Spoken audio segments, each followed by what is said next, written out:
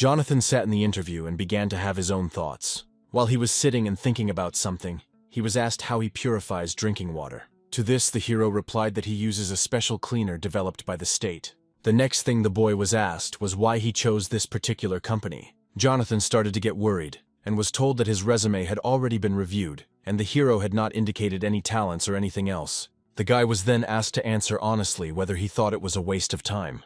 This made the hero feel even more uneasy, and he asked to repeat it. He was told that he came for an interview at a large company, and that he didn't know how to do anything.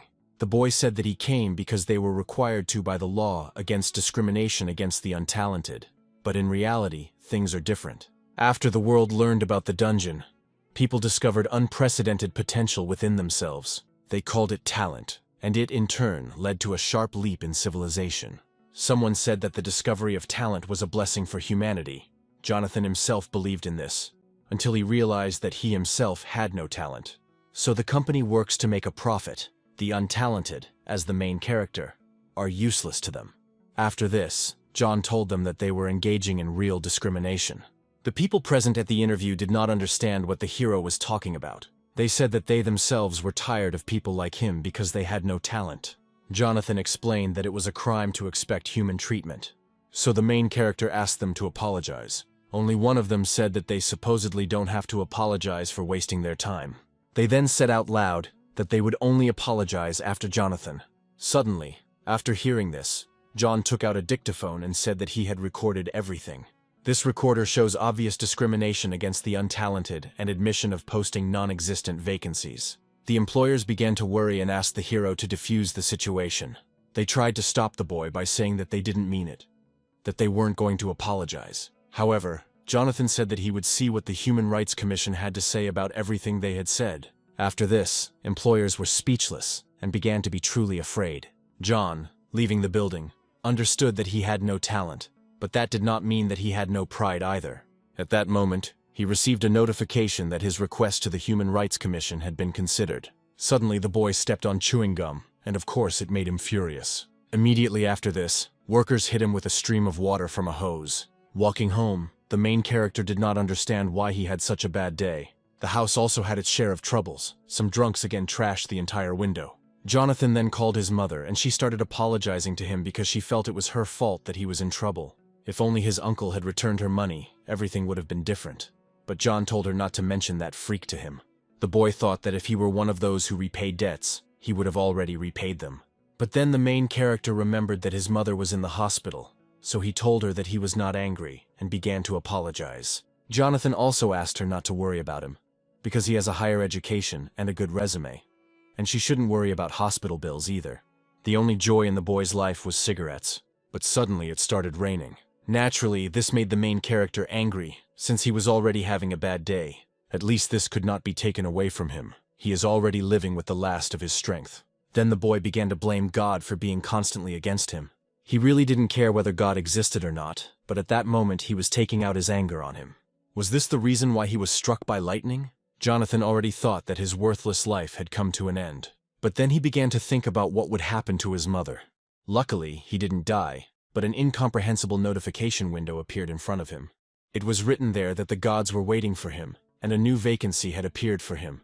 He was struck by lightning for insulting a god, although the boy was not even sure of his existence.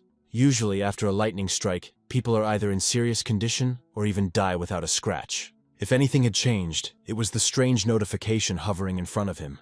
Usually people who have talent see this. After that, Jonathan thought that lightning awakened talent in him. The only thing the hero didn't understand was why it looked like a notice about finding a part-time worker. In real life, as well as there, his lot is only a part-time job.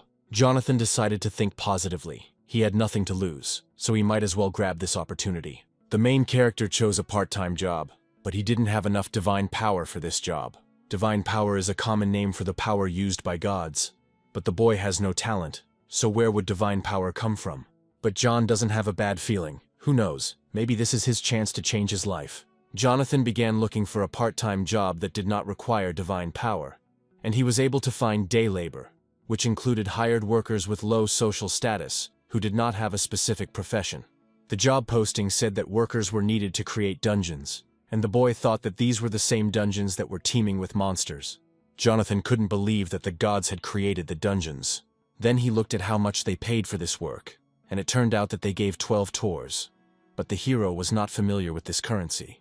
The boy figured that if this was the currency of the gods, it must be worth its weight in gold. So he decided not to waste any time, and responded to the vacancy. After that, a portal suddenly opened. John looked around and did not understand where he was, or how he got there. Since he had never seen anything like this in his life, it seemed to him that it was all a dream. Suddenly some monster attacked him, but one thug grabbed him and asked where his manners were. Seeing this brute, Jonathan became even more scared. Then the brute introduced himself to him. It was Odin's son, the god of thunder and lightning, Thor. Since they had a lot to do, Thor said they would talk as they walked. Jonathan didn't believe that this big guy with a shaggy beard and Mjolnir was really Thor. Thor noticed from the appearance of the main character that he was one of the Eastern gods. The boy didn't expect that Thor would consider him a god. He also saw other gods on the sides. The guy no longer knew what kind of gods they were, but they were clearly not people. Jonathan realized that he was the only person in the place, so it was a good time to take advantage of the opportunity. Based on this, he said that he was the keeper of one small mountain. Thor thought he was Henry, since he usually helps people in trouble. John explained this by saying that he often descends into the human world to find out how he can help.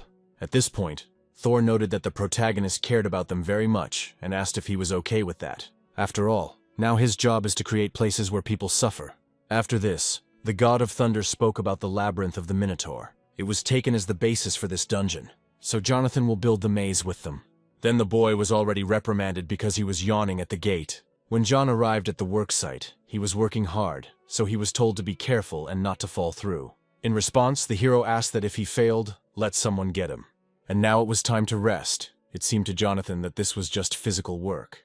While the boy was driving to his place of work, his partner told him that he was already being praised to the fullest. After this, the main character began to understand that talent cannot be compared with communication with the gods, since it will bring much more benefits. The guys almost reached their destination, but they had to go on foot from there. Otherwise, if they trusted the thug, he would blow up all the mines along the way. Suddenly God told the boy to watch where he was going. There are places with one symbol. This symbol showed where the mine was. God was surprised that the hero had never seen these mines before. Suddenly the god said that recently, the higher gods were requiring people to pass some kind of entrance tests before hiring them. But lower-level gods, like these guys, are not supposed to do that, so they do this kind of work, constantly building dungeons, so they have a lot of work to do. At that moment, the gods came out in front, who had started creating the room a couple of minutes ago and seemed to have already finished. When Jonathan entered this room, he couldn't believe that they were able to build such a room in a couple of minutes. Then the main character began to open the boxes. There was an object that looked like a round stone, but in fact it was eggs from which spiders would emerge. Once they all hatch, this place will be a real headache. Then suddenly an unknown monster caught the boy's eye. This was a lizard man that was best left untouched. Then God showed John the room where the goblins were hiding. Those who get there will essentially find themselves at the finish line. Suddenly, one of the goblins attacked the main character, and of course he was very scared. The goblin began to laugh loudly at his fright. God also began to laugh and later said that he was just fooling around. But when the construction is finished, it will be a completely different matter. Goblins are very smart creatures, so it is difficult to deal with them. And finally the guys reached the end of the labyrinth, which is where the main boss is. There they were, unexpectedly met by Thor. He said that he allegedly heard the main character being praised by those around him. In that case, Thor decided that the working day was over. Jonathan looked at him and didn't understand why he needed this hammer. In fact, he only used the hammer to teleport the hero home. The protagonist was very scared because he believed that Thor was already going to punish him for lying that he was not human. The boy also realized that all this was not a dream or a hallucination, but a real awakening. John was very happy to finally wake up. Immediately, a notification arrived stating that the hero's salary had been credited to his account. Next, he decided to check out the God's store. Having visited the store's website, he was convinced that this was indeed a store of the gods. The boy could even buy the power of Thor, a lightning strike, and the powers of other gods. After that, Jonathan imagined how, thanks to this store, he could become a god in a human body. The main character was glad that changes had finally come into his life. However, the price of these products was not the most ideal. The cheapest item cost 70,000 tori. Then the boy decided to see what he could afford, and unexpectedly for him, it turned out that he could simply buy talent. Most importantly, it only cost 12 tori. This wasn't just talent, but SS-level talent for free. He initially chose his talent for fencing because he enjoyed playing with swords as a child. Jonathan successfully purchased SS-level fencing talent. He went out of his way to get at least an F-level talent, and he got this one so easily. Suddenly, the hero received a notification. Supposedly, there was a 1+1 promotion. As a gift, he receives a product of the same level as the purchase that the boy made. In addition, Jonathan chose the fighting talent, and now he was doubly happy. But suddenly the boy fell and his whole body began to hurt. The strengthening of his body to use his talents began. While his body was being refined, he lost consciousness. The body enhancement was successful, but while he was unconscious, he dreamed of his mother. John then decided to look at his window and saw that he was a low-level god, which was why he was able to work in the dungeons. Once untalented, now a god, life is an unpredictable thing. Then the main character's mother called him and told him not to come to the hospital under any circumstances. Jonathan asked what was wrong, but she said just not to come and not to worry about her. Then another person answered the mother's phone. The boy was told that the situation was grave. It looked like a dungeon had appeared near the hospital. They tried to call him, but the phone was unavailable. Until the situation improved, they would not be able to receive visitors.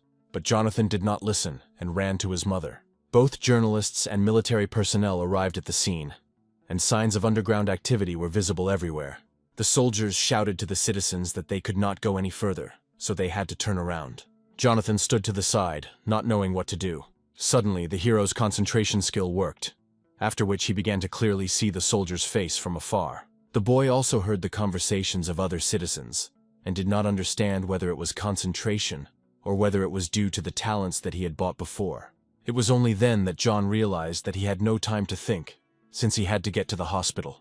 The protagonist approached the military man and said that he had to go through, but he refused him because there were signs that they were dealing with a labyrinth. After John heard the word labyrinth, he felt uneasy, and at that moment an unexpected explosion occurred. Jonathan didn't understand what it was at first, but then he saw in front of him a dungeon that he himself had built. Until that moment, he didn't understand what was happening and couldn't imagine that he would see this there. The hero immediately noticed a man nearby who was feeling ill. At first, he wanted to help him. Someone took it and rushed past them, and they flew off in different directions. They were lizard men who mercilessly killed people. As soon as the military saw them, they immediately opened fire on them. At this time, Jonathan was sitting behind the car and shouting that there was a man there. Because of the screams, one lizardman noticed the main character and began to run towards him. The lizardman threw a dagger at him, and the hero activated a new concentration. With this power, he was able to catch the dagger. Jonathan didn't expect this from himself. The lizard man then began to aim his dagger at the other man. The main character noticed this and began to attack him. At this point, the military commander ordered the firing to stop as he saw a civilian. But Jonathan stood and trembled with fear, because before this he had acted on emotions, and he did not understand what to do next. After that, a lizard attacked him, and the boy successfully dodged its attack. John didn't expect this from the concentration skill. It felt like he had drunk 100 cups of coffee. The boy clearly saw the movements of his opponents, so he decided to act. Jonathan was able to activate the SS rank battle talent skill and beat the lizardman. After that, he still had 2 more lizards to beat. The boy started fighting with them like never before. The military watched him and couldn't believe their eyes. Suddenly, a man approached Jonathan and asked him what guild he was from. This man also added that the boy's face was unfamiliar to him, but he was good. By the way, it was the head of the Sangun Guild, Logan. Logan said that they came to clear the dungeon, and also invited the hero to go with them. At that moment, John realized that he was no longer an ordinary person. And if the monsters are not stopped now, they will continue to appear. The main character considered it a trivial matter, after which he agreed to the man's proposal. Entering the dungeon, the boy showed them the way through the labyrinth. Jonathan was glad that he still remembered all the moves, of course. All thanks to the fact that he had walked them hundreds of times. Then the boy suddenly asked the guys to wait. He said that he would lead the way himself, but one of the guys started to get upset with his fellow freelancer. It seemed that he didn't like the way John started to command. The main character explained this by saying that there are traps and mines further on. Logan thanked the boy for his concern, but he thought the advance team had already taken care of everything. After this, Jonathan took the stone and threw it aside. The stone fell on the mark, and an explosion occurred on it. Based on this, Jonathan said that he was sure that the advance group had not yet been in this place. The mark is activated under pressure, and the swords are cast from a special alloy. They will pierce most armor like some kind of foam. Logan was curious about how he knew all this, but John knew they shouldn't know that he helped build the labyrinth. So the guy just said it was a company secret. Then they went further, and John said that it would supposedly get even more dangerous further on. Having reached the gate with a picture of a spider, the main character advised the children to get ready. The boys began to think that they shouldn't trust Jonathan, since he could be a spy from another guild who was trying to disrupt their operation. But the boy heard everything. The main character recognized the room, because he had unloaded a bunch of spider eggs there. He knows where they are hiding, but there is no point in complicating things. It will be easier for him to just burn everything to hell. But suddenly the boy's concentration kicked in and he felt people. After that, he stopped the guys. Jonathan told them that they couldn't control the fire because there was a man there. Logan also added that signs of human survivors were found in the stone chamber, so their priority was to save people. He asked the team to form a defensive position as soon as they entered. The guild leader also added that this young man knows where the survivors are, so the support group will act under his command. Jonathan didn't expect this, because he had never even done anything like this. Then a girl approached the boy and thanked him for his help in getting through the labyrinth. They got through it without hitting a single mine. The boy didn't understand anything at first, but the girl encouraged him, telling him not to worry. As she left, she advised him to have a sword, or even two, with him. Jonathan found it strange that she came, said what she wanted, and left. She also called the hero by name, and then completely disappeared. When the boys entered the room, it seemed to them that it was very quiet there, but the boy knew that danger could come from above. Suddenly, a huge spider crawled out from above. Logan did not remain idle, and was immediately able to protect his comrade from the attack of this monster. He ordered not to get lost and follow the plan, to line up in a defensive position, and also to avoid contact with the poison. Jonathan then called the support group to his place. He found surviving people hanging from a web. As the group freed people from the web, the spiders became more and more numerous. But the boy said that he knew a safe place, and called the group to follow him. At this time, Logan was thinking about the doubts he had initially had about Jonathan. They appeared because the hero knew the passages and structure of the dungeon, as well as where to look for surviving people. Then Logan realized it was just a talent he'd never heard of. The chief was informed that all the survivors had been evacuated. However, there were also casualties, but the injuries were minimal. Logan told the reporter that the team should rest, but he wanted to talk to Jonathan. Taking into account the 2 police officers and the hunters, a total of 10 people were caught in the traps, including members of their group. So Logan said that if it weren't for the kid, they would have burned them all. He also praised the hero for his talent. The commander also admitted that at that moment it seemed to him as if John had built this dungeon with his own hands. Jonathan got scared and said that this was impossible, because he was not some kind of god. Logan told him that he was joking, at which point the boy already thought he was screwed. Further ahead of the group stood a gate, and everyone wondered what could be there. The main character said that there were supposedly goblins there. The guys on the team found this sad because they were waiting for the boss behind these gates. At this time, John didn't understand how he could deal with the goblins. He could only hope that the concentration skill could help. And suddenly the hero made an unexpected statement. He asked the guys to go there alone. One of the guys told Jonathan that he believed in himself too much after the chief's praise, and as for the goblins, they were masters. Logan also said that he wasn't too keen on sending him there alone. Then the protagonist said that they would have to listen to him. And Logan realized that he definitely had some kind of plan, so he agreed. Now this guy wanted to use this opportunity to impress the boss, but because of some idiot he can't stand out. But he still felt he couldn't let him steal his moment of glory. This guy started asking stupid questions, and Jonathan told him to be quiet. The guys laughed at the main character and told him to stay closer so that they would cover his butt. Suddenly the lights went out, and the boys wanted to turn them on, but Jonathan told them to stop. Only one thought that they needed to see at least something in order to fight. After that, he added that those who were afraid could simply stay behind and turned on the light. Because of this, Jonathan started shouting for everyone to get down immediately. At first, nothing happened, and one guy said to get up. But suddenly the guy holding the flashlight was shot with arrows. After this, Logan ordered the team to stand still. Jonathan explained that the goblins were attacking in the direction of the light, but the leader thought it was strange, because they heard the guys come in. And then John also explained they are playing with their victim. These goblins seem to want to enjoy the children's fear of the darkness. Only Logan said that they can't fight without seeing the enemy, even if it means they have to take losses. At that moment, the boy asked the chief what would happen if they fought even if they couldn't see anything. The protagonist asked him to just rely on him. Jonathan told the boys that he knew they couldn't see anything and were nervous, so he promised to do his best, but they just had to be still and not make any sounds until he said they could. And then the hero tried to concentrate and remember this feeling again. By activating the concentration skill, the boy could sense the presence of every goblin.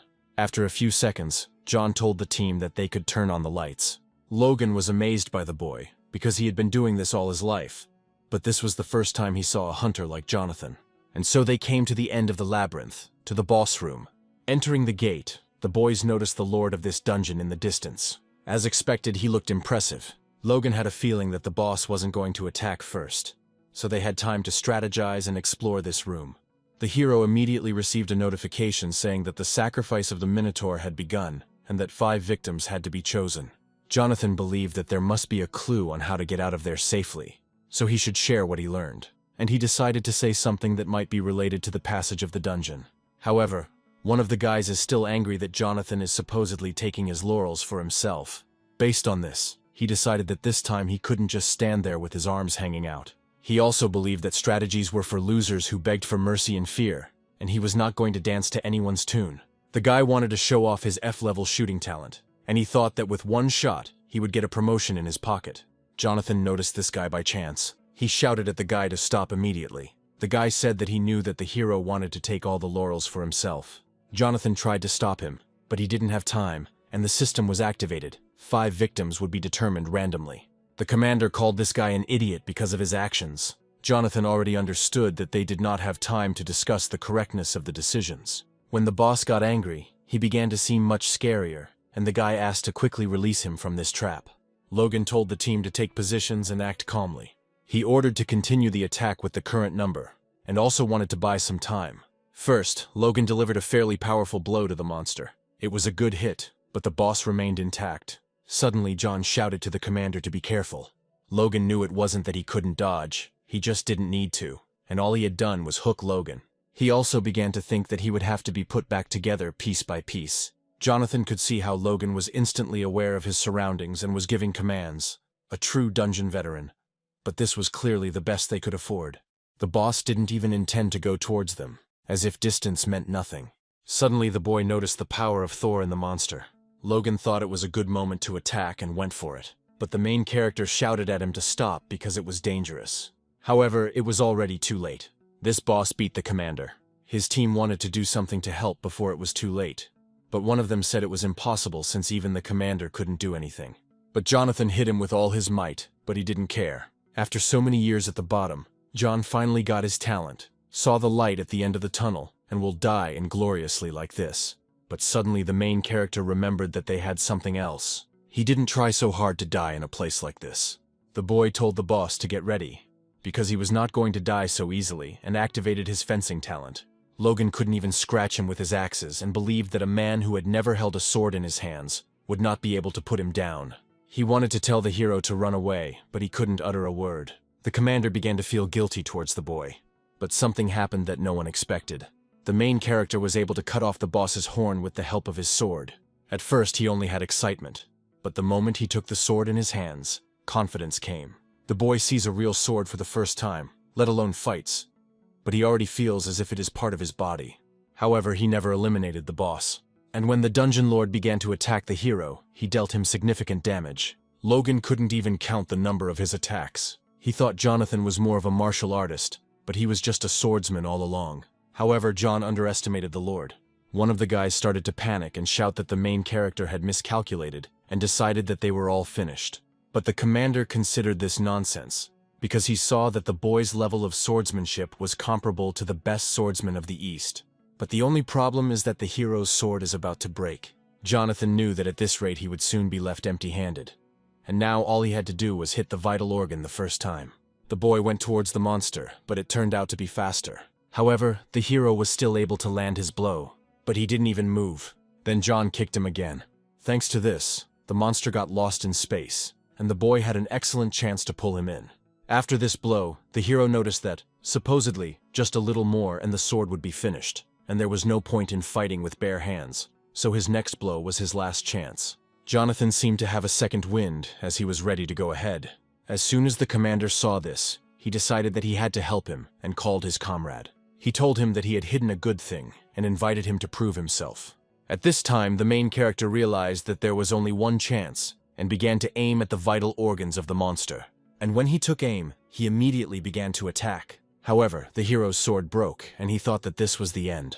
Luckily, the commander asked his comrade to pass the sword to the boy. When he threw him the sword, he asked him to finish him off and save them. 5 hours had passed since the monster had appeared from the dungeon, and then shadows of people began to appear from the gates. These were the guys who survived thanks to Jonathan. The main character said that if he hadn't caught the sword, he would have let everyone down. But the commander replied that it was the boy who became a hero. He also added that people are waiting, and since John made the greatest contribution to this purge, it is up to him to tell the people. The boy was surprised by the commander's words, because he did not believe that he had made a big contribution. After that, he remembered how he had been looked down upon all his life because of his lack of talent, and now everything had changed. In the evening, John went to the hospital to see his mother. Entering the room, he saw his report on TV. There he was asked many questions for which he was clearly not prepared. The main character thought it was shameful and didn't want to watch TV anymore. Suddenly, a notification appeared in front of the hero that he had gained popularity, and now his divine power had been increased to 1,000. Since he received 1,000 points of divine power, the boy can now post a new job search ad. Jonathan came across a job posting for a security manager, and it seemed like a no-brainer. Then the hero decided to go home to rest, and then return to this. But suddenly a red notification appeared in front of him saying that 3 gods had already sent him their resumes for the vacancy of security manager. Jonathan took hold of her without thinking and immediately teleported to an unknown location. In fact, he ended up in the forge of Hephaestus. John didn't really like the fact that it was too hot there. After this, Hephaestus appeared behind him and introduced himself to the hero as the owner of this forge. Jonathan immediately began to bow before him and tell him why he came. Hephaestus was surprised that all the rumors were true. Jonathan, who, out of love for mere mortals, so fearlessly fought monsters in the dungeon of Thor with people. He then said that enough greetings, and would tell us more about the work. But then Hephaestus added that it is better to see once than to hear 100 times. And suddenly he unexpectedly began to blow into the horn. As soon as he stopped, the gnomes came to them. Hephaestus introduced them and said that John would be their manager. Jonathan admitted that he had never worked in a forge, but he promised to try. The gentleman laughed and told him not to be modest because newbies can be even better. Suddenly Hephaestus whispered in the boy's ear that his comrades were hard-working, but their hands were playful and there were problems with them. If the gentleman is distracted, something will disappear, such as the pendant he wanted to give to Freya, the goddess of beauty and love. Jonathan couldn't believe it, because the gnomes looked quite decent. The gentleman had to go away to Olympus, but he thought that nothing terrible would happen without him, although he gave the guy a weapon just in case. It was the club of Hercules, made of olive wood. Then Hephaestus went to the gates and said that he was entrusting his forge to the boy. But Jonathan said that the gentleman never told him what to do, but it was too late to ask. As soon as Hephaestus left, a question was heard behind the hero. John told the dwarves that he was glad to meet them, but they probably weren't. Now the main character realized that Hephaestus knew about this, so he gave him the club. To begin with, the guy suggested that they just relax a little, threatening them with his baton. A second later, the dwarves took out their guns. One of them lit a cigar and said goodbye. After this forgiveness, John passed out, and when he woke up, he didn't understand whether he was alive or not. The gnomes also managed to tie up the boy. Soon everyone noticed that Jonathan had woken up and he told them that they were fearless. The main character decided to scare them by saying that there would be consequences for them after this. This made the gnomes laugh very loudly and they couldn't stop. The thing is that they were not afraid of Hephaestus. One of them said that if they were afraid of him, they would not have done anything. And at that moment the gnomes took everything valuable and decided to leave, but they had to pump the boy with sleeping pills. Jonathan did not give up and told them that they would regret it. Having said this, he took out his club. With the help of this club, the hero grabbed them and tied them up. By this time, the rest of the dwarves had already loaded all the ingots. Because of this, their boss Firefist wanted to say something. He called his brothers a people endowed with the spirit of the burning mountains, the best miners and brave warriors. The chief of the dwarves also claimed that Hephaestus had humiliated them, so they decided they had to pay back for the disrespect they had received. And John just watched and didn't understand what to do with this army of bald heads. Suddenly the hero was noticed, and everyone immediately took out their weapons. Jonathan then hid behind a column and was shocked that such gnomes were shooting left and right. The dwarf commander told the boy that they would simply clean out the place, and that they would have no concern for him. since they only hated Hephaestus. It would be a shame to die like that, so they offered him a choice. Either he helps them clean out the forge and becomes their accomplice, or he leaves and keeps his mouth shut. But Jonathan knew that if he simply ran away, his reputation would be ruined. At this rate, he definitely won't be able to earn extra money anymore. There are 2 chairs in front of the boy. Either he beats their faces up, or he will be killed by Hephaestus. John didn't waste time and went out to the dwarves. Then the main character asked what would happen if Hephaestus found out, because they were partners. The boy began to raise his voice at the gnomes, saying that they were idiots, and that even heavenly punishment did not scare them.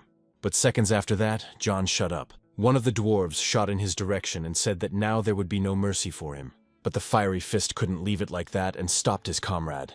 The commander began to tell him that the lower-level god knew nothing, and decided to clarify something to him before he made mincemeat out of him. He said that Hephaestus was not great or a master, but just a piece of shit. Jonathan, in turn, did not understand what this commander was talking about. One day he came to the gnomes on the mountain where they lived and offered to work with him, and he would provide them with everything they needed. And after they followed this bastard, they became real slaves. He didn't pay them a penny, but he promised a 5-day week with a 6-hour workday, and free time to boot. When the fiery fist finally got the hang of it, it was no longer possible to find a dwarf in that place, in whom the spirit of the master remained.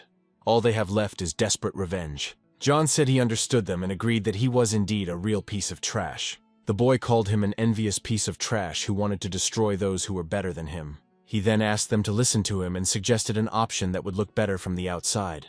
If they run away like this, then for people they will become thieves. Will the dwarves, great craftsmen and proud warriors, be able to come to terms with the fact that their reputation is tarnished? Jonathan said that they have another option to take revenge on Hephaestus. It just so happens that John is a warrior himself, and in his hands he has a weapon made by Hephaestus. And since they called themselves warriors and craftsmen, they will have to leave these games and instead fight with him, the real weapon that they themselves created. The protagonist convinced them that defeating a warrior who fights with the weapons of Hephaestus would be the perfect revenge. One of the gnomes didn't like what the boy was saying, and he pointed a gun at him, but these words touched the fire fist. Based on this, the commander noted that the boy had the gift of gab.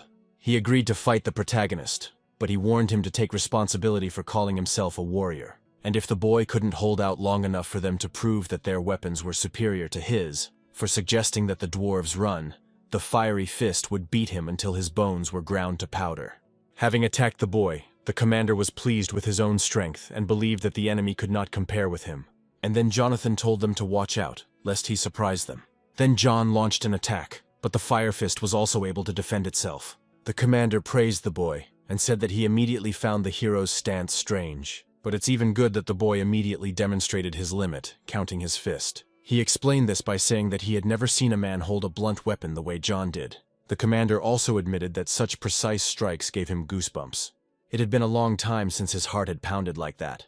And from this he concluded that the boy was either his equal or even superior. Fire Fist sincerely apologized for calling him a low-level god and for underestimating him. And in order to prove his sincerity, he decided to respect his strength this time and fight with all his might. Jonathan really liked it and was completely ready. In this battle, the 2 heroes got nothing but pleasure from the fight. Suddenly the dwarves felt the sound of a forge, the vibrating air and the rumble of metal. After that, the Fire Fist said that the boy had the spirit of a blacksmith. He had nothing to say in response to him, because it was easier to blame the capable than to admit his own incapacity. On the day they received Hephaestus's proposal, they were like frogs emerging from a well for the first time, faced with a storm of emotions and inflated dreams. They constantly reminded us that the dwarves weren't good enough. Everything that happened after the boys came out of the well turned out to be a waste of time. Based on this, the commander realized that this was truly a complete defeat. Suddenly Hephaestus appeared and stopped the carnage. He said that as soon as he walked away, real chaos began in the forge. The gentleman even thought at first that he had gone to the wrong place. Hephaestus really wanted to know what happened in full detail. The gentleman, of course, suspected that there would be a fight, but this was already some kind of end of the world. Then he asked the Fire Fist to tell him everything. He, in turn, fell to his knees and said that it was all his fault, and that his people had nothing to do with it. Now the Fist understands that he can be punished for the wrong decision, but his guys, their only mistake is that they trusted such a brainless commander. And so the commander began to tell his story. when suddenly Jonathan grabbed him by the shoulder and began to talk to the gentleman. The boy said it was like he made him do it. Hephaestus was surprised by this, because he had entrusted the hero with guarding the forge, and Jonathan explained to him, showing him that very pendant. Firefist recognized the necklace immediately because he had given it to his boys, and then I realized that if John told me where he found this pendant, the matter would not end with him. And something unprecedented happened. Jonathan said that it was not he who found him, but a fiery fist. All the gnomes were amazed by the boy's actions. Hephaestus was pleased because John had kept an excellent eye on the forge, and even found the necklace. After this, the gentleman once again understood why John was to Thor's liking, and he told the gnomes that he always looked forward to the work, and asked them to continue in the same spirit. The gentleman also did not forget about Jonathan, because not only did he cope with the main tasks, but he also found the necklace. For this he presented him with a small reward. The boy's eyes sparkled, because at first he thought he would receive a club as a reward, but here was some kind of special prize. It would have been impolite to refuse, so the hero accepted the reward. As soon as he opened the box, there lay an unknown creature inside. Hephaestus told the boy to try to take a closer look. It was a fox cub, but he thought it was strange to take a monster as a pet. And then Hephaestus thought that the boy didn't need her. Then he said that he was sad and turned the fox into a sword. As it turned out, this fox could turn into a sword. The gentleman also said whether it is a sword or a scythe, it doesn't matter. This little one can become any weapon in the world if it is about her size. In other words, she is a real treasure. Then Hephaestus said that he felt sorry that John did not want to take the fox cub, and decided to give her to the dwarves. And at that moment Jonathan said that he couldn't refuse such a gift. The main character promised him to look after her well. Since this pet was white, John decided to name her Snow White. Snow White liked the name and began to lick her master. Then Hephaestus began to entrust him with the moon fox, the treasure of Selene, the goddess of the moon. Now the main character has a baby on his neck, and the gentleman also wanted to give him some other stuff from the warehouse. Jonathan packed a whole bag of things and headed home, thanking the gentleman. But suddenly the boy was stopped by a fiery fist. He asked him why he decided to help them, since they were going to kill the hero. John explained this by saying that they reminded him of himself from the past. The guy also said that it seemed to him that Mr. Hephaestus knew everything from the very beginning, but simply did not interfere. The commander then expressed gratitude on behalf of the entire tribe, and although they could not wash away this shame, he hoped to someday repay his debt. Returning to the city, he headed to the hunter's shop. Gene, who started at the bottom, worked as a manager of hunters from his youth, and a week ago he became the director of the largest hunting store in the country. Now that he is at the top, he must renounce his past and associate only with noble people. They say that the place makes the man, so the place where he is should always be filled with dignity and culture. But this time, some ragamuffin appeared in his sacred brainchild. Jin didn't believe he was a hunter, since he had no armor or weapons. He also thought that this kid was an idiot who thought he was a hunter, but in fact he was picking up trash from already cleared dungeons. But Jonathan was their client, and Jin was obliged to take him to the appraiser. When he reached him, Jin said that he could give everything to the appraiser. As soon as the appraiser saw the main character's things, he asked where the boy got these things from. Jonathan replied that they had given it to him, calling it all sorts of stuff. Then Jin started yelling at the kid because he thought he brought cheap stuff into the store, but he wanted to confirm this with the appraiser, to which he replied that this was the first time in 40 years of work that he had seen a person who would call these things all sorts of things. Because all these things are of the highest quality, weapons of the 4th level and above. Jin didn't believe it, because you couldn't tell from the boy that he was able to get such high-quality things on his own. Then the director even thought that John was a big shot, because he had heard that many incredibly rich people were quite modest. After that, his smile brightened, and he invited Jonathan to the VIP room. There, the main character was told that if he sold all his things, he would receive about 3 billion won. At first, the boy simply found this amount funny, and then it dawned on him how much money this whole pile of things that Hephaestus called marriage was. But then he was told that this was only a preliminary estimate, and depending on the number of buyers and sellers, he could even get twice as much. Now the weapons are of the highest quality, which can be sold for any price, because they are very rare right under Jin's nose. He believed that if he had to kiss someone's ass, he should get the rights to sell it. Luck was on his side as Jonathan decided to sell everything at once. Jin began to think that the boy was sent straight from heaven. At this rate he might get promoted faster. But not at his job. Jin became the first person to lose a high-ranking position in just a week. In the end, Jonathan sold all his things and received almost 4 billion won. Then the main character decided to treat himself to a gift for his hard work and go show his mother what a great son he is. When he came to his mother in the hospital, he showered her with gifts, which surprised her greatly. And then her neighbor told her to turn on the TV more often. This lady showed her that people are going crazy about him because John is now a real celebrity. Journalists say Jonathan cleared the dungeon with his talent, and then the mother asked her son about talent. The boy replied that it had just opened up the other day, although it was far from being a talent. He also added that it happened so suddenly that he himself did not understand how. Hearing this, mother began to cry. Well, Jonathan stood there and didn't understand why she started crying. And then he realized that his mother always blamed herself for the fact that he was born without talent. At this time, the head of the Sanic Guild, Logan, began to be shown on TV, and they asked him about Jonathan. There he said that the main character is an excellent hunter, a strong swordsman, and at the same time very smart. When the mother saw this, she did not expect that he would start talking about her son. And at that moment, John thought that this could be his chance. The more popular he is, the more divine power he has, and therefore more job offers. He especially enjoys the reward of the golden apple, the fruit that grants immortality to the gods. Perhaps this apple could heal his mother. Suddenly an urgent message started on TV. In Yan City, Gyeonggi Province, a gate was discovered and people were ordered to evacuate. And after that, Snow White climbed into the hero's jacket. At first he didn't understand what had happened to her, and then he felt sick. The association immediately requested a convocation of the guilds. Besides, these gates are different from ordinary dungeons. Humans cannot enter them, but monsters can easily exit. At this time, the soldiers were preparing for the third wave of monsters. Jonathan, having come to the gate, first observed them. But one of the soldiers noticed the main character and did not understand what he was doing there. After seeing this, he immediately ran to the commander. The commander was not in a good mood, and immediately started yelling at him because he allowed him to leave the formation. The guy simply asked his commander to look up so he could figure it out for himself. Looking there, he saw a civilian. Then the commander became even more angry because there was a civilian in the detached place. He ordered this soldier to remove him immediately, but civilians saw this. The commander noticed this and heard their conversation. They said that the commander was a real professional, but this time he couldn't even control civilian access to the cordoned-off area. The commander, of course, did not like this conversation. He was already burning with frustration because his comrades had gone underground and he was the only one clearing everything out. And so he went to deal with this civilian himself. The guy started telling the main character that this was a cordoned-off area and he needed to leave. He also told him that he could continue his YouTube videos somewhere else. In addition, he said that he understood the boy's excitement. After all, he was a third-rank hunter. But if he wanted to get an autograph or an interview, the commander could do it. And then Jonathan said to himself why he needed an autograph and who he was. The commander didn't like the way the boy ignored him and grabbed him by the sleeve. Then it dawned on him that even some left-wing half-poker was looking down on him.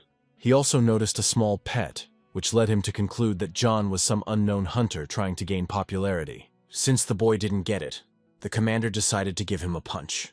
But unfortunately for him, he missed. Jonathan tripped him up. This caused the guy to fall, but the main character caught him. The boy told him that he didn't mean to, but asked if it was proper for a third-rank hunter to wave his fists at everyone he met. But the commander didn't stop there and said that he was just lucky. However, Jonathan stopped him and asked what he wanted. After all, now there are spectators watching them, and the guy accused the main character of doing it on purpose in front of the cameras. One of the journalists even recognized Jonathan as the one who cleared the dungeon together with the Sangun Guild. The commander did not believe that this brat was the same John, a first-class hunter whom even Logan respects. At this point, Jonathan asked for a better angle because a special report was starting, and he told the commander to keep a close eye on what the left half-poker was capable of. Everyone looked at him and did not understand what he was planning. Jonathan, without telling anyone, simply jumped into that gate. The protagonist successfully entered the reverse world and was now being watched by the Eye of the Abyss. There he saw the same thing as in Snow White's memories. And then the boy came up with a theory that if this place was created by gods, and people cannot get through, then only gods can get there. John also didn't understand why people weren't allowed into the gates, like into a dungeon. But he remembered Thor saying that the dungeons were created to test people. Next, Jonathan decided to just look around, and suddenly a barrier appeared in front of him. He tried to go through it, but every time he was given a notification that he didn't have enough divine power. Then the boy saw only one target in front of him. The main character immediately saw the cave, but he did not want to go there. However, this was the only option he could go to. Inside, he killed many small monsters that he was tired of counting. Jonathan thought it was like the dungeons, He took out the boss, and that was it. But the boss still wouldn't show his face. Also, everything there didn't go as it did in the dungeon. The monsters there behaved as if they were programmed. Just entering the gate gives enough divine power. But if the boy also clears it, he will earn much more. Suddenly the hero was attacked. This was just the boss John had been waiting for. Only he was a bit of a slow boss. Jonathan was very disappointed in him. He concluded that he was too vulnerable for the boss. Then the boy called Snow White, who turned into a sword. John only managed to land one blow, and the boss immediately fell, which made him feel uneasy. The protagonist didn't even receive a notification about the purge, and he thought that he was pretending to be dead. Our boy had no choice but to cut out the core as evidence. On YouTube, he saw that it was located next to the heart, which turned out to be true. It's just not clear why it was black. Jonathan heard that they usually look like a precious stone and sparkle, and later it began to move. The boy got scared and threw away the cannonball because of a bad feeling. To avoid getting dirty, he took the core with Snow White's help. Later, a notification came before him that this was the core of the gate, and the gate would be destroyed forever. At this time, a crowd of people gathered at the gate. Scientists were worried that chaos would ensue if the world learned how the man had entered the gate. The scientific community will face a barrage of criticism for spreading false information. This will start with dungeon explorers and end with high-ranking hunters. But suddenly Jonathan came out of the gate and, as expected, saw a crowd of people in front of him. As soon as he left, they immediately started asking him questions. People were surprised because he just jumped out of there, as if from some kind of hoop. As John walked out of the gate, he felt the air there was different. Everyone wanted to talk to him and learn as much as possible. But he turned to everyone and said that people could now destroy the gates themselves. Everyone was interested in how this could be done. And then John began to take out his sword. He also took out the core he extracted from the gate boss. Then he asked everyone to watch carefully and threw the cannonball into the air. Using a sword, the boy cut the core in half. This caused the gate to collapse. It was a huge sensation for people. At this time, Jonathan was thinking to himself how awesome he was. And at that time, scientists thought that they had seen everything in their entire lives while they were conducting experiments on the gates. After this, the main character was asked what kind of person he was. Well, he was just waiting for this question. Jonathan struck a cool pose and introduced himself to everyone. Due to the broadcast, which was watched by a huge number of people, the name Jonathan spread throughout the country. Immediately, the boy received an important notification about a lower-level god, but he was unable to read it because a journalist interrupted him. Several more journalists joined in after him. Not far from this crowd, a mysterious car stopped. Serious people got out of this car, and they walked unhindered through the crowd. At this time, the main character was asked many questions, and he asked to ask them one by one. Suddenly, one girl told the boy that the guild leader wanted to see him. Jonathan looked at her and didn't understand anything. It was the future head of the Sangoon Guild, a level 7 hunter named Jessica. After going with them, he was taken to the headquarters, which was very impressive. The leader called John, but he himself headed into the dungeon. The main character thought that he saw the news on the way there and urgently sent people for him. He also did not expect such a person to appear in person. Jessica will be the youngest guild leader, and she has worked her way up to this position on her own. There are only 3 7th-rank hunters in the country, including her. At a time when hunters were like uncut dogs, she gained recognition throughout the world, and now everyone in Korea knows her. On the other hand, Jonathan was glad because he wanted to check something in peace and quiet. He checked his notifications. It was written there that since he had reached the top as a lower-tier god, new abilities had been unlocked for him. The boy was very happy about this and was thinking about what to choose. But the titles he got were so-so. For example, the God of Fly Swatters, which made him laugh. But he had no plans to stop and continued to look for some decent title. An hour later, he finally succeeded. John found the title of God of Swords to be a fitting match for his talent. He was now given the title of God of Swords. At that moment, strange things began to happen to him. But then a notification came before him that he had become the God of Swords. After this, the hero remembered that when he passed out, he received a talent. Since the boy had chosen a title, the power system was unlocked, and he was now asked to choose the power of the Sword God. Jonathan didn't believe that now he would finally be able to use the power of the gods. To begin with, he certainly didn't choose the most spectacular of his starting abilities. The boy chose intuition as his first strength. Now his profile has been updated to reflect his new skills. Suddenly there was a knock at his door. At first he thought it was Logan returning. But he couldn't return from the underwater dungeon so quickly. He was a little excited when he opened the door. Jessica knocked on his door. She asked the guy for a minute, but Jonathan first asked her what happened. She said that the chief allegedly gave him something. This is a pass to the guild. Now the main character can use all the amenities and training facilities. At that moment, John thought that Logan had actually decided to take him. Then the guy thanked the girl, but she just remained silent and looked at him with a cold gaze. This silence lasted for several seconds. The awkward pause made John wonder if she was always this talkative, or if it was just this once. But John felt like there was something strange coming from Jessica. The main character was about to say goodbye to her, but then Snow White woke up. She jumped right onto Jessica's chest. Jonathan felt doubly embarrassed and asked the girl for forgiveness, saying that Snow White usually didn't behave like that. Jessica said that everything was fine and called her a cute little animal. Then she wanted to feed her and asked the guy about it. He allowed her to do so, and Snow White happily accepted the food. But John understood that she didn't even bat an eye at the hospital food. And then the hero got excited because he didn't know what Jessica gave Snow White. He did not remain silent and directly asked the question about what the girl had given. Jessica replied that it was like a food supplement. Nuts are good for health. Then she told Snow White that they would see each other again and went on. When the girl left, John sat down and realized that it was strangely difficult to talk to her. But Snow White really liked her and ate everything she gave her without thinking. But then he realized something. Jessica called Snow White by name when she said goodbye, but the main character didn't call Snow White by name in front of her. Now Jonathan didn't know what to do with Jessica. Then the boy received a notification on his phone. And a second after that, his phone seemed to be blowing up with messages. A new vacancy came to him as a babysitter for Cerberus. That is, temporary care of a pet.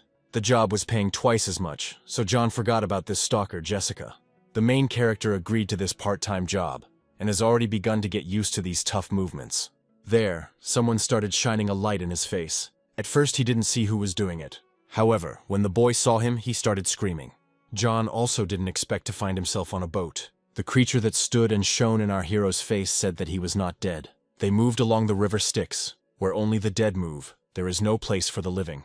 Jonathan realized that this guy was called the ferryman Charon. He told him that he had business there and asked him to help him cross the river. But Charon told the boy to go back, and he asked in response how he could then meet Hades. Tom didn't like that the boy dared to pronounce his name. Well, John asked him what he should call Hades then, by his title or something. Then Charon threatened the main character, but he replied that he himself had started to provoke him. Charon told him that he had warned the boy to leave, and he also added that supposedly many people like him, low-level gods with hot blood, died. Charon gave John another chance to leave peacefully. However, Jonathan simply went and showed him the middle finger. Tom didn't like this, and said that he would kill him with his scythe. He wanted to give the main character a beautiful death, and then, well, the guy could ride on this boat, since he wanted to so much. At this time, Jonathan used Snow White, who turned into a club and blocked Charon's blow. After that, he asked the guy where he got it from. The main character asked him if he recognized whose club it was, to which he replied, of course he knows, Hercules, the human offspring who raised his hand against him and crossed the river alive. Then Charon started to say something, but John didn't let him finish, hitting him on the head. It's all because of unnecessary chatter. Then Charon asked him to pay, which was a very stupid request. John was driven to his destination, for which he was grateful. But then Charon started something bad. He believed that if he just relaxed, you were dead. At this moment, the hero's power of the god of swords, intuition, was activated. With her help, he dodged the attack. Some anger could be seen in the hero's eyes, but in Charon's eyes there is fear and misunderstanding. John felt as if his body had become faster than his thoughts. The guy told him that this wouldn't do, and that he should be given a thrashing. Charon asked to wait for him. But it was too late, not even God, but John took away time. Here the hero was asked whether he had come to look after Cerberus. She was called the goddess of fertility and the kingdom of the dead, Persephone. Persephone's husband was so angry that no one responded, and if it weren't for John, she would have had to deal with it herself. Jonathan at first mistook her for Aphrodite, but as soon as she started talking about her husband, he realized that it was Persephone. Then the girl asked the guy to follow her. Cerberus was very far away, but they used to call him. But now my husband says not to do that anymore. All because half of the candidates immediately ran away at the sight of him. So Hades decided that those who could handle Charon would be able to overcome Cerberus. After this, Jonathan began to get a little nervous. However, the hero pulled himself together, because he is the god of swords. After all, Cerberus is just a dog. And now the girl has already said that they have arrived. Cerberus lay chained. The dog began to look at the boy with a bloodthirsty gaze as soon as he arrived. After that, Jonathan realized he was screwed.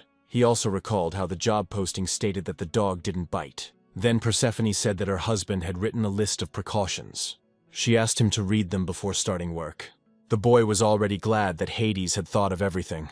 After reading the measures, he threw them away, because they clearly stated that he must die.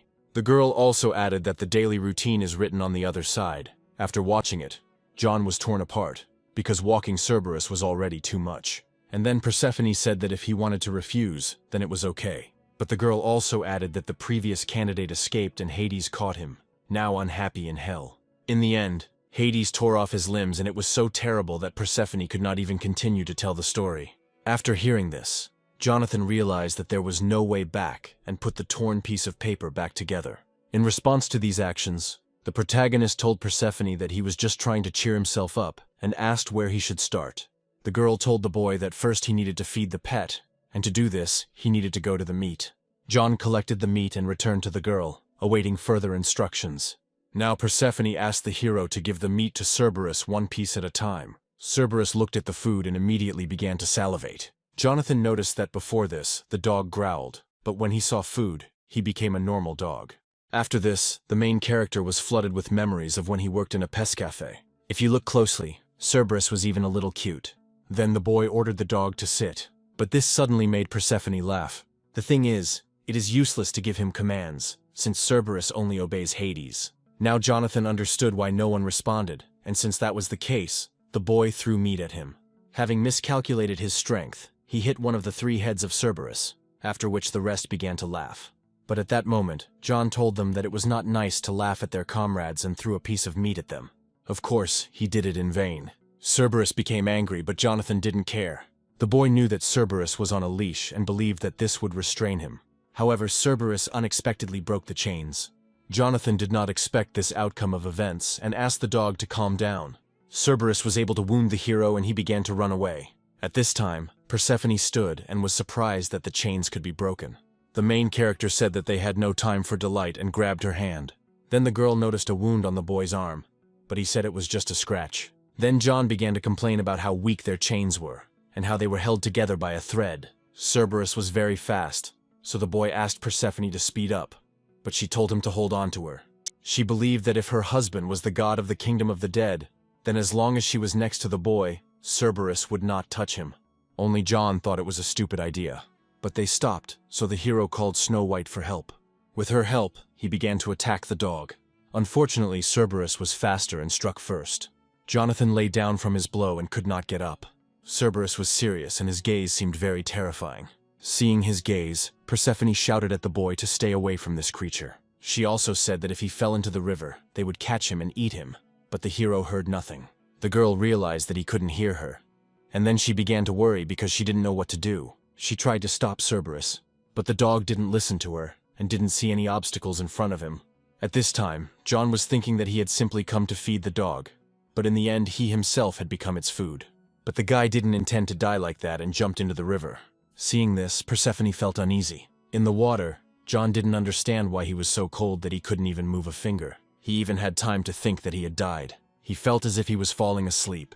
Everything that happened to him and the part-time jobs he worked at flew by again. But there was still so much he wanted to buy in the shop of the gods. Jonathan felt all his memories drain away, and it seemed to him that his whole life was flashing before his eyes. Suddenly Snow White swam after him, but he asked her to stay, so that at least she survives. But suddenly she bit the hero on the cheek.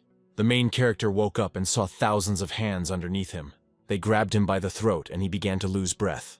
John did not stop and fought for his life with the help of Snow White. Snow White turned into the dwarf's hammer. Then the boy swung the cloth and flew away from those hands. Jonathan had been underwater for a long time and was starting to lose his breath. After that, he and Snow White began waving their arms. Thanks to Snow White and his perseverance, John was able to crawl out of the next world. Raising his head, he immediately saw the mouth of a Cerberus in front of him. This creature brutally bit half of the hero's body. At first the boy started screaming because he was in the monster's mouth, but then a notification appeared in front of him that he had unlocked the River Styx effect. He who plunges into the River Styx will become an invincible warrior. The goddess Thetis lowered her son into it, and only the child's heels, by which she held him, did not get wet. This is how the tale of Achilles' heel begins. And then John realized that he was wet from head to toe. And this meant that he was now invincible. Only the boy was still in the jaws of the Cerberus. Persephone tried to free the hero, but Cerberus wouldn't let him go. Because he couldn't bite the boy, the dog simply spat him out. Persephone, seeing John, said that he was covered in drool and called it disgusting. The protagonist asked her how she could speak like that about a man who had just escaped death. The girl thought he was unconscious and then apologized to him. But she didn't understand one thing: how the boy survived after falling into the river Styx. John explained to her, saying that he just up and crawled out of there after swinging the hammer. While the guys were chatting, they completely forgot about Cerberus. The dog grabbed the boy by the arm and tried to hurt him as much as possible. The main character screamed and didn't understand how he wasn't tired of it yet. The problem for Cerberus was that he simply couldn't pierce John. Persephone, however, did not believe that a lower-level god could survive the bite of a Cerberus. Then Jonathan looked at the dog and said that he gave him food, but he himself did not eat. He also told the dog that growling was useless, but he still continued to growl. And then the boy added that if Cerberus continued to growl, then he would not get a walk. Cerberus calmed down and simply turned away from the hero. Blackmail worked for John at the pest cafe, but this dog is still different from ordinary dogs. However, then Cerberus took his chain and wanted to give it to Jonathan. Therefore, he all concluded that it was the same dog. As soon as the boy caught the dog, the girl called him. She told him that Cerberus hadn't been walked for a long time, so he needed to walk as slowly as possible. John replied that he understood, and that she shouldn't worry. A second later, the boy felt his hand getting heavier. Cerberus took off and John simply flew after him, holding onto his chain. At that moment, a notification popped up in front of him that he had obtained the wind speed skill. Persephone looked at the boy and did not understand what he was doing. She told him to use divine power to strengthen his body. At this time, John was only thinking about how she was keeping up with them, but the girl still continued to shout to the hero to strengthen his body with divine power, since Cerberus was too strong. Then Persephone asked the hero why he did not use his divine power. The girl didn't want to hear from the guy that he didn't know how to use divine power. Unfortunately, he didn't really know how to activate it. Jonathan swore to the girl that he didn't know how to use this power. Persephone told the hero to remember how he feels when he uses power. Only Jonathan didn't understand her, and after that, he began to remember what it felt like to use power. The boy only remembered that in the battle with Karen it activated on its own. Persephone still continued to give advice to the hero, and told him to remember the image, to imagine that she was spreading like water throughout the body, and to control it. After this, Jonathan closed his eyes and began to imagine the image. Opening his eyes, he was able to concentrate and stop the Cerberus. The girl then told him to focus the divine power on the part of the body he wanted to strengthen. Cerberus did not give up and continued to pull the chain. After this, John decided to focus his power and was able to throw the dog. He said that they had had enough walking and needed to go back. But Cerberus was going to resist. Then the boy simply carried him on his shoulders. Persephone was surprised that he was doing so well after using his divine power for the first time. Looks like they have a great worker this time. But the guy found it strange that the girl didn't intervene, because even he, a low-level god, could stop the dog. Based on this, he decided to ask her personally. He also added that he was sure that she could easily handle him. Persephone said it was all because of the restrictions. But the main character still didn't understand it. Cerberus guards the underworld, preventing countless lost souls from returning to the mortal world, and also stops those who try to look in on them out of curiosity. And Persephone is one of them. She is one of those who wants to come back. It turns out that the girl is limited in her actions in this place, and can do nothing with Cerberus.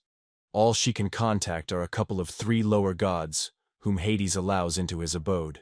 Then the boy remembered that according to mythology, Hades kidnapped Persephone and imprisoned her in the underworld, because he was enchanted by her beauty. He thought it was nonsense, but it all turned out to be true. It was hard for him to imagine how much time she spent completely alone. Then he told himself to put aside his sense of heightened justice. Her husband was Hades, the brother of the greatest god Zeus. After that, Snow White, whom he had completely forgotten about, attacked him. At this time, Cerberus simply lay down.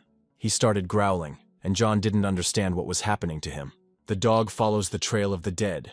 Despite its appearance, it copes with the job with dignity, and this is also the reason why the girl cannot leave this place. Persephone said that once he put the chain back on, his tasks for the morning would be completed. Jonathan didn't understand why Hades would keep a dog that would only listen to him. Suddenly, his intuition power was activated. He saw something sparkling in front of him. Persephone told him that the morning's chores were over, and now it was time to prepare for the days. But then something happened that the girl did not expect. The boy simply took and hit the wall from which he took out the collar. He began to apologize, saying that he simply thought there was something valuable inside. This was actually Cerberus's collar. With its help, Hades trained the dog. When used, Cerberus will obey commands. The girl didn't believe it, and didn't understand why he was hidden in such a place. Persephone searched everywhere but could not find it and asked the hero how he did it. The boy replied that it was just a hunch, and asked if the collar was really so all-powerful. The girl said that this is true. Cerberus is a symbol of the underworld, and to rule him is the same as to rule this whole place. But to John, the collar still looked ordinary. Only Jonathan thought that he wouldn't be able to use this collar. But then the girl said that it was not she who found it and gave it to him. And Hades sometimes told her to look for this collar. Her husband told her that he would let her try to train Cerberus if she could really find one. Jonathan couldn't pass up the opportunity to make his life easier. So the hero called Cerberus to try on the collar. The dog refused, but then John told the dog that he would never defeat the hero anyway. But the boy put the collar on him anyway, after which he stood still. Jonathan then began giving the dog different commands. The protagonist made sure that the collar worked and saw that there was something cute about Cerberus. He then put the dog in a corner to make him think about his behavior. Jonathan began to imagine how easy the job would be if things continued to go this way. At that moment, Persephone called the boy. Touching him, she uttered incomprehensible words, and John felt something strange. Then the boy fell to his knees, and the girl told him that her husband had given Cerberus 2 orders. The first is to keep an eye on the dead who are trying to escape from the underworld, and second, keep an eye on Persephone. After this, the main character began to feel sleepy, and the girl wished him sweet dreams. She also added that she would return before Hades arrived. And then Jonathan realized that for Hades, the most important thing was not the underworld. He tried his best not to fall asleep. Waking up after some time, the hero saw Snow White in front of him, and then he realized that he had passed out. The boy began to look for Persephone, but did not see her anywhere. After that, he realized that he was screwed. He also didn't know how long he had slept, so he decided to look at the notification line. He slept for no more than an hour, so he decided to go in search of Persephone as soon as possible, and left Cerberus to guard the gates. Previously, the girl could not leave the underworld because of Cerberus. If it becomes known that she ran away because of the boy, Hades will beat the crap out of him. Based on this, he needed to find her and take her back as soon as possible. Here the hero remembered the wind speed skill he had acquired. The skill grows significantly based on the user's physical abilities, so the boy was very fast. John then decided to try activating the skill while using divine power. He combined them and was able to jump higher than usual. In the air, Jonathan saw a girl on a boat. While she was swimming, she felt something wrong in the water. At first, it seemed to her that she had simply run over a rock. And then Jonathan swam out of there, which really scared Persephone. He asked her if she was in a hurry to go somewhere. Before this, she told the hero that even the dead are not allowed to cross the river Styx. But Persephone explained this by saying that she simply really wanted to see her mother.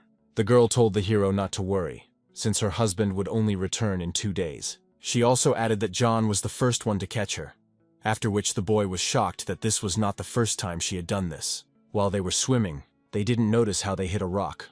Because of this, their boat cracked. A hole appeared in the boat from which water splashed. Jonathan knew the boat wouldn't hold up, and he knew they had no choice. He dived into the river and began to push the boat towards the shore. Having reached the shore, they passed through a cave and came out into the sunlight.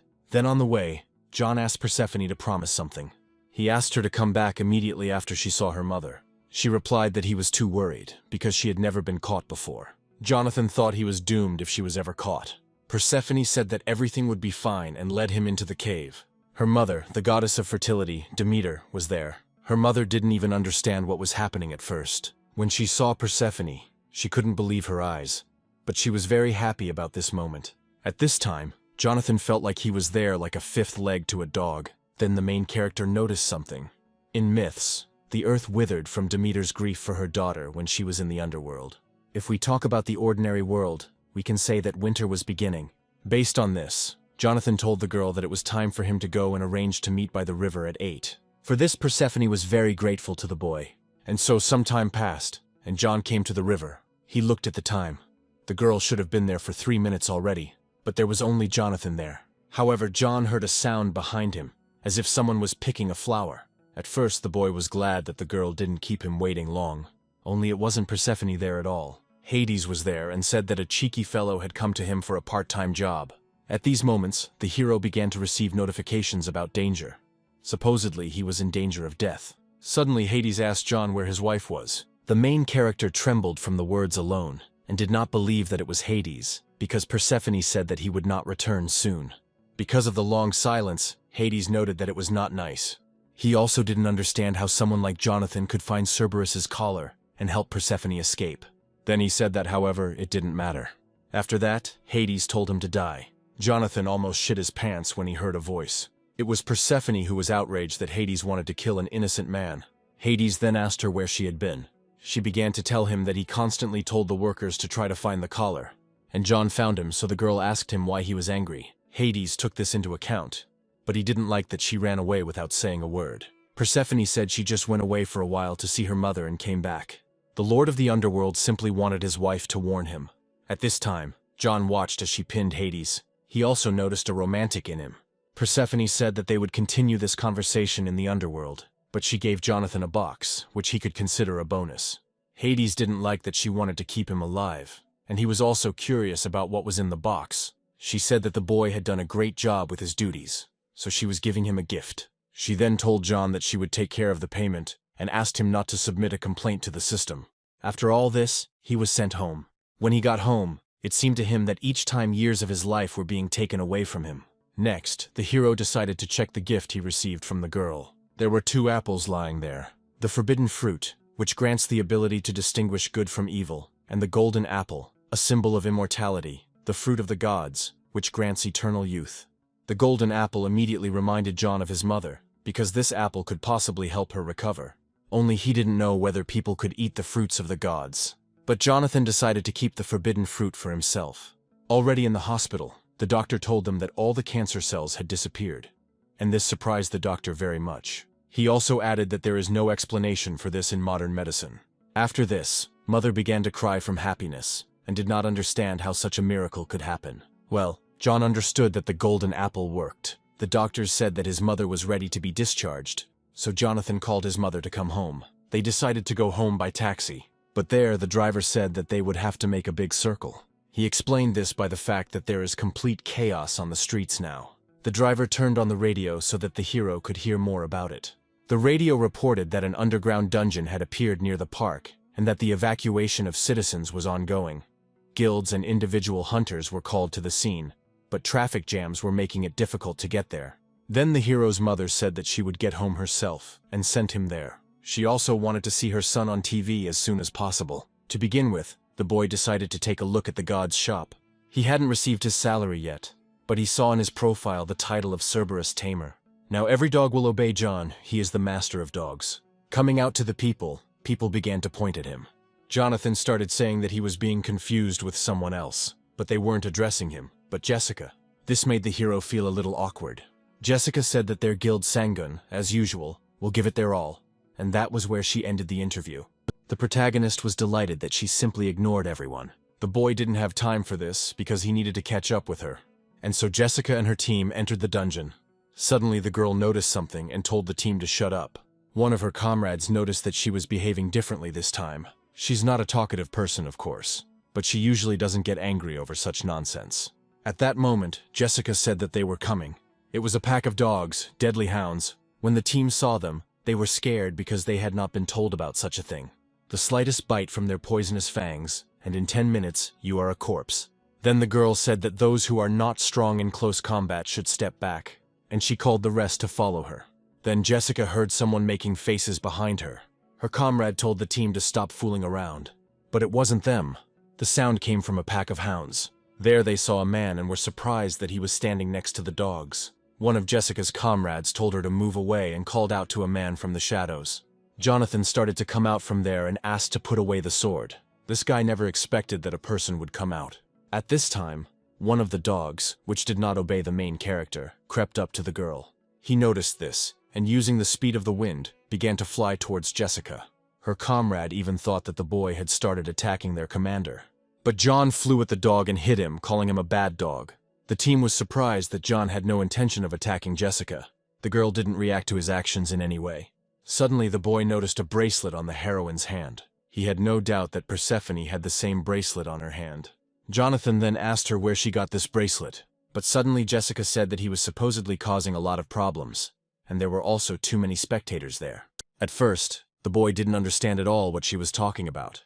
And then the girl added that everything was too straightforward on his part. John knelt down in front of her and held her hand.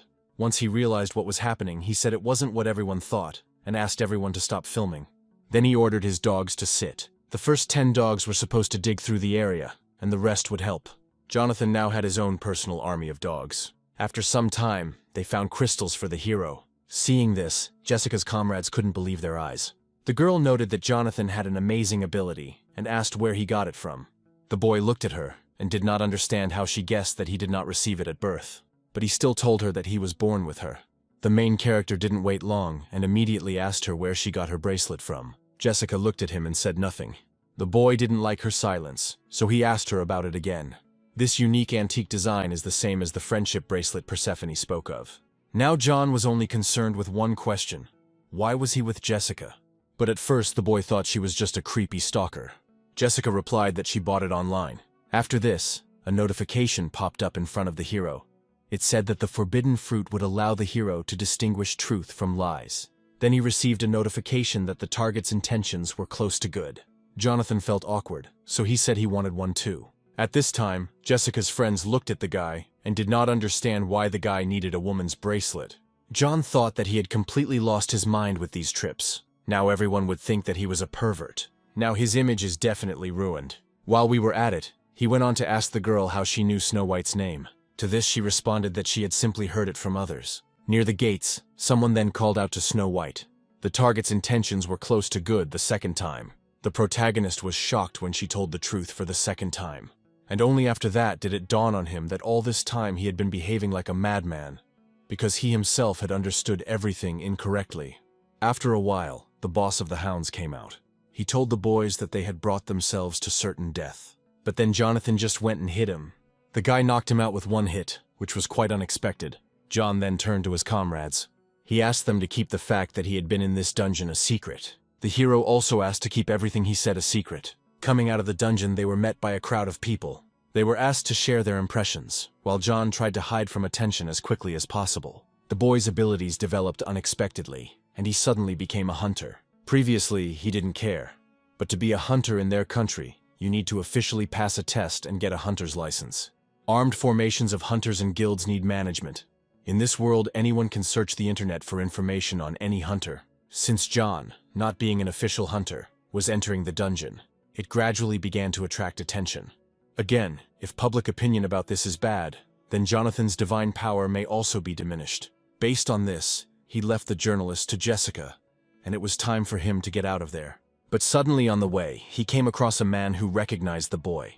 This guy asked him what such a talentless bastard bug was doing there. After this, there was some controversy in the crowd, because someone saw on TV that John was not really like that. Jonathan recognized the guy immediately when he looked at him. It was his old enemy, Charlie, a bully from the Chable house who casts a shadow over John's school years. The boy even began to wonder that it was not God who ruled the world, but the rich Chable families. But now everything is different. The situation has changed. Jonathan is going to surpass his family. Charlie told the hero that he saw him clear the dungeon labyrinth and some other gates there, but he found it strange. This guy remembered Jonathan as untalented, so he thought that he just made up a legend for himself. Because of his words, people began to gossip and believe Charlie's words. After this, the boy's situation became even more complicated. Then Charlie just took and brazenly threw the cap off John's head. Suddenly, Jessica stood in front of the boys and they fell silent. She handed Jonathan his cap. Charlie didn't understand why Jessica was defending this trash with no talent. Well, she responded as if people without talent were not trash, and asked him if he could answer for his words. Charlie still insisted that John was just a dumb idiot with no talent. Jessica didn't respond to the guy's provocation in any way. She just looked at the main character and remained silent again. Jonathan looked at her and did not understand what she wanted him to do. After a while, it dawned on him that she wanted to see the boy demonstrate his abilities in practice. Based on this, he jumped high into the air, which greatly surprised Charlie. John looked at him as if he were a pathetic creature, while Charlie was indignant that he was definitely untalented. The boy simply felt sorry for the time spent on him. He didn't stay long and went about his business. After this, the main character realized that after the incident with his old friend, he needed to get the qualification of a hunter as quickly as possible. And the news just reached him that a hunter qualification test would soon be held in Dokdo. When he left the house, there was a black car in front of him. At first he intended to go alone, without attracting attention. But suddenly Jessica met him and invited him to go together. Having reached his destination, John thanked them for the comfortable ride.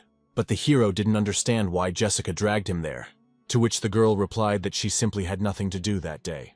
Jonathan also asked her why she suddenly switched to informal forms of address. Jessica noted that John was the same age as Charlie, which meant he was the same age as her, so she suggested that they be friends.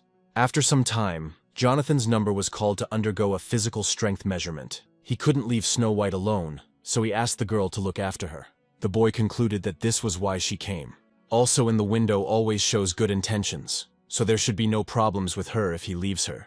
During the test, only equipment provided at the test site is allowed. So John had nothing and he relied only on his own strength. Its difficulty was adjusted by the system. It was given a high difficulty level. And suddenly Charlie approached the hero, from whom a window appeared with a note that the target was apparently emanating obvious hostility. Approaching the boy, he immediately began to provoke him.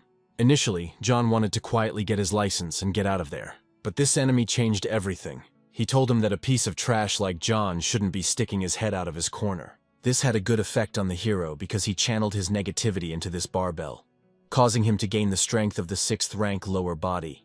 Then he gained upper body strength of the same rank, and the main strength was equal to the 5th rank. After that, he started the reaction, and it was also of the 6th rank. Charlie called it nonsense after seeing it. He then walked up to the judge and grabbed him by the shirt, demanding that he stop. But he replied that the test could not be stopped until there was an error. At this time, Jonathan completed the basic physical fitness test. He was then asked to move on to the next test site. There he approached a crowd that, like him, had passed the first test. John's next test was a test of teamwork. The use of personal equipment other than that provided is prohibited. Also, defeating monsters from other groups will not count towards this team. Having gone to the monsters, one of the creatures attacked John's comrade. Luckily, he was lucky because the boy managed to protect him. He then told him to leave the monster to him. A second later, he simply pierced him with his sword. However, there were other people on his team who needed help. The main character did not wait and went to help them. He dealt with all the monsters so quickly that his team didn't even realize what had happened. His comrades also believed that with his help, they would be able to go further. At this time, Charlie was watching them. He clearly didn't like Jonathan's progress. Next, he took out some spelt with a strange liquid. The guy was up to something bad by giving this liquid to one of the monsters to drink. Because of this, the monster was ready to attack John. Jonathan, unsuspectingly, saw a notification marked as clearly hostile to the object. Before he could even understand what was happening, he took a blow from the monster. But the blow wasn't too powerful for him, so he landed calmly. His comrades looked at the boy and were shocked that he was able to survive. However, this creature was too bloodthirsty, so it killed all of Jonathan's comrades. The main character did not expect that his comrades would die so easily from some monster. Then he saw Charlie and realized it had something to do with him. Charlie started making fun of John, saying that he was alone now, and the boy didn't like it very much. He also added that it was useless if you didn't attack with your comrades. And then a strange aura began to emanate from Jonathan. He sat down and said that a capable person will always find a way. After these words, the hero took and chopped up all possible monsters in that place. John believed that if he didn't get points for teamwork, then he should get individual points as well. If the maximum is 100 points, then he should have scored somewhere around 200 points, and asked the judge if he was telling the truth. Only the judge and Charlie looked at him and were surprised by his abilities. The judge felt awkward and didn't even know what to answer. But suddenly the loudspeaker announced that an emergency had occurred. All people undergoing testing were asked to evacuate immediately, as a major tsunami had occurred, and the water was heading towards them. The main character decided that he needed to check what was happening. Then he stood on Charlie's platform and jumped over him. The guy got angry and started yelling at him, but John didn't give a damn. When he went outside, he saw the aftermath of the tsunami. Based on this, he understood that at this rate all the people there would die. At that moment, he received a notification that Persephone had sent him payment. He did not hesitate and began to look for something useful in the god's store. Luckily, John was able to find the wave-cutting skill, a sharp sword that could cut through even the waves. Suddenly, Snow White appeared out of nowhere with John's jacket. The boy didn't understand how she found him and where Jessica was, but he didn't have time for that. John also asked Snow White to help him. Activating the wave-cutting skill, he struck one at a time. He was successful in stopping this tsunami. However, a loudspeaker announced that all examinees were to be moved to a shelter. All this is because there was a high probability of a second tsunami. Jonathan wasn't sure he could stop her a second time. At that moment, he received a notification about an urgent order from Poseidon. According to the announcement, the tsunami will continue until repairs are completed at the Dragon King's palace. Jonathan concluded that all the gods were becoming more and more troublesome. The boy had no choice but to take this part-time job. Having teleported there, someone met him. It was Hephaestus, whom John had not expected to meet. Hephaestus noted as if he knew that they would meet again. He also noticed how much Snow White had grown. Just after touching her, Snow White turned away from him. Hephaestus felt uncomfortable, so John said she was just shy. Jonathan then asked Hephaestus what business he had come to the palace for, to which he replied that he was supposedly a blacksmith, and he could not be absent from repair work. To begin with, Hephaestus offered the guy to explain something. Approaching the place of work, he told him to look around. In one place, the barrier was broken and water is leaking into the human world. Even if it looks like a wave in a pool to them, for people it is a huge cost. Then Hephaestus showed him the huge gates. It is because of them that all the headaches occur. The guys get rid of them and get rid of them, and they appear again. Before this, the main character thought that they were like dungeons created by gods. But in fact, this is not the case. Suddenly Snow White started acting differently. And after that, something strange began to happen near the gate. Jonathan was tired of nothing happening normally in this damn world. Hephaestus then said that he would deal with them, and ordered John to hold on tighter. If he was sucked into the gate, it would be the end for him. At that moment, Snow White managed to hold on and flew towards the gate. At this time, Hephaestus was dealing with the gates. He showed the true power of a high-ranking god. As Jonathan expected, the higher-ranking gods are on a completely different level. Suddenly monsters began to emerge from the gates. The main character was surprised that even in the world of gods there are gates with crowds of monsters. Then Hephaestus snapped his finger and called Jonathan. After that, a sword appeared in front of the boy. Hephaestus told him to take this sword and deal with the enemies while he closed the gates. Before this, John thought that this would be a barrier repair, but it turned out to be another job that required combat skills. Because of this, the hero decided that he would need to ask for additional payment. Having attacked one enemy, he thought he had killed him. However, his intuition worked. The monster was able to survive the boy's blow. John didn't even understand what happened, because he had hit him quite hard. He hit him with divine strength, but he withstood it. Then this monster began to speak, and John realized that these creatures were different. Up until this point, the gate monsters were very weak. But this time, Jonathan felt like it might be dangerous to fight them alone. Suddenly the boy felt someone else approaching. It was exactly the same army of creatures. They then started running towards John, causing him to become confused. But they were not running towards him, but towards their own kind. Jonathan stood there at the time and didn't understand what was going on. But then I saw a badge on one of them and realized that Poseidon's reinforcements had arrived. The main character was already afraid that he would have to deal with everyone alone. Based on this, he thought that it would be quite possible to try it with reinforcements. The boy began to inflict many cuts on the enemies, but all to no avail. Then he realized that not being able to cut it in one blow was not a mistake. John cut them with all his might, but only scratches remained. And suddenly the monster said that he was tired of playing with the boy. At this point, Jonathan asked the enemy to endure something. He activated his wave-cutting skill and sent it towards the monsters. All creatures froze in space. Then they just broke into pieces. John beamed and called the next monster to him. They were very angry after the hero's attack and wanted to take revenge on him. The boy was no longer afraid of anything and waited for them to come closer. However, a notification suddenly appeared in front of him that he did not have enough divine power to use wave-cutting. After this, the boy understood why he was so good at it. Jonathan used too much force at once, so he did well, but there was nothing left. The monsters saw the hero's weakness, and he asked them to stop. But suddenly shooting started in the palace. The main character also heard very familiar voices.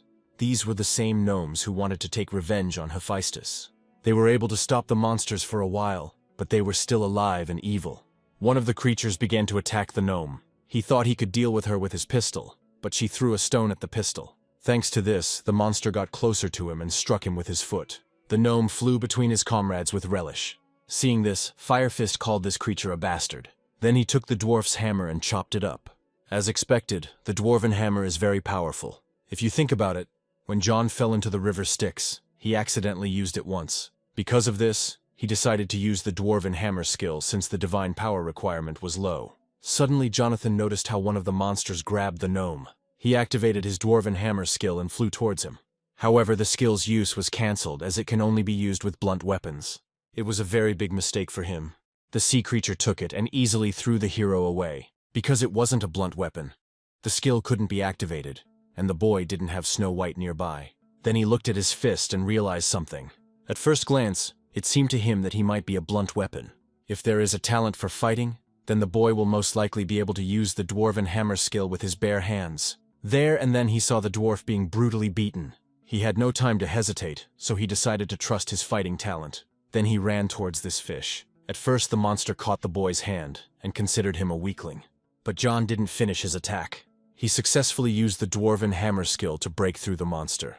The main character was glad that he managed to do it. At that moment, Snow White came running to him. The boy picked her up and a smile appeared on her face. Then Jonathan told her that he was counting on her help. With its help, he dealt with monsters without difficulty. With a little effort, John scattered them all. But then a bigger problem appeared. Hephaestus told everyone to prepare for the blow. He also added that he could no longer hold back the gate because of her power. Complete chaos ensued in the palace. And at that moment, Hephaestus began to be sucked into the gate. And Jonathan didn't understand what to do if he got sucked in. Then the hero saw a window, as if something big and dangerous was approaching. And then an unknown creature emerged from the gate, emitting a very dark aura. The main character felt it on himself and became a little worried. But suddenly some of the creatures began to scream and rejoice, because it was Lord Poseidon who stopped the whirlwind. Jonathan didn't believe that it was Poseidon. He asked one of the creatures if it was really Poseidon. He still didn't like the fact that he had such a creepy aura coming from him. From what the boy heard, he sounded strange, and he looked different too. The pressure on the back of the hero's head became stronger and stronger. He also noticed an ugly mark on his forehead, the same pattern engraved on the fish from the gate. His intuition was screaming at him that he was dangerous. Then, the creature said that the boys had done a good job trampling his cute subordinates. John sensed something bad was coming and warned everyone to hide. After that, the fake Poseidon started doing terrible things. With just one blow, he killed all the fish. Jonathan took Snow White and miraculously survived. After killing everyone, the fake Poseidon suddenly began to laugh. At this point, John's intuition began to tell him that he would not be able to defeat him. Then this enemy noticed that the boy was able to survive. He didn't bother to chat with him and immediately shot him. The main character managed to react to his attack using his intuition. He then decided that he had no choice but to flee using the wind gust skill. Unfortunately, this monster turned out to be faster. He placed his trident against his head and was about to kill him. Jonathan looked at him and didn't believe that he was about to die. After being shot from the trident, the hero surprisingly remained alive. An unknown person stood in front of him and called that monster a fake. John was lucky because the real Poseidon stood before him. The fake told him not to make him laugh and called himself the absolute god of the sea in front of him. Poseidon hit him and told him to shut up. He also noted that his name Neptune originally belonged to him. Then they started grabbing each other's hair and arguing. The main character sat at this time and could not believe that he was seeing with his own eyes a battle between two gods of the highest level. He also noticed that they fought like little children. After this, Poseidon told the fake that this time he would kill him, to which the other replied that he had not yet been able to do so, since his plans had already failed 78 times. Poseidon said that this time he had called a very great god. By the way, he was just approaching. Jonathan was surprised that Poseidon personally hired a god and had no idea how great this god was. A certain god had already begun to emerge from the gates, and he was muttering something to himself. Surprisingly, Hephaestus came out from there. Coming out of there, he sat down and finally exhaled. Hephaestus then told his comrades to take care of the rest. At that moment, gnomes and one girl began to crawl out of the gate. At first, the main character did not see her, but then I was shocked when I found out it was Jessica. She was able to destroy this gate with just a wave of her hand. When the false Poseidon saw this, he was speechless. He was very angry because he was deprived not only of his servants, but also of his home. Jonathan remembered the enemy's attack and told Jessica that she was dangerous. He shouted at her to leave immediately. But the girl, as always, remained silent. She was absolutely calm and did not run away. On the contrary, Jessica went for this monster. Then the fake began to attack from behind. However, Jonathan protected her with his sword. His intuition wavered, so his body acted on its own. The monster was fed up with Jonathan, whom he called a bug. Because of this, he began to attack him. But Jessica suddenly grabbed the hero. She pushed the boy away and thus protected him. Then the giant joined the work. At that moment, the girl asked the guy why he was interfering unnecessarily, to which he replied as if he just wanted to help. She said that it was unlikely that something like that would affect her. Jonathan was irritated that it was true, but he couldn't admit it. Jessica then noted that Jonathan seemed to be faster than before. Neptune at this time was already in an unstable state. She could see from the boy's face that he had a lot of questions. She promised to tell him everything as soon as it was over. After that, she threw him a flask with an unknown liquid. He received a notification that the description was limited due to lack of information. Suddenly, Jessica told the hero to drink it. She also added that he should keep in mind that it was he who had to interrupt Neptune's last breath. The girl had hopes for him, but he didn't understand anything. Because of all this, he started to go crazy. Jessica then headed off to battle Neptune. They laid him down together with the giant. But suddenly some micro-magician appeared. He approached Neptune and wanted to finish him off. But something gave him strength. After that, he hit the ground and a strong shockwave was heard. This blow was so powerful that it scattered the gods in an instant. And Jonathan was shocked that Jessica wanted the boy to deal with this monster. Just a few days ago, the boy was a nobody. Even though he was a low-level god now, John didn't see how he could deal with this creature. And suddenly Neptune said that the hero had dared to interfere with him earlier, so now he was ready to tear him to pieces. Jonathan didn't know what to do and just stood there, watching as Neptune was about to kill him. But then Jessica approached him. She looked at him and then asked why he froze. The girl was able to protect the boy with her body, but she herself was injured. Neptune took advantage of this and stood on the girl. He called her stupid, because she could have easily run away and stayed alive. Jonathan looked at her at this time and did not understand why she did this. To this, Jessica said that everything was obvious. The girl noted that John was supposedly much more likely, and Neptune will eventually die at the hands of a low-ranking god who underestimates and despises him so much. Jonathan looked at her and didn't understand what she was talking about. After that, she said that she knew that the boy could do anything, because she believed in him. At that moment, a notification appeared in front of the guy, saying that the target's intentions were good. People who live with worthy talent live in the same place as others, but their world is completely different. But there was one person, John's mother. She believed that talent was not so important, and believed that her son would succeed. Jonathan used to struggle to keep up with those who had talent, and then the day they were in debt because of his uncle, his mother told him that it was because of her that he had no talent. He realized that this man's trust was only a consolation to remove the guilt from himself and his child. What the boy felt then was not anger or sadness. Then the first thing he thought was thank God, because now he could give up and he felt disgusted with himself. But now everything is different. Now there are people who believe in him. In an instant, John received a huge boost in divine power. But the boy felt that Jessica was strange. This time he decided that he would never run away again. The main character took her and told her to rest, and he himself would quickly finish and return back. He then called Snow White to turn into a sword. The hero's body was filled with energy, and he believed that he could succeed. But Neptune told him that he had simply become a little stronger, and asked him not to become arrogant. John was sure he had become stronger, but there was still a huge difference between them. But even if that was the case, he could no longer retreat. The boy hit him faster and faster. He beat him non-stop, not giving him a chance to breathe. But suddenly Neptune grabbed the guy. This battle was very tough, and there could be only one winner. Neptune promised the hero that this time he would put an end to everything. He began to use his most powerful attack. When she threw it at the boy, there was a powerful explosion. But John was lucky because Snow White returned to him and turned into a shield. Then Poseidon finally showed up. He strengthened the water dragon and sent it to Neptune. Thanks to this, they were able to catch him. Neptune, out of desperation, said that if we were destined to die, then we would all die together.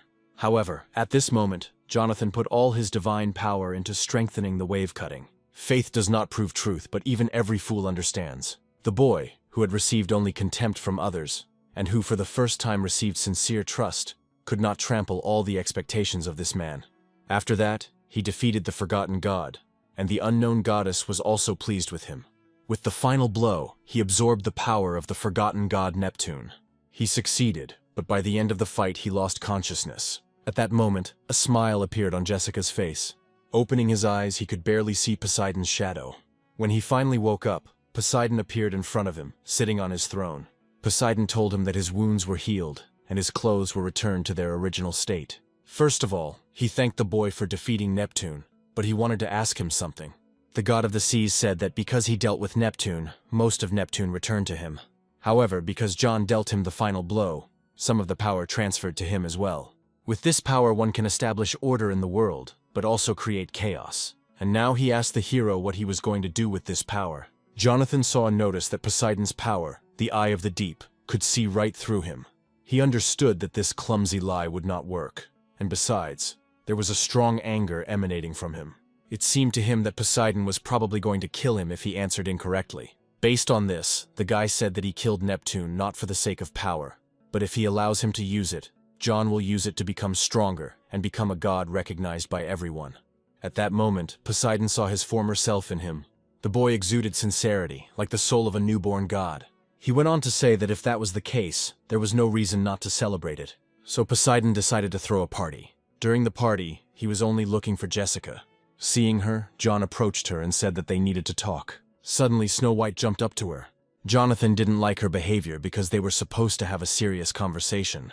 Then a crowd of girls approached her. They just took him and pushed him away. Well, then Poseidon grabbed him by the shoulder. He wanted to have a little chat with him before finishing work, but the boy refused.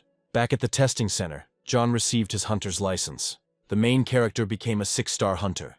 The ranking system of hunters around the world is based on stars. There are hunters with no stars and up to 9 stars. Korea has never had a 9-star hunter before. And there are currently only 13 hunters above 5, including John.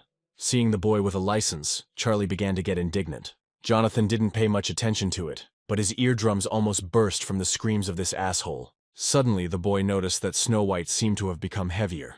Her level also increased. At that moment, it seemed to the hero that she would continue to grow and eventually become independent. But he didn't believe it, because she was such a pure and kind cutie. Then John was met by Jessica, who said that the boy had a good destiny. She called him to follow her because she promised to tell him everything. Everything he needs to know and what will happen in the future, about Ragnarok and the end of the world. In the car, John told her that he now understood why he had such a strange feeling in the beginning. But he was still curious about who she was. A year ago, Jessica had a window in front of her eyes with a part-time job from the gods. Using the reward from her part-time job, she gained power and became a mid-ranking god. And then she gained the ability to foresee, which surprised Jonathan.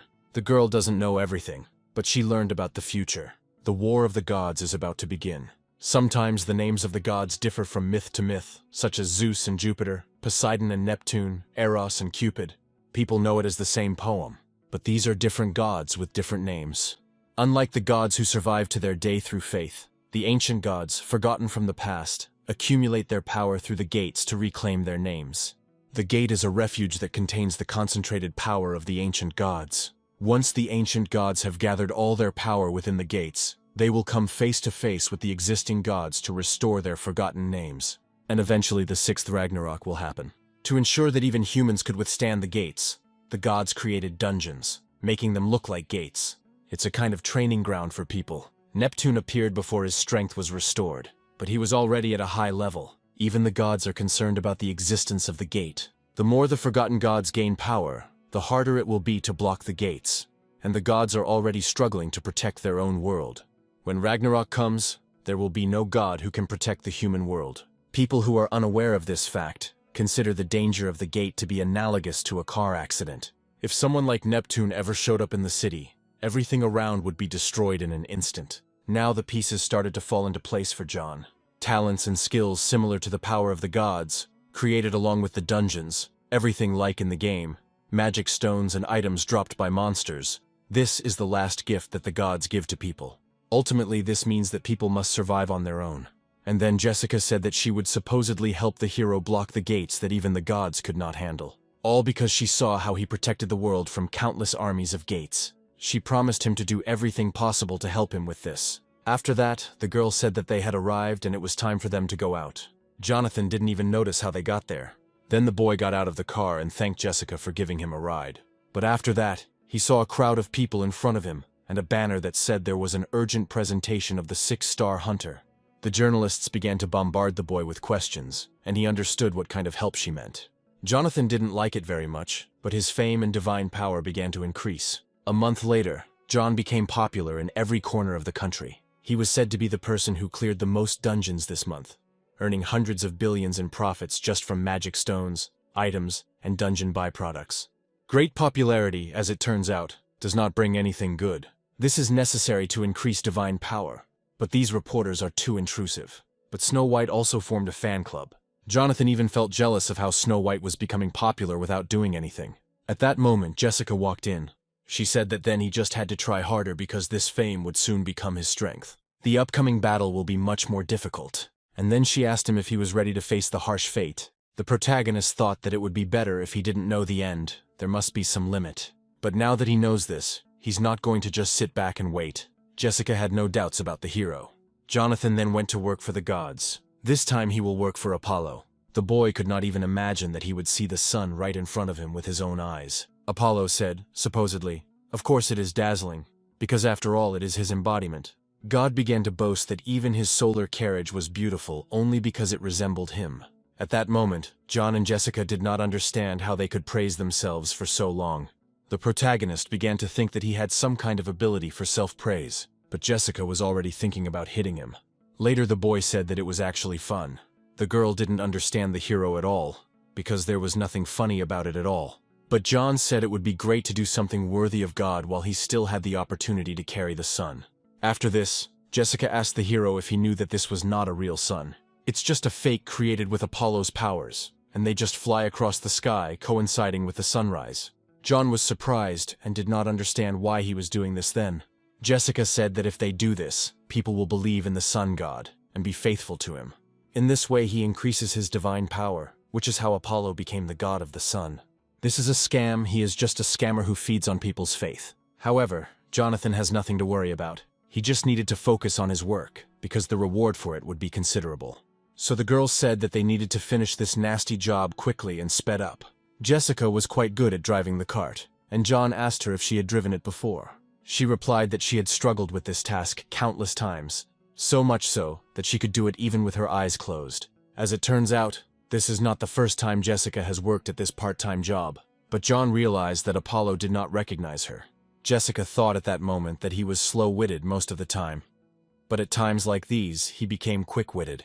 She realized that he would be able to understand her lie, so she said that Apollo did not remember, because he only cares about himself. So no matter how many times you come, he still won't remember. Suddenly, Jonathan's intuition kicked in.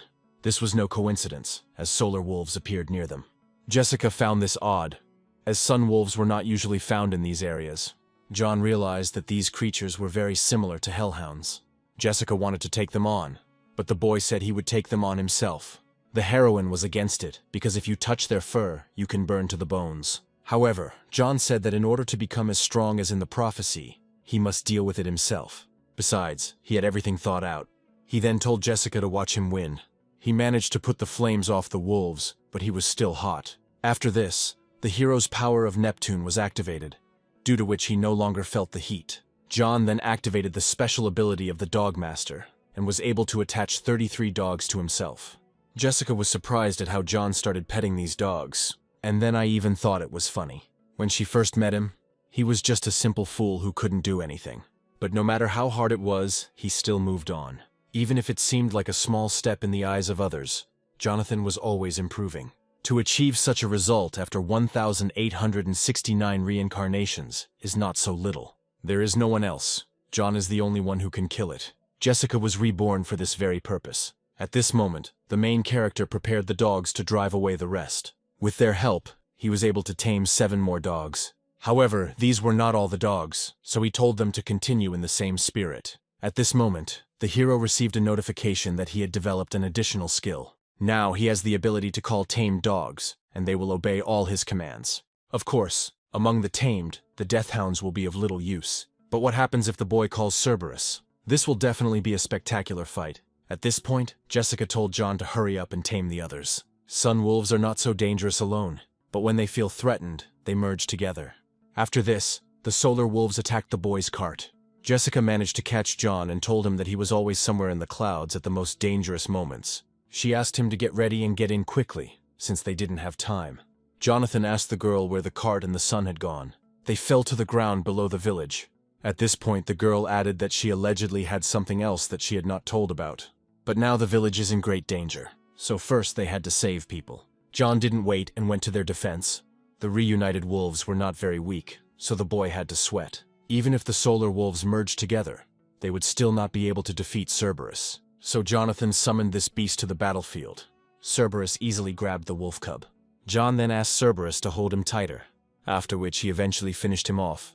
One of the residents asked who this guy was who had appeared so suddenly and figured it out in no time. Then Jessica came out and said his name. She introduced him not as a man, but as a god. Jonathan has a natural talent for attracting attention. Then the old man came up to John and called him the God of Swords. He knelt before him and wanted to convey to him greetings and great gratitude from the whole village. The main character began to say that all this happened because of him and asked the old man to get up. But the old man stood his ground and believed that they were alive only because of the gods who looked after them.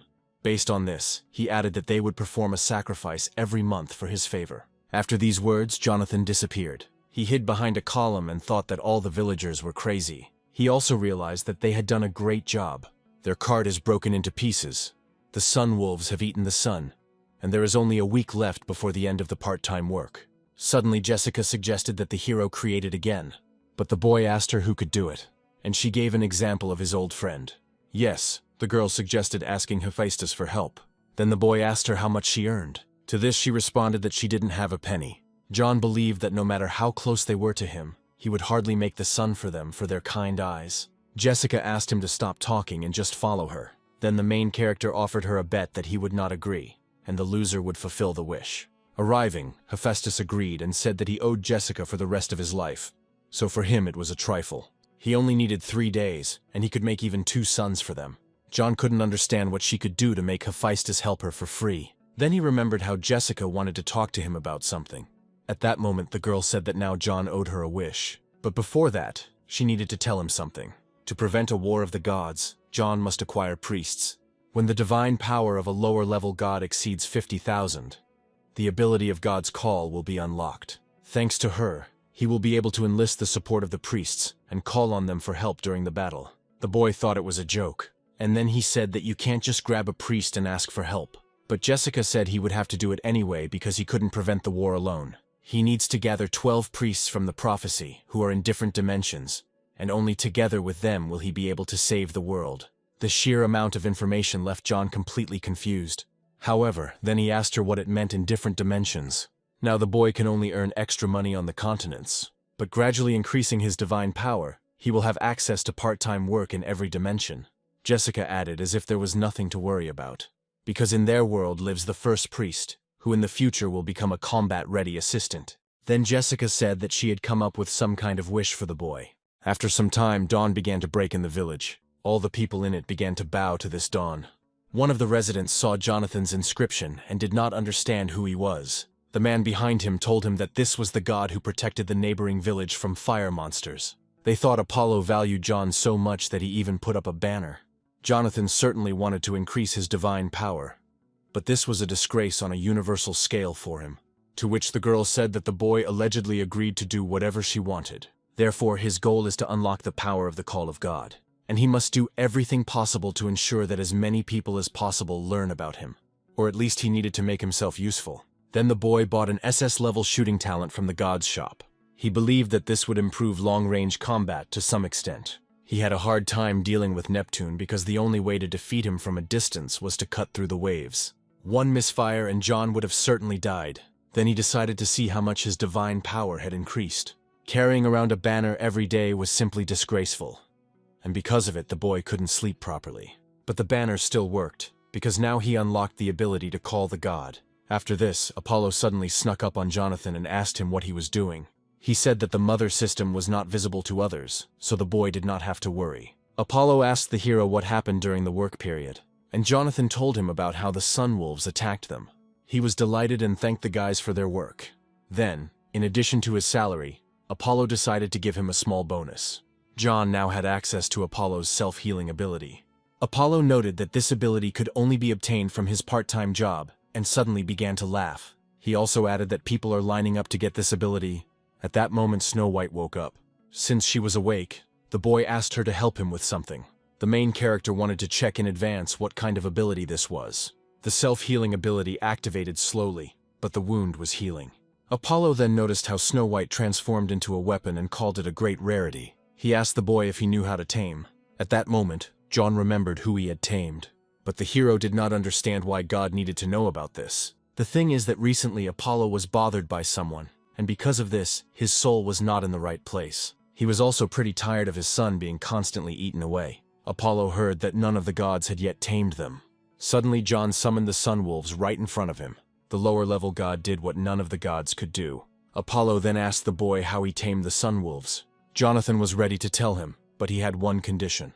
The boy asked to be taught how to shoot a bow. To most people, Apollo is the god of the sun, but he is also the god of medicine, the arts, the muses, and the god of archery to boot.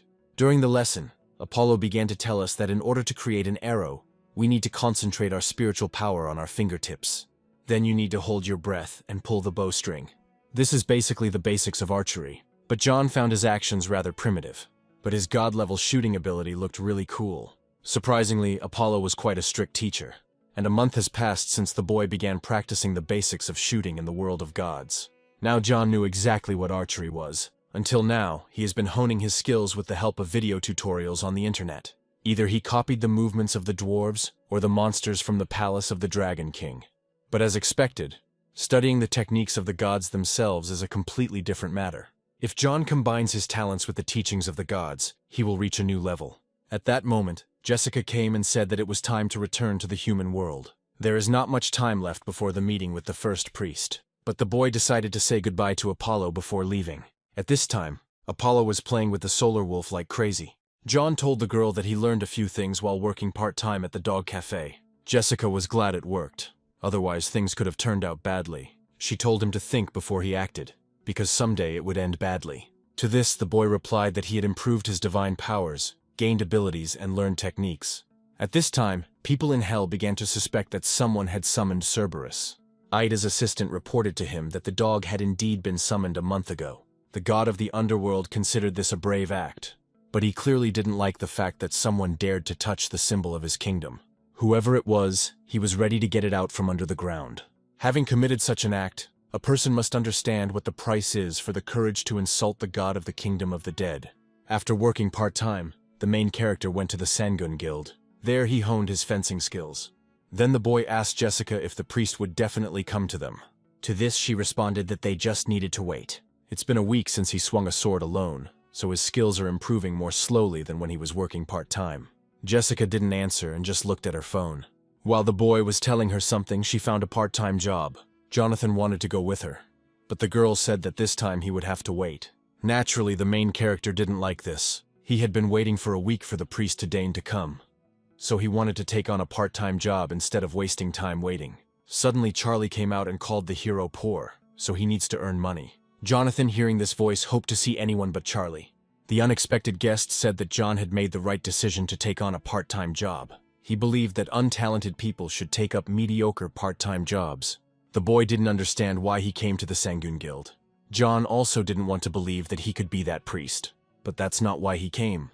On that day, a training tournament was taking place there. Charlie pointed out that a washcloth like his Snow White wouldn't get him very far. He then showed off his dog, which allegedly had the blood of a deadly hound from the dungeons of Germany. It was a big day for Charlie, so he told Jonathan to go and do his part-time job. At that moment, the boy began to think about the training tournament. Charlie competed under number 9 and he was able to score 39 points. This was the highest result ever achieved. Charlie admired himself and thought that this would earn them a few more points. This time he wanted to show his father what a wonderful son he had. His father was the president of the #1 guild in South Korea, which was called Iris, and his father's name was Ermak. Suddenly the judges announced the last contestant. He was number 10 and was also the most popular person in Korea. It was Jonathan who came with his beast. The jury was shocked because they had never seen such an animal in 10 years. Charlie, seeing this, did not understand what was happening, but suddenly the boy grabbed him by the shoulder. At that moment, he asked him to agree that the solar wolf was really awesome. John told him that no matter how much he asserted himself, he would never succeed. Charlie then grabbed the hero by the shirt and asked why he was always one step ahead and constantly putting spokes in his wheels. At that moment, Ermak came out, not liking his son's behavior. He told him to shut up and participate calmly without any problems.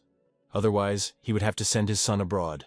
Ermak also apologized to John for his son, saying that his son does not know manners. The main character said that everything was actually fine.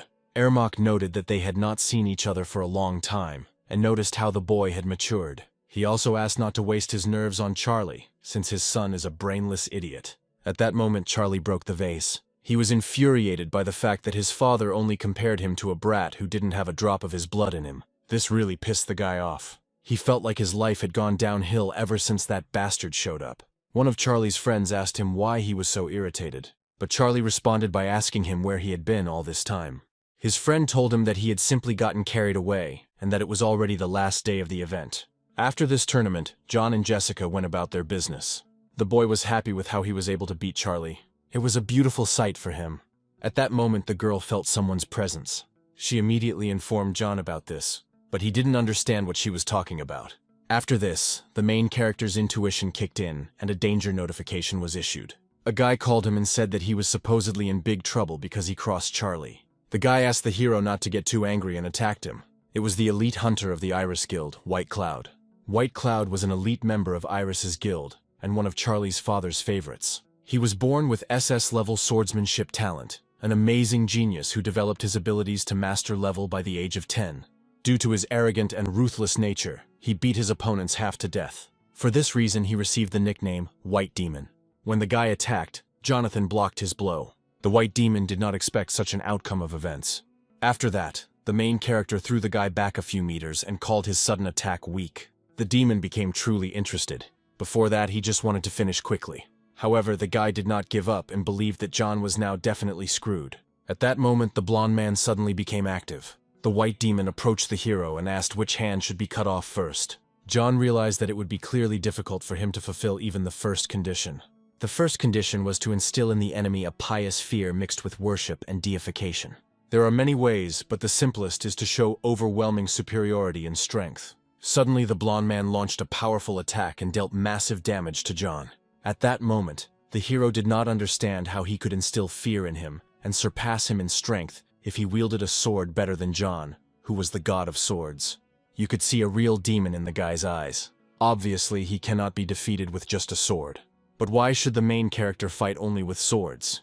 He decided to activate one of his skills, and the White Demon started to get confused. Because of this, the White Demon missed a blow from Jonathan. However, he didn't even move after this blow. Based on this, the blonde man called John a coward who uses his fists to fight swordsmen. To this, he replied that there were things that could not be achieved with just a sword. But the demon is still very green, since he doesn't understand this. The White Demon replied that he had simply let his guard down, in which case John simply offered to continue. The guy didn't expect this at all and refused him because he was scared. Then Jonathan went home. He also left him a note asking him to come to his house if he was upset. But will he come in the end? The main character beat him up pretty badly. Jessica was sure that if this was the White Cloud, then it would definitely appear. After all, John had bruised his ego badly. Now the hero began to feel that this was even more tiring than the part-time job, and he needs to fulfill all 3 conditions. In order to gain the support of the priests, it is necessary to fulfill the conditions. The first condition is to earn the respect of the priest whose support you wish to have. The second condition is that the priest must make a clear-headed decision to become your patron. The third is that the priest must take an oath. Therefore, it is often impossible to use the power of the call of the gods, even if it is unlocked. Jonathan then asked Jessica if she could use this power. It's just that due to circumstances, she can't use the call of the gods. The boy asked why, but she remained silent. Jonathan felt bad because he just asked. The girl said it as if she had a long story to tell. At that moment, the long-awaited guest arrived. John told him to come in since he had shown up and not to stand there like a statue. The guy shut the hero up and wanted to ask only one question. He asked John if he was a wrestler or a swordsman. Well, Jonathan said that he can be both a swordsman and a fighter at the same time. The White Demon called this nonsense, since there can't be a genius who understands 2 areas at once. So he asked him again, fencing or martial arts. After that, John offered him to fight again if he didn't believe. But the demon did not come to fight. He wanted to know and analyze the reasons for his defeat. Jonathan asked him if he really didn't know his mistakes. The main character got up from the sofa and said that he would not tell the reasons for his defeat. He didn't really want to tell the secret of his weak points to such a rude person. But then John said that if he wanted to know so badly, so be it. The boy gave him a condition. He had to call him Big Brother and ask him to take him as a student. This way he was able to take the guy by surprise. The demon began to call him Elder with difficulty. However, he decided that it would be better to bite off his tongue and die, after which he began to leave. It took 10 years for dumb-headed Charlie to even notice him, and he has known this idiot for almost 5 minutes, and he already demands his respect. At this point, John said it was sad.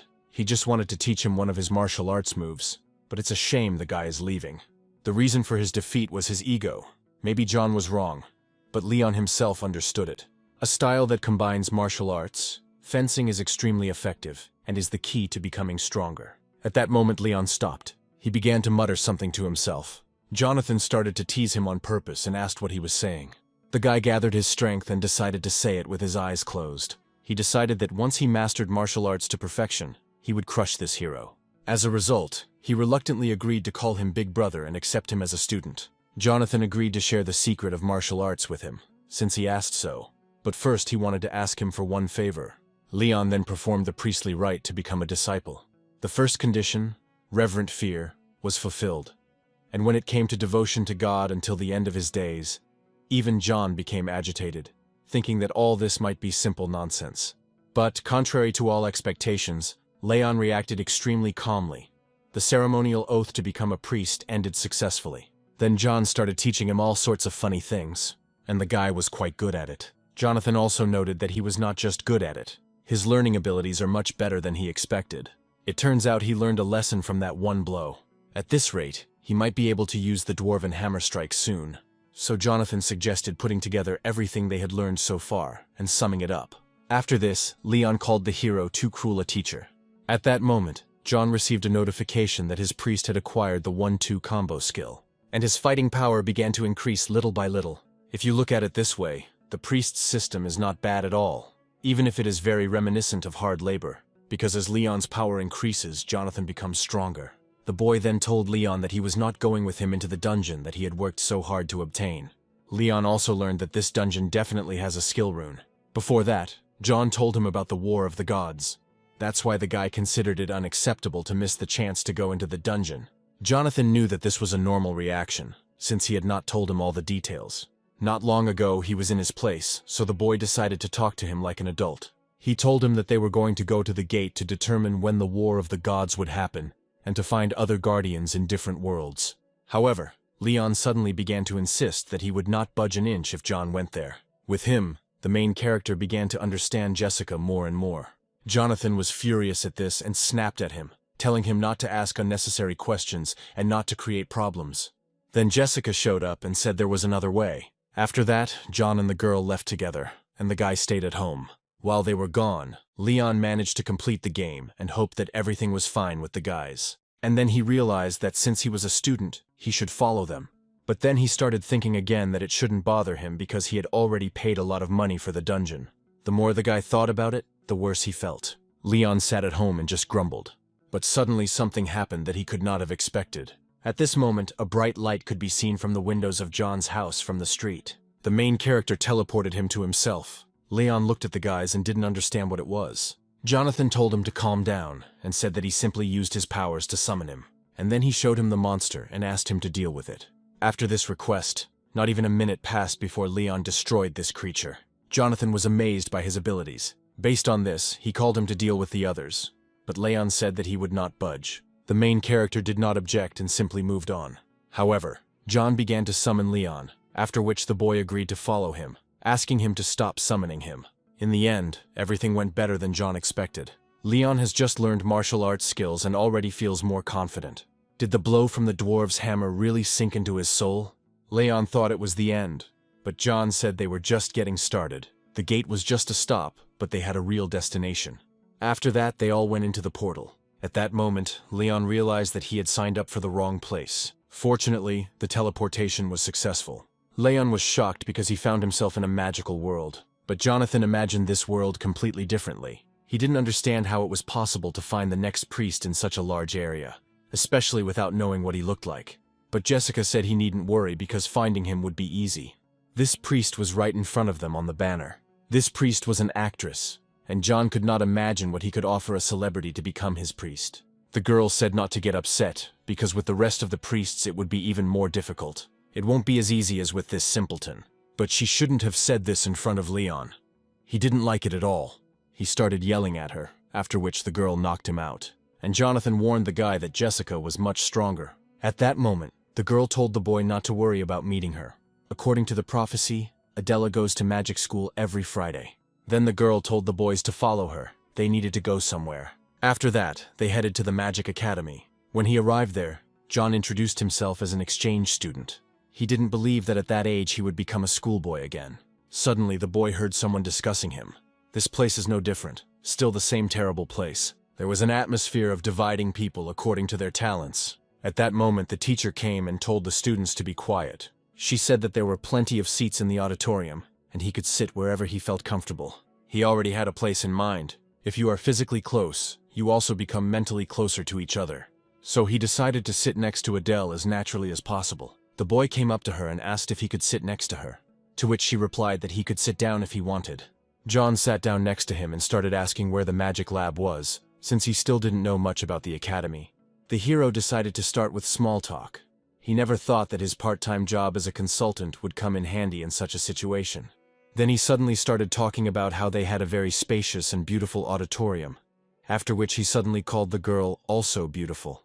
Because of this, Adela stood up from her seat. She asked him not to pretend to be friendly. The girl believed that he came because he thought that being in the same class with a celebrity would help him become friends with her. After this, Jonathan realized that he had screwed up completely. Then he needed to find Building A, but he was doing a poor job of it. Suddenly he heard Adele talking. She promised that if she didn't finish school, she would drop out and focus on acting. The girl herself understood this, but continued to be stubborn. The lack of mana could not be cured. John also learned that if you imagine a fiery clot while feeling the flow of mana, you can use a fireball. The boy was very surprised by this. He liked it and decided to try it too. He tried to do it in different ways, but nothing worked. John wanted to see if he could use divine power instead of magical power, but apparently, magic requires mana. Then the other students started laughing at John trying to use magic. They called the hero a clown, and did not understand where he came from. Suddenly Adela noticed this. After that, she suddenly called the boy. The girl said she had something to talk about, so she suggested meeting after class. The school day ended and the guys actually met. Adela said that even without mana, it was improper to act like an idiot, so she suggested that he just give up magic. John didn't like the girl's mood, but he answered her that it was a bit of a shame to take out one situation on another person. Adela didn't understand what he was talking about. She called it nonsense, but John said she was running low on mana, a rare disease that prevents the use of mana, regardless of its amount. Mana deficiency disease is a rare, incurable disease that once destroyed Adele's dreams. Perhaps that was why, when a boy appeared in front of her, who found himself in the same situation as her, instead of feelings of kinship due to the similarity, she was overcome with a feeling of disgust. This convinces her that she will never be able to fulfill her dream of becoming an archmage, so she pulled herself together and kept challenging herself. Based on this, the girl said that she looked pathetic, taking out her anger on an innocent person. Suddenly, John said he would supposedly make it so that she could use magic, but in return she had to help him with something. Only Adela asked him what he could do, since he himself had no mana. The main character said that in a week he would show her how to use magic correctly. Adela thought it was complete nonsense because he didn't even know basic magic. Because of this, Jonathan offered to make a bet with her. Then the boy told Jessica what happened. She considered the hero a fool because he decided to use his self-confidence. John knew it was reckless, but there was nothing he could do about it. If he hadn't done it, she wouldn't have listened to him. However, it wasn't the worst way to get her attention. After all, she was only interested in magic. But just think, the boy told her that he would teach her magic in a week. You can't buy talent for magic even in the god's shop. It takes a lot of time to get mana and learn how to use it. Of course, everything will be different if the guys take a hidden part-time job. In 2 months, Kairos, the forgotten god of magic, will appear to the world and try to destroy this magical city. Vermouth, the god of magic, will post a request for help.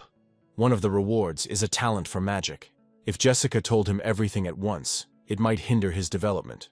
So she decided to tell him everything gradually. She told John that in 2 months he had to apply for the vacancy of the god of magic Vermouth, so he had to ask Adele to wait 2 months. At that time, this was considered the most optimal option. But suddenly Jonathan said that they could do it now. Jessica asked him how he came to that conclusion. In any case, the main thing is that Vermouth felt threatened and published a post. So, they just need to disguise themselves as gate monsters and start an invasion so that he will obviously ask for help. The magical world is confusing and complex. Throughout all of his revivals, Jonathan solved problems in the same way. But will he really act differently in this life? Only Jessica thought this plan could be dangerous. If anything goes wrong, John could die. The boy told her not to worry, because she would be the one playing the role of the monster, since she was the strongest among them. A couple of hours passed, and the guys were at the Temple of Vermouth. It turned out to be much bigger than John thought. Then the boy said that he would hide, and the others could start the show. At that moment, Leon didn't like the idea of him being some kind of bait, because it was like telling him to go and die. Jonathan pointed out that the guy was being rude again, and said that if he didn't go there, he would die at his hands. Leon did not argue further and went on his way. The guards noticed the guy and started asking him who he was, but Leon did not listen to them. He was only tormented by who he had become, a priest or a slave. Then the guards ordered the guy to stop, otherwise he would be in trouble. At this moment, Leon's anger towards John built up. So he didn't listen to the guards and they had to use the firestorm. The guy told Jessica and John to just wait and watch. Leon gathered his strength and went to the guard. One day he would master all forms of martial arts, and they would bow before him, Leon believed. Then the guy acquired the skill of fire cutting and mastered it well. John was surprised because Leon created the new skill himself. But the main character decided it was time to wrap things up. After that, he directed his dogs. The guards, seeing the monsters, began to use barriers. They also started shouting that they needed to call for help immediately. At that moment, Jessica appeared. She ran through them and knocked out each one. It turned out to be easier than Jessica thought. Since the god living there is extremely powerful, the boys overexert themselves a bit. Leon thought that this guard was completely useless. Of course, they raised quite a fuss. Based on this, it was time for Vermouth to appear. After that, someone behind John's back asked them what they were doing there. The main character found it strange that he came from the other side and asked him who he was. To this, the guy replied that he asked the question first. Jonathan wanted to calm down, because if he wanted to kill him, the boy would already be dead. So there is a high probability that he did not properly understand the situation. He then replied that he wanted to see what kind of crazy people attacked the temple in broad daylight. When something like this happens, they, as gods, naturally cannot help but be interested. Afterwards, the guy said that he saw the temple being attacked in broad daylight, but he didn't think that he and John were on the same level. The boy became agitated and began to say that he had meant something completely different. At that moment, Vermouth's eye began to glow. A second after that, the guy pointed out that John was dirty and should get up. Vermouth then apologized to the hero for his rudeness. He tested the boy for sincerity and did not feel any hostility. And then Vermouth noticed those very dangerous monsters that came out of the gate. Leon found this god very dangerous. Jessica grabbed him by the shirt and told him to get ready to run. Before Leon could understand anything, she was already running. Vermouth was surprised by their escape and said that they were very fast. Judging by his expression and tone of voice, it didn't look like he was going to follow them. But John couldn't know for sure, so he decided that he shouldn't relax in any case. There were several reasons why Jessica agreed to this plan. One of them was his character, as he was said to be a god who by nature hates battles and simply loves to study magic and spirits. Then Vermouth asked the boy where he was from. John said he was from Korea, but for some reason Vermouth thought he was in America. The main character thought that in America, there are also people who have the same system window. Then Vermouth wanted to ask the god who came from another dimension for a favor. Jonathan said that if it's about suppressing the gate, he's willing to help. The boy sounded reliable, but that was not what Vermouth was talking about. Starting with the monsters at the gate, even a small insect has its own circumstances. The temple can be restored, so if John sees them again, Vermouth asked to scare them a little and send them back. He also called their life truly miserable. Now John understood why he was losing even with such powerful divine power. Based on Jessica's prophecy, it seems that Kairos knew Vermouth's identity well. He will ambush him and seriously injure him, and if this is not prevented quickly, the dimension will be swallowed by the gate. So Vermouth asked the hero to merge with people and teach them magic. The monsters crawling out of the gate are like the flapping of a butterfly's wings to him. But for people, these flaps are like a destructive storm. If the monsters from the gate are as strong as the previous ones, people will never be able to cope with them. Vermouth himself would have gone, but now he needed to restore the temple. He would have sent his priests, but unfortunately they were defeated. Of course, Vermouth was ready to thank him. Since John would have to teach people magic, he could make it easier for them to use magical power. Jonathan happily accepted Vermouth's offer. Vermouth was also pleased about this, and said that he would inform everyone so that he could work comfortably. At this time, the students were discussing Jonathan and noticed that he had not been seen lately. They found it funny to see his sad face when he couldn't use magic. Suddenly, the teacher told the students to be silent. He told them to focus on the lesson. For this reason, Adela did not go to the set, and she began to regret listening to John. But the main character got lost in this academy again. But he still found his destination, and the students started laughing at him again. They also thought that the professor would start yelling at him now because he did not tolerate being late. However, the professor began to rejoice at the boy's arrival. All the students were stunned because they didn't understand what was happening. The professor introduced the boy to the students and said that he was now the most valuable high priest of the Great Vermouth. Also, now he will teach the kids magic. Jonathan addressed the students, saying that they had not seen each other for a long time and that he missed them very much. One of the students was outraged by this. He asked the professor what this idiot could teach them. After all, everyone knew that he had no mana, and that he got into this school through connections. The professor started yelling at the student, but John said that everything was okay. The student said that he had no right to teach them. At this point, Jonathan said he would take care of it. However, unexpectedly, the student challenged the hero to a magical duel. He also added that John would come to his senses and called him a mediocrity. The main character had no choice, and he agreed. For starters, he decided to let him attack first. The student began to attack with his fire arrow, but John just stood there and waited for the arrow to reach him. As soon as she got close, the boy used a barrier. His opponent was shocked because he believed until the very end that he had no mana. After that, John said that it was his turn. The hero asked him to make sure to block it. Before this, Vermouth said that using high-level magic at the very beginning is difficult, regardless of talent. So he shared some of his power with him. Thanks to this, Jonathan activated the 8th level Hellfire. The student, seeing this, began to shout that he was wrong. Jonathan, hearing his words, redirected the flame upward. After this, the student finally came to his senses. The boy told him to tell all the people that from now on this mediocrity would teach them. All this time Adela was watching him. She was shocked that John actually did it. Then they met, and the hero told her about his request. However, the girl did not like the boy's conditions. At that moment, John remembered that it was much easier with Leon. Jonathan asked her to calm down, and then he would be ready to tell her everything slowly. The girl listened to him and sat down on a chair. Then the boy asked her what exactly she didn't like. After this question, she started screaming again, because this contract was more like slavery.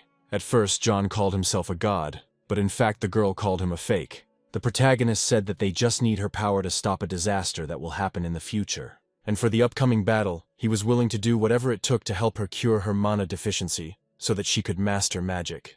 Only Adela said that this could not be fixed even with millions of gold. She asked him how he would do it, to which he replied that there was no way yet. But John wanted to do everything possible. Hearing this, the girl called it a pure scam. John then decided to ask Jessica if there was a way to fix the mana deficiency, to which she replied that there was supposedly no such method. She understood that the boy had mastered magic quickly and had come this far. But Adela Sharon was something of a creature when it came to persuasion. The only weakness of a superstar in the magical world who doesn't envy anyone is the lack of mana. So Jessica asked Jonathan to give her time, all because there is enough of it before the gates are broken through. She advised me to learn magic gradually, but suddenly I had a feeling that something bad was coming. Suddenly a gate appeared in the city. Everyone was confused, because there was still a month left before the gates opened. Real chaos began in the city. Seeing this, Adela asked what it was. Jonathan also didn't understand what was happening, because there was a month left before Kairos' arrival. Kairos had never appeared so quickly before. The same thing with the solar wolves. There was clearly something wrong in this life. At that moment, Jonathan drew his sword. Seeing this, Jessica asked him why he took out his sword. Kairos was on a completely different level than Neptune, so going against him wasn't the best option. But John said nothing would change if they sat on the DOP straight, so he accepted Vermouth's request for a part-time job. However, it is fortunate that he can receive an award for this alone. He is the god who never asks, the greatest god in the world. Jonathan realized this when he had to teach students. Since they didn't know how the situation might turn out, Jessica suggested continuing to hold off the monsters coming out of the gate. Even if the situation is different from the prophecy, Vermouth will not lose to Kairos. However, something happened that Jessica never expected. Kairos and Vermouth approached the city and began to fight there. At this point, Vermouth turned to all the gods blocking the gates to listen to him. He considered it unconscionable, but still asked them to abandon everything they were protecting, and then focus on evacuating the citizens while he buys time for them. Jonathan and Leon watched what was happening and asked Jessica where the voice came from. She replied that it was Vermouth's message. Everyone started to leave, but Adela didn't understand where everyone was going. She did not hear Vermouth's message because she is not a god. John then told her about Vermouth's order to retreat. At this point, Jessica entered the conversation. She said she couldn't say for sure because it was different from the prophecy, but this dimension would be destroyed by Kairos. She felt sorry, but she understood that they were not able to do anything. In desperation, the girl asked Jonathan to do something about it. The boy couldn't say anything and apologized to her. Adela fell to her knees and became disappointed in the hero, because he decided to give up so easily. She called him a god, and gods are supposed to help people. After that, John remembered himself. Earlier, he also asked God to help him, and now he is a god himself, and they also ask him for help. The main character couldn't look at her tears, and suddenly, he summoned the interface of the god's shop. Jessica wanted to stop the boy, but he replied as if he was not going to die. The girl called him an idiot, but he didn't think he could spend the entire reward so easily. After buying the equipment, the boy asked her to take care of the rest. At this time, Vermouth was exhausted from the battle with Kairos. Kairos wanted to vomit because he was a disciple of this god. Vermouth replied that although he had lost his way, he had also forgotten what Vermouth had taught him over the years. The villain said that it was not he who had lost his way, but the people of this world. Kairos also didn't understand why he didn't want more. He believed that only one thing was natural for a magician, and that was entry into the highest level. But Vermouth said that the black flame exists only for destruction, and this is not the truth that magicians need to follow. Gods must use their power to protect people, but Kairos didn't give a damn about them. After this, he began to attack Vermouth, who could no longer hold back his attacks. Suddenly a miracle happened for Vermouth. At this point, Jonathan appeared and pointed out that Vermouth was supposedly having a hard time alone. Now real reinforcements have come to him. Vermouth told the hero that everyone had to leave, and that he, with his level, had nothing to do against Kairos. But the boy said that he didn't come for the reward. The reward is not comparable to human lives. But Jonathan had a plan. As soon as Kairos saw this boy, he started laughing. He thought that this was now his new student. The enemy was happy because he thought that now they would burn together in the series. Luckily, Vermouth managed to use the barrier, but the enemy's strength was enormous. Therefore, Vermouth could not resist him for long. Jonathan said he just needed a chance to hit him once, then they could neutralize him. With his weapon, Vermouth could give him a chance. However, he doesn't have the power to protect him from the black flame. The boy replied that this was enough. He had his own trump cards too. But at that moment, John stopped. Kairos was so strong that the hero could not even touch him with his finger. After that, he was engulfed in black flames. Kairos started laughing and asked what they should do now. Suddenly, Vermouth began to utter strange words. Because of this, Kairos was chained, but with the help of this magic, he only gained a couple of seconds. Jonathan then activated Neptune's defenses. Kairos looked at him and did not understand how he was able to get through the black flames. John's baton has a 100% chance of stunning any life form, but is limited to hits to the head. As a result, the main character was able to hit him on the head with a baton. Kairos was defeated and could do nothing. Looking at him, Vermouth remembered that it had been raining then too. The day he first met him, Kairos was not like this. Although he was cursed with a dark fate that no one wanted, he was also a child with a brilliant talent that everyone around him coveted. Vermouth's thoughts were like this when he taught Kairos. It was he who changed the fate of this child. But then he did not realize the successful desire that was hidden inside him, and therefore helped him to master the true flame. Vermouth was unable to kill him after he showed his true colors, causing him to resort to exile. Although he knew that one day Kairos would return to kill his teacher. Vermouth is forever clinging to his regrets about the past, but now it's time to let them go. In the end, Vermouth was never able to kill Kairos with his own hands. John dealt the final blow and absorbed the powers of the forgotten god Kairos. The protagonist felt that he needed to use it in the same way he used Neptune's protection to save himself. Leon was delighted by John's sparkle, so he asked the boy to tell him more about this ability. But Jonathan hid his ability and said he would tell later. Leon didn't like that John was putting things off again. Suddenly, Adela hit him and told him to calm down. She didn't like the way he whined, because Jonathan is the god he serves. Jonathan noticed that she now realized how cool and brave a god he was. Adela said that she was now sure that he was not a fraud, since he had provided her with evidence. At that moment, the boy wanted to hear from her what he had been trying to achieve for so long. She was ready to become his priest. However, she planned to stay at her place for a while. Now the girl knew for sure that since she was unable to use magic, she could not help in any way. So she decided to find something to be useful. Suddenly, Vermouth offered to help her.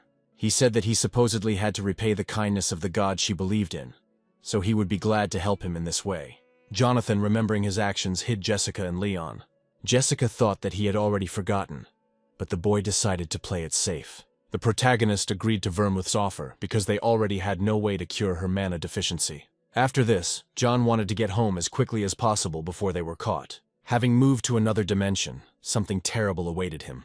He called his wolves and didn't understand why there were so many monsters there. He also found it strange that there were no hunters or soldiers nearby. While he was thinking, a snake crept up on him. Luckily, Jessica reacted in time. She said that everything started to happen much more quickly. It was not a dungeon breakthrough, but a gate rupture. Gate break is at least on par with a C-rank dungeon break. This means that the forgotten gods in this area are becoming stronger, but Jonathan couldn't believe it, because he only found 2 priests. Jessica told him that he need not worry, as he did not sense the presence of the forgotten gods. Suddenly a helicopter appeared above them. It was the people from the Gate Management Bureau who asked to follow them. They boarded their helicopter and headed to the gate office. They were all gathered for a reason. 12 gates in the city were simultaneously torn apart. Human casualties reached record levels, and hunters responsible for the region were unavailable or slow to respond. Hunter Keanu said that he was sorry to hear such things from his boss. So he asked what the Bureau had been doing all this time, since they believed there were no threats, and sat idly by until things got to this point. The Bureau did not accept that Keanu was shifting responsibility onto them.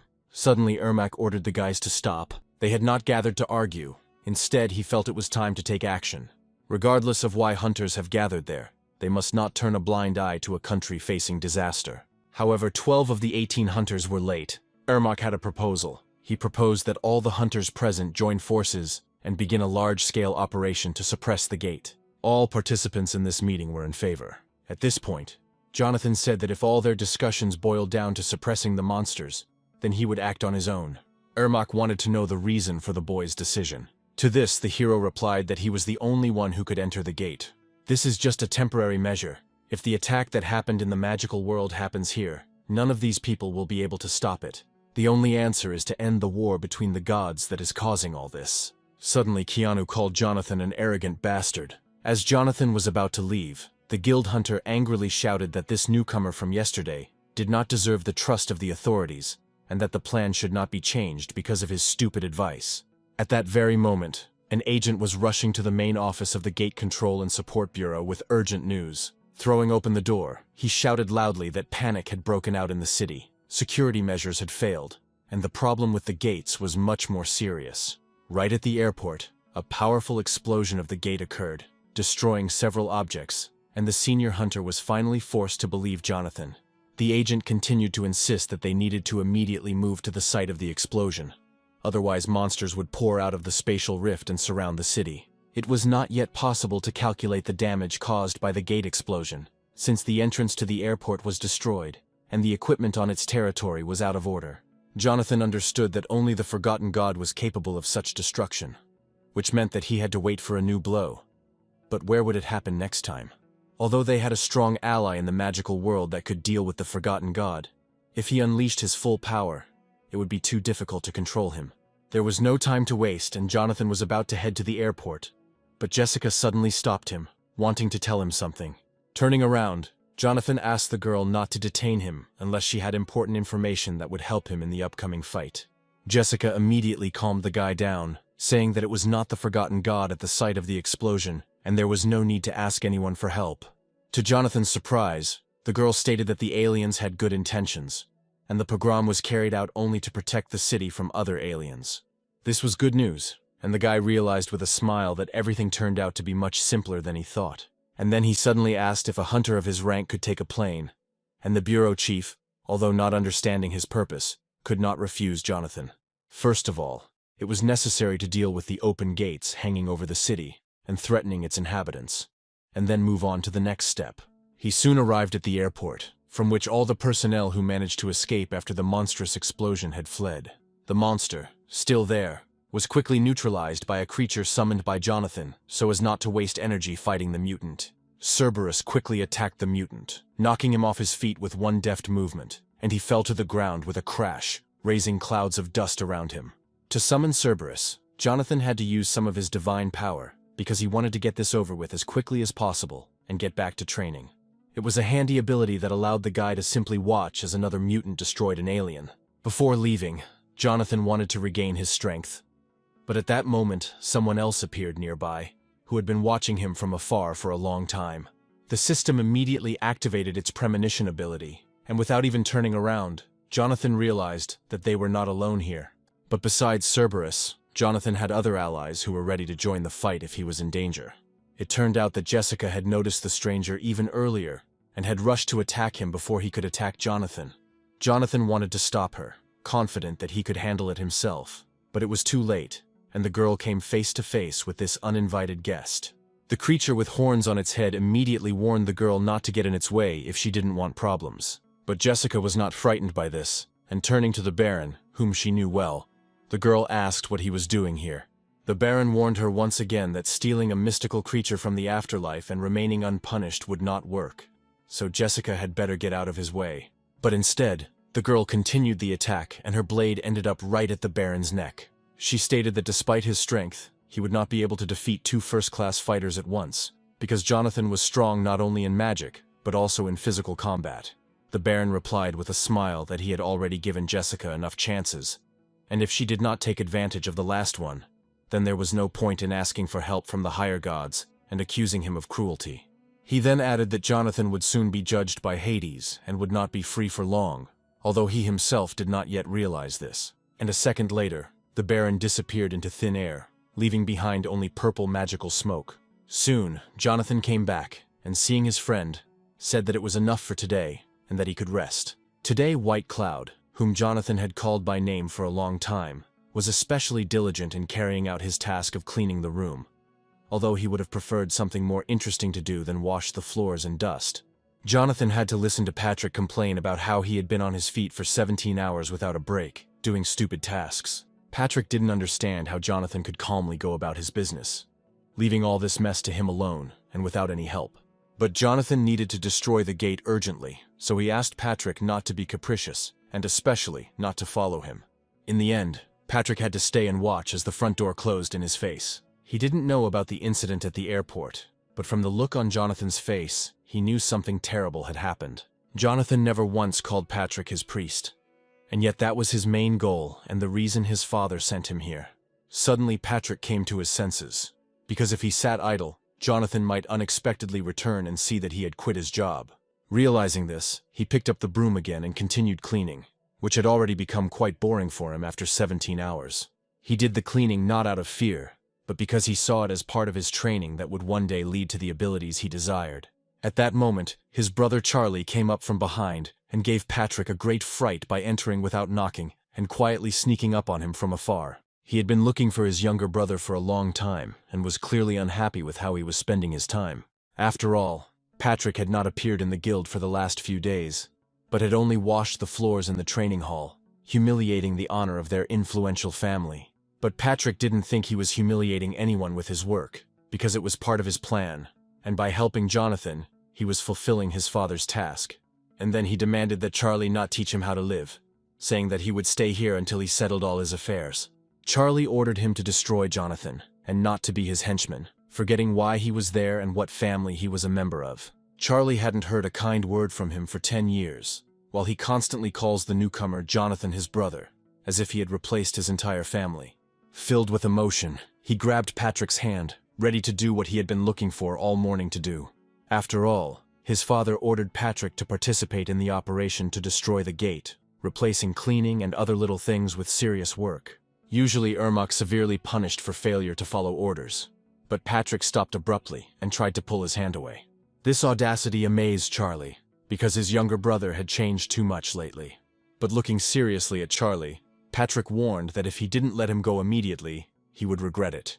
Charlie was sure that Patrick's courage came from his friendship with the new hunter, and with each passing day, his hatred for Jonathan grew greater and greater. Meanwhile, a live broadcast began on a huge monitor, in the center of which was Jonathan, with an artifact that a newbie was not supposed to have. It turned out that in a short time Jonathan had mastered swordsmanship, martial arts, and even ranged magical attacks. But from where? This infuriated Charlie even more, because Patrick dreamed of learning these abilities from Jonathan, and now he would definitely not listen to his older brother. Suddenly Patrick announced that Charlie no longer needed to look for him, because he had more important things to do than help his father with the gate. This guy was always in Charlie's way, and after everything that happened, he only wanted him dead. Right now, Jonathan's ear was itching, and the guy didn't even need his ability of intuition to understand that someone was remembering him. Looking at him, Jessica realized that even in the face of a difficult mission, Jonathan remained the same carefree child. In fact, Jonathan was only thinking about how to quickly become famous and increase his divine powers in order to protect as many people as possible from aliens. Jessica believed that it was easier to increase her divine powers with the help of a part-time job, so as not to attract unnecessary attention from Hades. After all, what Jonathan was doing now would only anger Hades even more. So Jessica suggested moving to another dimension and continuing the training there. Jonathan, however, hated running away from problems, because it was a clear sign of weakness, and then problems would catch up with him even faster. He suddenly announced that he would come to Hades himself, which almost made Jessica choke on her lemonade. She understood that only a madman was capable of such a thing, because if Jonathan seriously went to Hades, he would not survive. Jonathan continued to act as if it was all a joke, and Jessica demanded that he finally get serious and stop playing with fate. The main part of his plan was to find a place to meet where Hades couldn't use his powers, and then his life wouldn't be in as much danger as Jessica thought. Yes, it is easy to come up with such an idea and anyone can do it. But where can he find such a special place? It turned out that the day before there was supposed to be a banquet of the gods, where, as always, staff was needed, and Jonathan decided to go there for a part-time job so as not to attract unnecessary attention. Soon they were already at the Temple of Olympus, where all the new workers who responded to the advertisement were supposed to gather. The centaur in charge of personnel reminded them that there were less than 3 hours left before the start of the banquet, and they needed to hurry. Vegetables and fruits had to be prepared first, and the rest of the dishes a little later. The centaur told them to move on to the next task immediately after they finished with the fruit in the baskets, reminding them that there was little time left. It seemed that Patrick and Adele had a lot of work again, which they clearly didn't like. Only Jonathan was in a great mood, because all this work would be done by his assistants, and he himself had more important things to do. At first, however, he had to listen to the angry protests of his assistants, who had planned to spend the day differently, since they already had a lot of things to do. Suddenly the centaur's voice was heard, announcing that the banquet was about to begin, which meant that Jonathan had the opportunity to do what he had come here for. Raising his hand high, Jonathan declared that he was ready to work, as the centaur was just calling the waiters to serve the guests. It was clear from the faces of Patrick and Adele that they already regretted becoming Jonathan's priests and getting involved in this adventure. All the guests had already gathered in the main hall and were chatting loudly, enjoying the meeting after a long break between the banquets of the gods. Jonathan understood perfectly well what kind of meeting awaited him at this banquet, but it was precisely for her sake that he took this step, not wanting to run away from problems. Many guests immediately noticed a lower-level god in the distance, who, without wanting to, attracted everyone's attention with his appearance. In the lion skin he had chosen for the banquet, Jonathan looked very much like Hercules, and all the guests immediately noticed it. Jonathan looked around, trying to figure out if Hades had shown up yet, and hoping that today's meeting would go well. Of course, he couldn't remain unnoticed, and the very next second someone grabbed his neck from behind in a friendly manner. It was Apollo, who immediately declared that his student looked great in a lion-skin suit, and that he found it funny to see Jonathan dressed as a waiter. Poseidon also seemed to find it funny to watch the new guy sign up as a waiter, but he had long suspected that Jonathan was not quite right in the head. Poseidon did not expect that after the meeting in the underwater palace they would see each other again at the banquet of the gods, and reminded Jonathan of his offer to join the ranks of the knights of the underwater palace. It was an interesting start to the conversation, but Apollo reminded Poseidon that his favorite student was busy right now, since he was the one who started the conversation with Jonathan. However, Poseidon had long wanted to talk to Jonathan about something important, and asked Apollo to leave them alone for a while, so as not to interfere with the serious conversation. Now the guests watched as two supreme deities loudly argued over a waiter who had recently become a god. Two celestials tried to win the right to communicate with the newcomer of Olympus, and it was unclear what attracted them so much to this very ordinary guy. But it is unlikely that Jonathan himself would have liked such a meeting, because he did not come here for this, and did not want to find himself between two warring gods. Luckily, at that moment, Thor's loud voice rang out, joyfully greeting Jonathan and arriving just in time. To escape the clutches of the two gods, Jonathan rushed to Thor, apologizing for the incident in the dungeon, but Thor asked him to get up and not to worry about anything.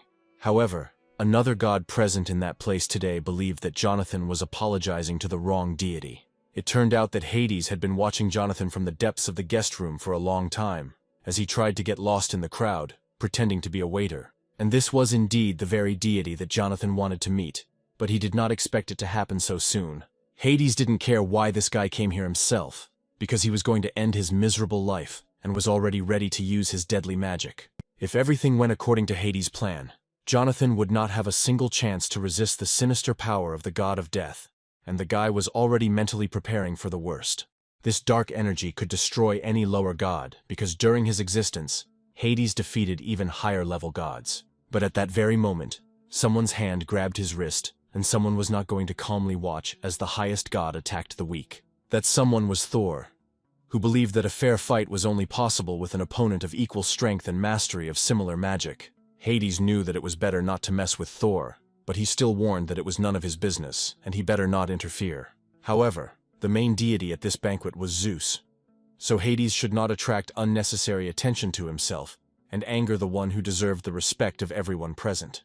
It became clear that they would not be able to disperse peacefully. The power of each of them did not allow them to retreat before the enemy. The guests at the banquet understood that a battle of the higher gods was beginning, and if they did not escape, they could end up buried under the rubble of Olympus. Luckily, they were not alone, and right between Thor and Hades, the trident of the third god, who decided to stop them, was thrust into the stone wall. Poseidon declared that on such a beautiful day there was no point in shedding blood and angering Zeus, who hated fighting at his banquets. Hades had just tried to kill a weaker god, and Thor couldn't stand to watch. In addition, Hades managed to insult Thor himself, and this was already unforgivable for anyone in this world.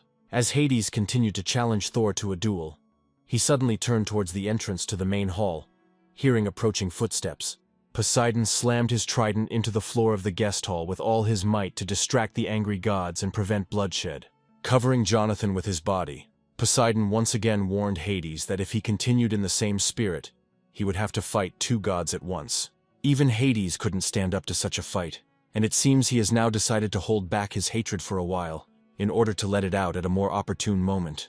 However, if these fools decided to die along with the waiter, Hades was ready to give them such an opportunity. There will always be room for new corpses in his underground kingdom, even if not 2 gods but 2,000 come out against him. And the very next second, creatures bringing death and destruction poured from the dark kingdom of Hades straight into the banquet hall. Hades accepted the challenge, and Poseidon watched in horror as many small black creatures rushed at him. It was all really about Jonathan. Hades had been waiting for a long time to meet this lesser god, and did not want to miss such an opportunity. It seems he has seen so much death during his existence that the death of another lesser god will not change anything. But the place for this long-awaited meeting was chosen extremely poorly, and among those present was someone who would never have allowed this to happen. In the main hall appeared someone whom even Hades would not dare to contradict, because it threatened imminent death. It was Zeus who immediately asked who had started this fight, knowing full well that the host of the banquet would be displeased. Noticing Hades, Zeus reminded him that this was a festive banquet, not a funeral, and that there was no place for the god of death here. Only now Jonathan noticed that in the presence of Zeus, Hades' strength weakened, as if he feared him more than all the other gods of Olympus. Hades claimed that a sacred relic had been stolen from his underworld, and that he was simply doing his duty. Zeus could hardly believe that anything could be stolen from the god of death, so this excuse seemed unconvincing to him. However, judging by the commotion caused by Hades, the loss was indeed valuable, and Zeus became curious about what exactly was stolen. After a short pause, Hades admitted that Cerberus had been stolen from his dungeon, which came as a complete surprise to everyone present. Many have already heard rumors that the main guardian of the kingdom of the dead has recently disappeared. Imagine everyone's surprise when it turned out that Cerberus had been stolen by Jonathan, who had recently become a minor god. Jonathan immediately began to justify himself, saying that it was not theft, but that he simply used Cerberus for the common good, and then sent him home. But Zeus was no longer interested in sorting out the details of their argument. In front of him stood the same guy about whom so many rumors had been circulating lately. Looking closely at Jonathan, Zeus asked what kind of deity he was and what creatures served him. The question was unexpected, because it was the first time Zeus had asked something like this of a lower god, which meant that he showed a special interest in the young man. Jonathan unexpectedly admitted to everyone that he was the god of the sword, and for the first few seconds Zeus could not understand since when gods, even the lower ones, command swords.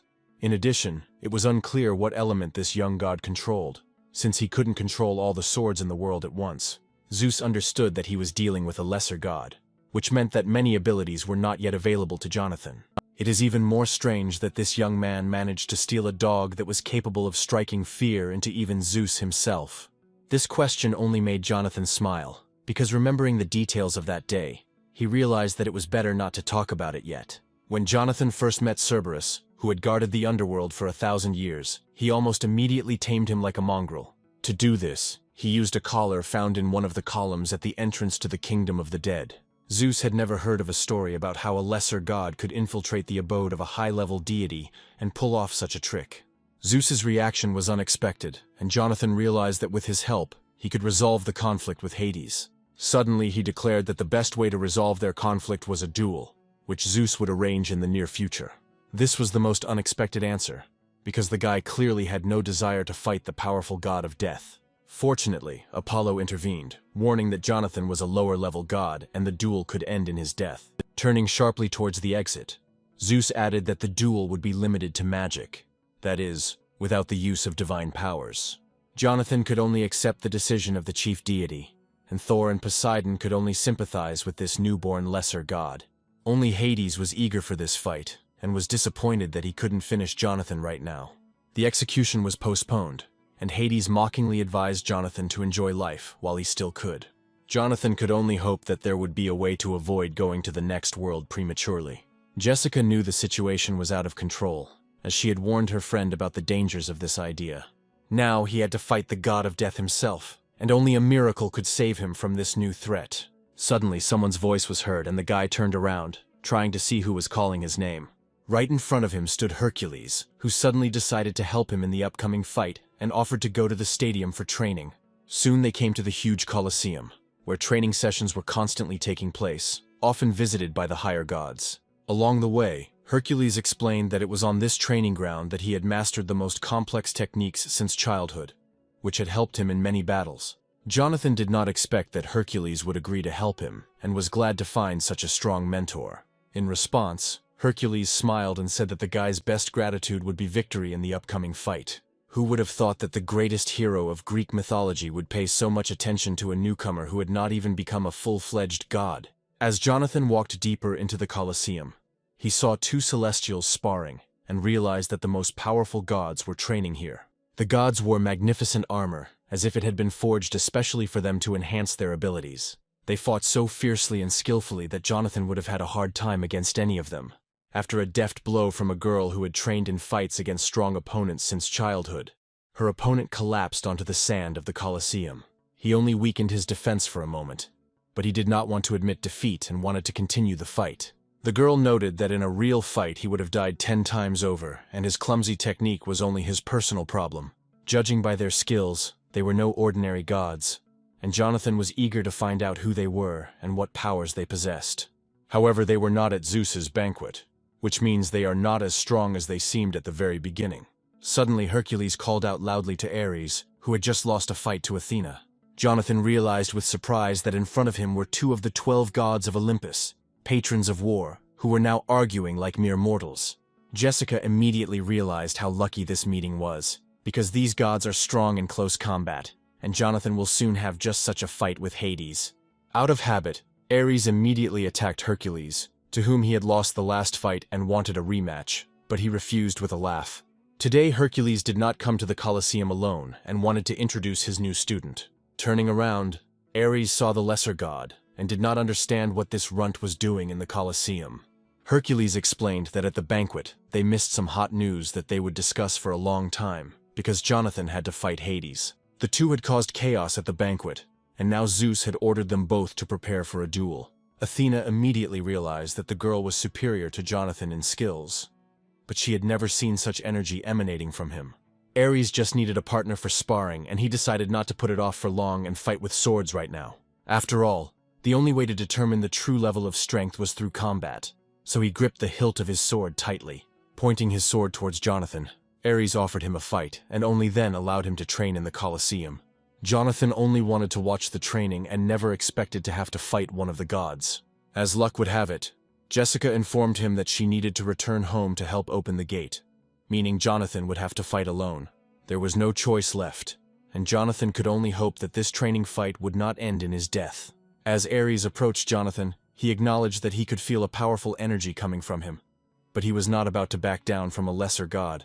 Looking Jonathan in the eye, he warned him that the attack was about to begin and told the boy to get ready. Ares was not surprised that Hades chose Jonathan as his opponent, and most likely, he simply did not want to take risks in a fight with a strong god. Besides, he had long known Hades' quarrelsome nature and his eternal tendency to conflict. To survive the fight, Jonathan needed to show all his strength, and today's training could help with that. Having said this, Ares quickly rushed at his opponent, ready to fight with full force, without any concessions. Ares' blow was so powerful that the shockwaves scattered stones across the entire sandy arena of the Colosseum. The god of war was in his element and didn't seem to realize that his opponent was not prepared for such tactics. For a long time, no one could see Jonathan in the thick dust that rose in the arena of the Colosseum after the blow. It turned out that, having missed the blow and almost breaking through the wall of the Colosseum with his back, Jonathan still remained on his feet in a fighting stance. Ares was clearly pleased with his blow, but he was eager to see how the newcomer handled the sword. With these words, he rushed into the attack again, swinging his sword with the clear intention of ending the duel. The blow was crushing, and it seemed that Jonathan would not be able to reflect it. But the guy, to everyone's surprise, fought on equal terms with the supreme deity. And even though Jonathan was only defending himself, not counterattacking, his eyes burned with the rage of a lower deity, eager to prove his right to be in this arena. He parried blow after blow, and although he did not carry out any attacks of his own, he did not miss a single truly dangerous attack. Athena, watching the duel, noted to herself that this lesser god was doing a good job of repelling the attacks of the mighty Ares.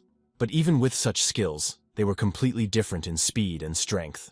However, one should not have expected a different outcome in the battle of gods of such different levels, because Ares had long established himself as a formidable fighter. However, he was not going to stop there and, having warned his opponent, began a new attack. It seemed Ares was so carried away that he forgot that it was just a training fight and fought Jonathan for real. He pushed off the ground with such force that a crater seemed to form under his feet, and the sand in the Colosseum arena was thrown up into the air. Jonathan, realizing that he couldn't withstand a few more such attacks, decided to give up because the difference in their levels was too great. But Ares did not accept his surrender and wanted to continue the fight, because only now did he begin to truly desire victory over this boy. An hour passed, and Athena noted with surprise that the guy lasted longer than she expected. Hercules understood that it was time to stop the fight. Ares was so carried away that he lost all sense of proportion and seemed to have ceased to be aware of what was happening. But Athena, for some reason, did not interrupt the fight and suggested that Hercules watch a little longer. Jonathan had been dodging Ares' continuous attacks for the second hour now, and it was clear that the situation was unlikely to change. Everyone understood that no lesser god could stop Ares' sword, although of course miracles sometimes happen. Suddenly, after his next blow, Ares felt that something had changed. The longer the fight went on, the better Jonathan blocked his blows, and Ares began to doubt his victory. Looking at Jonathan, it was clear that he was determined to continue the fight and was getting stronger with each passing second. Only now did Ares realize that his opponent had been hiding his true strength all this time, and this was seriously driving him crazy. And so, after almost 2 hours, Jonathan finally struck his first blow, but it was this blow that proved decisive. It was hard to believe, but the attack that the guy had been preparing for so long, waiting for the right moment, could put an end to this fight.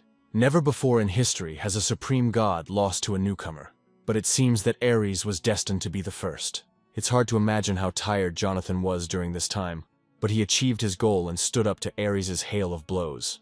Ares was not mistaken, and this lesser deity, posing as a newcomer, in fact possessed incredible power. Thanks to his talent as a swordsman, Jonathan quickly learned his opponent's fighting style and struck at the most vulnerable moment. Now he was easily blocking Ares' attacks only thanks to his persistent training, and not by purchasing another legendary artifact, as his opponent had done today.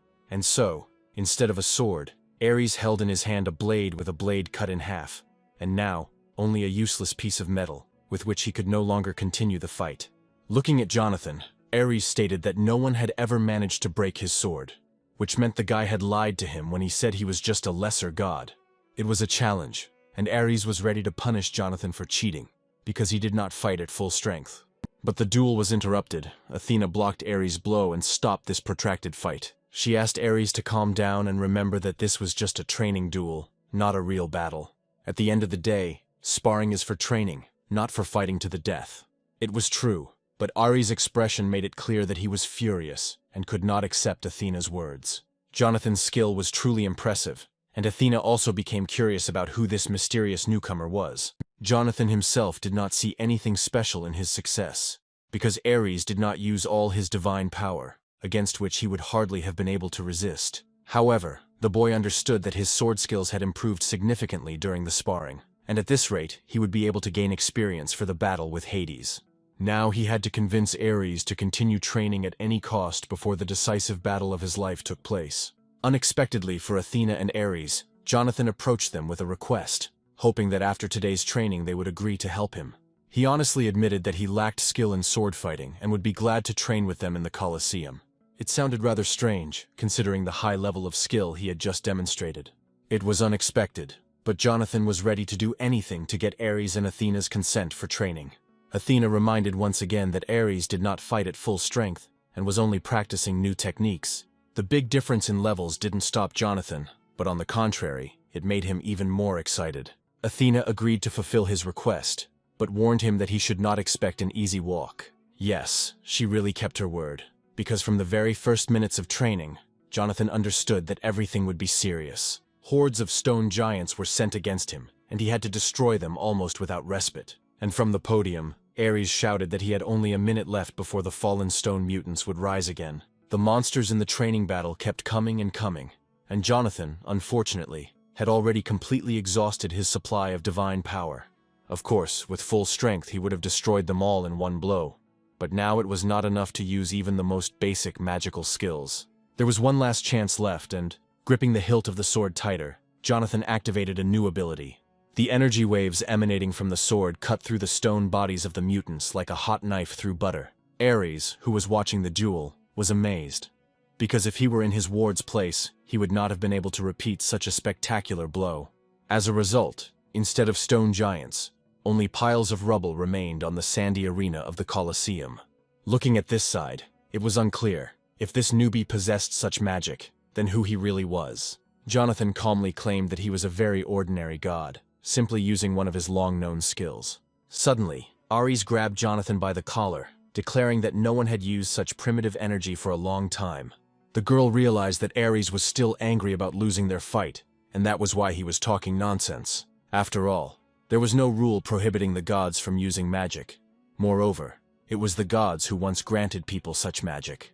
But Ares was sure that no self-respecting god would use magic against divine power.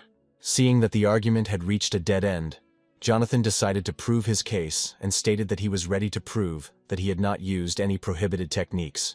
What he was about to do was something only a true god could do, no matter how good the disguise. The next moment, two priests summoned by Jonathan appeared on the training ground. Jonathan hoped that Ares would now believe him, because who but a god could call the priests at any moment? Realizing that Jonathan was telling the truth, Athena asked Ares to apologize to the guy. However, Adele was clearly not happy, because instead of helping her, Jonathan constantly throws her around the world without her consent. Hercules was amazed by the closeness of the god and his priests, as if they were old friends. Athena noted that Jonathan could have told about his priests earlier, because their power directly depends on the power of the god. She even volunteered to personally train the priests to make the classes more interesting and useful for Jonathan. Now that Jonathan's team consisted of 3 members, the number of monsters in training could be tripled. Realizing he had no choice, Jonathan merely apologized to his priests for what would happen next. Athena wasted no time in snapping her fingers, increasing the difficulty of today's training. A huge horde of stone mutants suddenly appeared next to Adele and Patrick, ready to tear them apart. Thus, the difficult training took place under the guidance of Ares, Athena, and Hercules, which were supposed to prepare Jonathan for a duel with an old rival. Finally, the day came when Jonathan had to show everything he had learned, and his faithful companion Jessica knew it very well. Today was the day Jonathan's fight with Hades was supposed to take place, and that's why Jessica came to the Colosseum to support him. Looking at the pile of rocks that were once stone monsters, Jessica remembered how her friend turned them into rubble. Jonathan said with a smile that this time he would definitely win, and was ready for any tricks from his opponent. A couple of hours later, the Colosseum arena was filled with spectators who wanted to see the battle of 2 gods. Hades looked gloomily at his opponent, not expecting him to dare to enter the duel. He was already about to begin pursuing Jonathan across all the worlds, and was now ready to reward his bravery with a quick and painless death. When all the stands were filled with guests, the goddess Nike, the referee of the fight, flapped her wing. Nika was ready to give the start to the duel of the gods, about which there were so many rumors, and for which the stands were full of spectators. At the beginning of the duel, Zeus reminded the participants of the ban on using divine power. The magical wreaths that Nika placed on the participants' heads were supposed to block their divine power and prevent any attempts to use it. The fight was supposed to end when one of the participants touched the sand of the arena, thereby admitting defeat. Wishing both opponents good luck, Nika disappeared, leaving two irreconcilable enemies in the arena. Unexpectedly, Jonathan was the first to attack, not wanting to just defend himself, as he had done during training with Ares. Activating a gust of wind, he approached Hades at a tremendous speed, not giving him time to launch his attack. From the outside, it might seem that this quick attack and the first swing of the sword were decisive in this battle. Training with Ares and Athena was not in vain, because Jonathan's sword skills reached the level of a supreme god. But suddenly a quiet laugh was heard from Hades, for whom all these attacks seemed like just child's play. The next moment, Hades stabbed Jonathan in the neck and blood gushed out, horrifying the spectators. Looking at Jonathan, Hades thought mockingly how someone with such childish skills could call himself a sword god, as he bragged to his new friends. He wanted to destroy this false myth and send his opponent straight to hell with one blow. Now it was Hades' turn to show off his skills, accumulated over countless years. It became obvious that Jonathan was losing, once again taking a defensive position, as in the fight with Ares. Yes, Jonathan seemed like a good fighter at first, but everyone understood that he remained just a low-level god.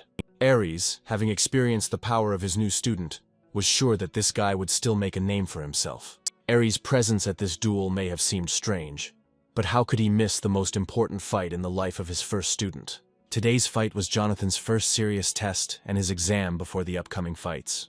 Ares remembered well the rapid growth of Jonathan's strength right during their sparring, when for the first 2 hours Jonathan only defended himself, and then almost defeated his own teacher.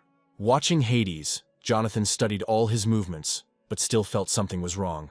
He was haunted by a strange feeling that prevented him from fully realizing his potential. Hades continued to rain down monstrous blows on Jonathan, deciding that his opponent had gone mad before his death. Without a shadow of regret, Hades rushed towards Jonathan to finish the fight with his quickest victory over the Olympian newcomer. Hades' movements in this fight were different from those Jonathan had seen during training within the walls of the Colosseum. What Hades was demonstrating now seemed incomprehensible to Jonathan, as if he had been fighting with the wrong weapon all this time. Although at first glance it seemed that his mentors used different fighting styles, the true reason was different. Already after Ares' first blow in a training duel, Jonathan realized that he needed to use a different skill against him. By activating the formless sword skill, Jonathan turned the tide of the fight and snatched victory from Ares. Now he was going to repeat this trick with Hades, because only a shapeless sword could catch him off guard. The confidence in Hades' gaze, unshakable just a minute ago, was replaced by despair after Jonathan's first attack. The audience watched in horror as Jonathan, having attacked Hades with a shapeless sword, instantly appeared behind him, and their idol fell to his knees. Hades fans expected anything but such a quick and shameful surrender of this fight by their idol. Jonathan himself did not expect that the activation of the skill would decide the outcome of the battle so quickly, bringing him a well-deserved ovation. Zeus, who was the first to congratulate the winner, could not hold back his laughter, admiring the dexterity of his new acquaintance. Zeus, of course, invited Jonathan to the next banquet, and he hoped that it would be as fun as the previous one. Jonathan happily accepted the invitation, because last time he tried to sneak into the banquet unnoticed, and now the host himself invited him.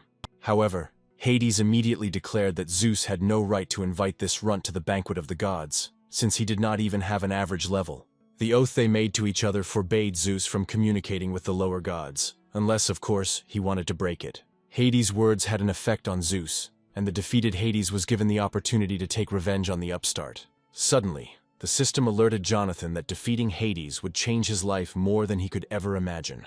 Jonathan's name became known to all the gods of Olympus, and this was the best news in the last 2 months of training. Soon a banquet took place, to which, contrary to Hades' words, a lower-level god was nevertheless invited. Jonathan, delighted with his presence at the banquet, slightly overestimated his strength and knocked over a cup of wine right onto the festive table. Clutching his head, he realized that he shouldn't have gotten so carried away with wine, because now he wouldn't be able to communicate normally with the local gods. At that moment, a young goddess appeared from behind a column of the banquet hall, who had long been looking for a meeting with the new star of Olympus. It was Persephone, delighted to see Jonathan again and a little embarrassed during her conversation with him.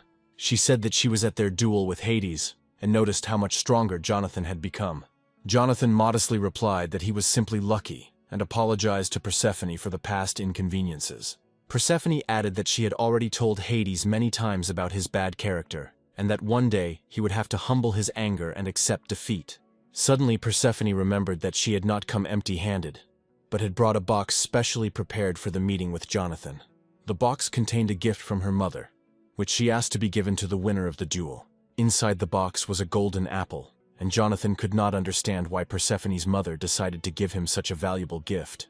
Persephone needed to hurry, so she asked Jonathan to simply accept the gift as a token of gratitude and respect for his abilities. Soon, a girl appeared in the same place who was more worried about Jonathan than anyone else in the audience. Seeing Jessica, Jonathan said that she had come just in time because he had noticed an interesting ad for a part-time job that morning. He offered to work together with Jessica, although he doubted that she would be happy with this news. Jonathan decided that the banquet was the perfect time to ask one of the higher gods to help him with his problems. Jessica noticed the golden apple that Persephone had given him in Jonathan's hands and couldn't understand how he had come into possession of such a valuable relic. With the help of this apple, Jonathan wanted to fulfill his promise and help Adele, whom he immediately called loudly from the other end of the room. An unsuspecting Adele was surprised to hear her name called from somewhere far away, and the very next second she shuddered in fear when Jonathan instantly approached her. Jonathan, of course, scared Adele, because she was already nearby, and there was no need to fly here at such speed. Instead of answering, Jonathan shoved the golden apple Persephone had given her into her mouth, and one could only guess what he had in mind. After taking a bite of the golden apple, Adele looked at Jonathan for a long time, trying to understand what it was. But it turned out that the golden apple instantly cured Adele of mana deficiency syndrome. Jonathan confirmed with a smile that the apple's magic had worked, as mana was circulating in her body again as before, meaning he had kept his promise. Adele was ready to burst into tears of happiness, realizing that the guy had really kept his word to her, and it was not in vain that she had agreed to become his priest. Right now she felt a warm energy in her hand, permeating every cell of her body and concentrated in one small point. Only now did the girl understand what mana was and what a person who possessed it felt. Looking at her, Jonathan suddenly asked how she felt and what had changed in her consciousness after coming into contact with this energy. After a short pause, the girl could only briefly answer that the feelings inside her were wonderful. She had dreamed all her life to see this little light in her hands, and now her dream has finally come true. Her dream had come true, but with tears in her eyes she realized that she had nothing to repay Jonathan with. At that moment, Jessica appeared next to them, saying that it was not yet time to say such words. After all, the golden apple only unblocked the mana flows, and the girl is still far from becoming a real magician. And although these words sounded cruel and could demotivate anyone, Adele understood that Jessica was right. But there was still something Jessica had to say, because the result was worth celebrating. And she congratulated Adele for finally being able to use mana once she felt it inside her. Adele did not expect such a confession from Jessica, accustomed to the strict tone of this young girl. In response, she thanked Jessica, calling her sister. But it seemed that the girl herself did not really like this address. Watching them, Jonathan realized that these two beauties would behave like children, even if they lived another 100 years. He suddenly realized that Adele had become very attached to Jessica, and that was why she had accidentally called her sister. Deciding that if they had finished all their business here, then it was worth moving on and not wasting time. So Jonathan suggested that they set off. Adele had to return to her world and start seriously studying magic, and the guy himself wanted to go to work part-time. Patrick didn't understand where Jonathan would go next, because he decided to do this almost immediately after his victory. A sly smile appeared on the guy's face, because he already knew which place was best suited for the next step. It turned out that he wanted to go straight to hell for a part-time job. But for some reason the system did not immediately move him to the right location, as before. Standing on the roof of one of the houses, the guys looked down and heard the noise echoing throughout the street. Strangely, there were no problems with all the other worlds, and it was unclear why the system only gave them directions but did not move them to the desired point. However, the task that Jonathan had to perform was also serious, because right in front of him he saw a huge open gate. This gate was no different from all the others, but the size of the huge circle in the sky was truly astounding. At this moment, One of the agents loudly transmitted information to headquarters that the medium-sized gate had suddenly increased in size. Realizing that his message would reach headquarters much later than the agents could escape, the man ran for cover. Luckily, at that moment Jonathan noticed him from afar, and he could not allow the gate to suck the agent in or let the alien get close to him. Before the danger became real, Jonathan rushed to the agent, who probably did not expect that he was not alone here. The next second, Jonathan saw a guy lying on the asphalt right in front of him, whom he immediately ordered to leave immediately and save his life. But by saving the lives of individuals, he could not save all the city's inhabitants from danger forever. So Jonathan headed to where the evil spirits from another dimension were approaching. Right in front of Jonathan were those very gates to hell, which meant that soon he would have to complete his next task. While no one was bothering them, the friends decided to immediately go through the gate and see what was behind it. Once on the other side of the gate, they saw a world in which eternal chaos and destruction reigned. It seemed they were finally getting closer to their destination, although all this time Jonathan believed that this was the very gate to hell that was mentioned in the quest. Surely the forgotten gods were not just supposed to be inside the open gates, but right in hell itself. But his thoughts were interrupted by a monster who had been watching the guy who had passed through the gate and found himself in his space for a long time.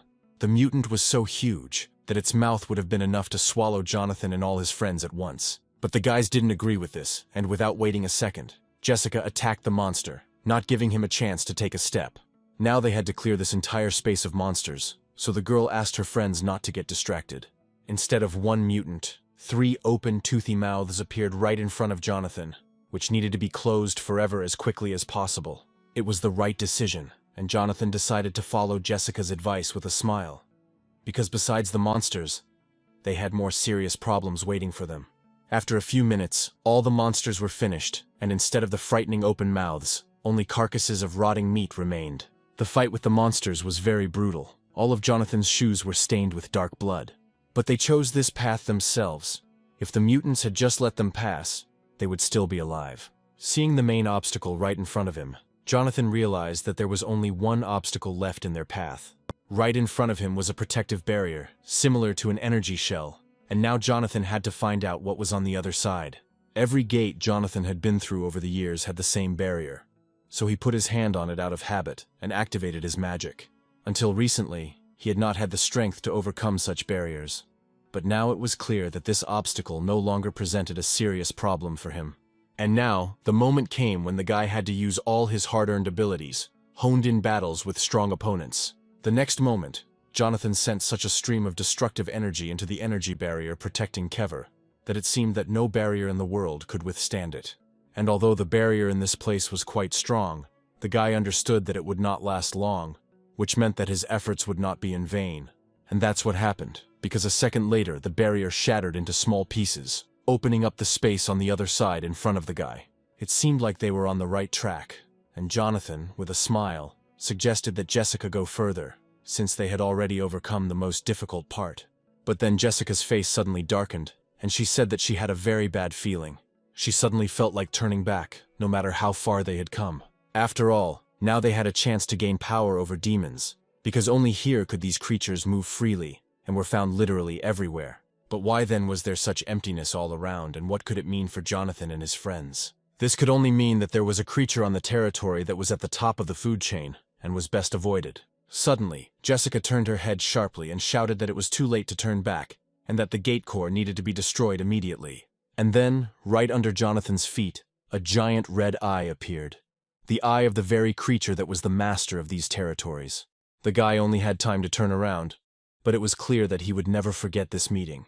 Before him stood a huge demon that could have crushed Jonathan with one blow if their meeting had taken place a few months ago. Seeing her friend frozen in stupor, Jessica shouted loudly at Jonathan to move and dodge the attacks. But then, a monstrous whirlwind began to swirl next to Jonathan, and it became clear that it was too late to destroy the core, and now the guy had to face the unknown. The next moment he found himself in a space where the sky was strewn with glowing puzzles, and it was unclear where he was. The ground beneath his feet was also made up of the same puzzles, as if it was not the real world, but an illusion in which Jonathan had somehow found himself. Just a minute ago he was fighting a giant monster in hell, and now he found himself in a completely unfamiliar dimension. Suddenly loud voices were heard nearby, and the guy turned around to see who else was in this strange place. He saw a little girl he had never met before, holding her friend's hand and cheerfully beckoning Jonathan to run after them. It was unclear who these children were or what was going on here, but they clearly knew the place much better than Jonathan. There was no one else to ask, so Jonathan loudly asked them to stop and listen to him. But after taking just one step, he realized that the puzzle platform under his feet suddenly broke off, and he flew into the void. The next moment, his body began to be enveloped by some kind of dark matter, which seemed to rule this space, subjugating all living things. It was unclear whether his battle with the monster was still ongoing, or whether it was already over, and everything around was the beginning of his new life after death. Otherwise, it was difficult to explain how he ended up here and what was happening in this new dimension. After walking a few more steps, Jonathan suddenly discovered someone's body lying under his feet, which he accidentally stepped on. He realized that the guy lying on the ground was not moving, and all his clothes were stained with blood. Anyone would have been numb from such a terrible picture. But one detail immediately caught Jonathan's attention. The green jacket the dead man was wearing was painfully familiar, and a terrible guess came to the guy's head. Jessica appeared behind Jonathan, her face covered in blood and quietly calling his name, barely holding back her tears. Drawing level with Jonathan, she approached the dead man, as if not noticing the guy next to her. The girl fell to her knees and began to ask the guy for forgiveness for not being able to protect him in the last fight. It was now clear that Jessica simply couldn't hear Jonathan, but he was desperately trying to reach her, not understanding what was happening. Putting his hand on her shoulder, he told her again that she didn't need to cry or ask for forgiveness, because he was alive and standing right behind her. But instead of Jessica, the next moment there was emptiness, and all that remained of her image were fragments floating in the air. It was hard to believe, but Jessica too turned out to be an illusion, just like all this space around Jonathan. But that was not all. Turning around, he saw a picture that he could not have dreamed of even in his worst nightmare. Right in front of him he saw himself, pierced on all sides by swords and clearly long dead. Is he really experiencing a second life after dying in that fight, and simply doesn't remember the details of the fight with the demon? Such a sight could drive anyone crazy, especially someone unprepared for such tests and meeting their own dead body in another dimension. At some point, Jonathan's patience snapped and he screamed loudly, unable to hold back his tears, trying to comprehend what was happening. He collapsed onto the puzzle platform, which still seemed to be floating in zero gravity, and begged them to stop it if anyone could hear him. Suddenly, opening his eyes sharply, he realized that everything he had experienced in the last minutes was an illusion, and he returned to the familiar real world. Jonathan's face was covered in cold sweat. He was greedily gulping air, trying to come to his senses and barely making out his friend's words. Having calmed down a little, he told Patrick and Jessica that he was okay and just needed a minute. And then, turning to Jessica, he said seriously that he needed to tell her something that she might not even suspect. He saw that the magical barrier that separated the two spaces was still in place, and then he confessed that in his vision, which had been just a few minutes ago, he had seen her, Jessica, and the sight had been terrible. And then he asked her directly if they had met in past lives, and if there was something that Jessica was stubbornly hiding from her friend. Jonathan's memories began to return after an encounter with a demon that had killed him many times in past lives, and Jessica noticed this. It was no surprise that the memories surfaced after the encounter with this monster. But Jessica didn't know how to answer Jonathan, who was demanding at least some kind of answer to his question. After a short pause, Jessica lowered her head and said that she simply had nothing to say in response. Not understanding what the girl was talking about, Jonathan asked her to explain herself and stop evading the answer with cryptic phrases. Jessica then explained that they were still being watched by the Eye of the Abyss, and that they were under its close surveillance right now. She believed that it was better for Jonathan not to know everything that happened to him in his past life, otherwise he might go crazy. The truth is not always useful, and Jessica, knowing much more than one might think, chose silence rather than telling the whole truth. Jonathan trusted her, and therefore did not pry, because she knew more, and probably made the right decision in hiding the truth. Although, in reality, Jessica was a little surprised that the guy gave in so easily, and didn't continue asking questions as usual. Of course, the guy would be lying if he said he wasn't interested, and Jessica should have understood that. He then asked her with a smile if there would ever come a time when she would be forced to leave him. It was a strange question, and Jessica immediately replied that such a thing would never happen, and that she would always be there. Now they had to decide what to do next, because to defeat the third guardian, both of them needed a high level of strength. Returning to hell now was dangerous, because the monster was somewhere nearby and was probably waiting for the right moment to attack. Only now did Jonathan realize that Jessica had already met this monster, and he was annoyed that she had not told him about it before their journey to hell. However, the girl herself did not expect to see the monster here, because, if you believe her memories from her past life, her meeting with Jonathan should have happened much later. Now that Jessica couldn't fully use her gift of foresight, they needed to find another way to complete this mission. The next day, Jonathan took part in the filming of a commercial in one of the office buildings. The main camera was pointed at him, and the director had already explained his role to the guy. At one point, the director stopped filming and yelled at Jonathan to stop talking nonsense and just recite the script. Coming up close to him, the director once again read the text, according to which they advertised a bulletproof vest from a major manufacturer. And Jonathan was ruining everything, making up the text on the fly. Also, instead of just lightly attacking the dummy, Jonathan actually hit it and made a huge hole in the plastic. The guy thought it was unfair to play according to the script, and he told the director with a smile that this doesn't happen in life. The director, who had seen many such upstarts in his time, warned Jonathan that he might regret it if he continued to behave like an idiot. There was little time left, and they needed to finally finish filming the action scene of the commercial, for which they invited real hunters. These 5-star hunters from a famous company were supposed to add realism to the scene, because they were going to shoot Jonathan without warning. The director ordered the cameraman to start recording, and the hunters, as a group, rushed to attack the main character. From the outside, it might have seemed that there were so many hunters that no one in Jonathan's place would have been able to repel the attack. However, it was clear from Jonathan's face that all their movements were too predictable, and none of them would be able to even touch him. He has always disliked the deceptive advertising that big companies often use to sell poor quality products. And today, he finally got the chance to show in this filming what a real fight is and how it differs from staged cheap stunts. The director has seen a lot during his work, but he could not even imagine what it is like now. After that, he immediately ordered the cameraman to stop recording, and Jessica, who had been on the set the whole time, once again saw her friend in all his glory. Jonathan seemed to have become a real star, because reporters immediately ran to the set and began asking him questions about the profession of a hunter, in which he was the best. While the boys were bandaging their hands after a real fight with Jonathan, he told the reporter that individual skill is much more important than teamwork. If you call yourself a hunter and decide to protect peaceful people, then first of all, you need to develop individual skills, and teamwork is just a nice bonus. Jonathan considered all this teamwork to be nonsense, invented only for advertising by large companies producing ammunition for hunters. While the journalists bombarded Jonathan with questions, one man who had been following him for a long time called his boss with a report.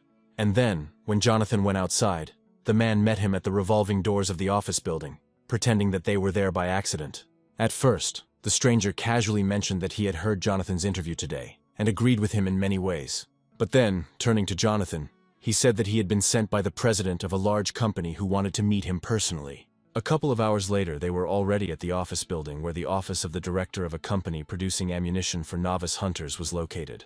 Jonathan was met in the office by a man named Bruce, who greeted him at his desk with a wide smile. Jonathan smiled back, but immediately warned him that he had no time for long conversations unless they were business-related.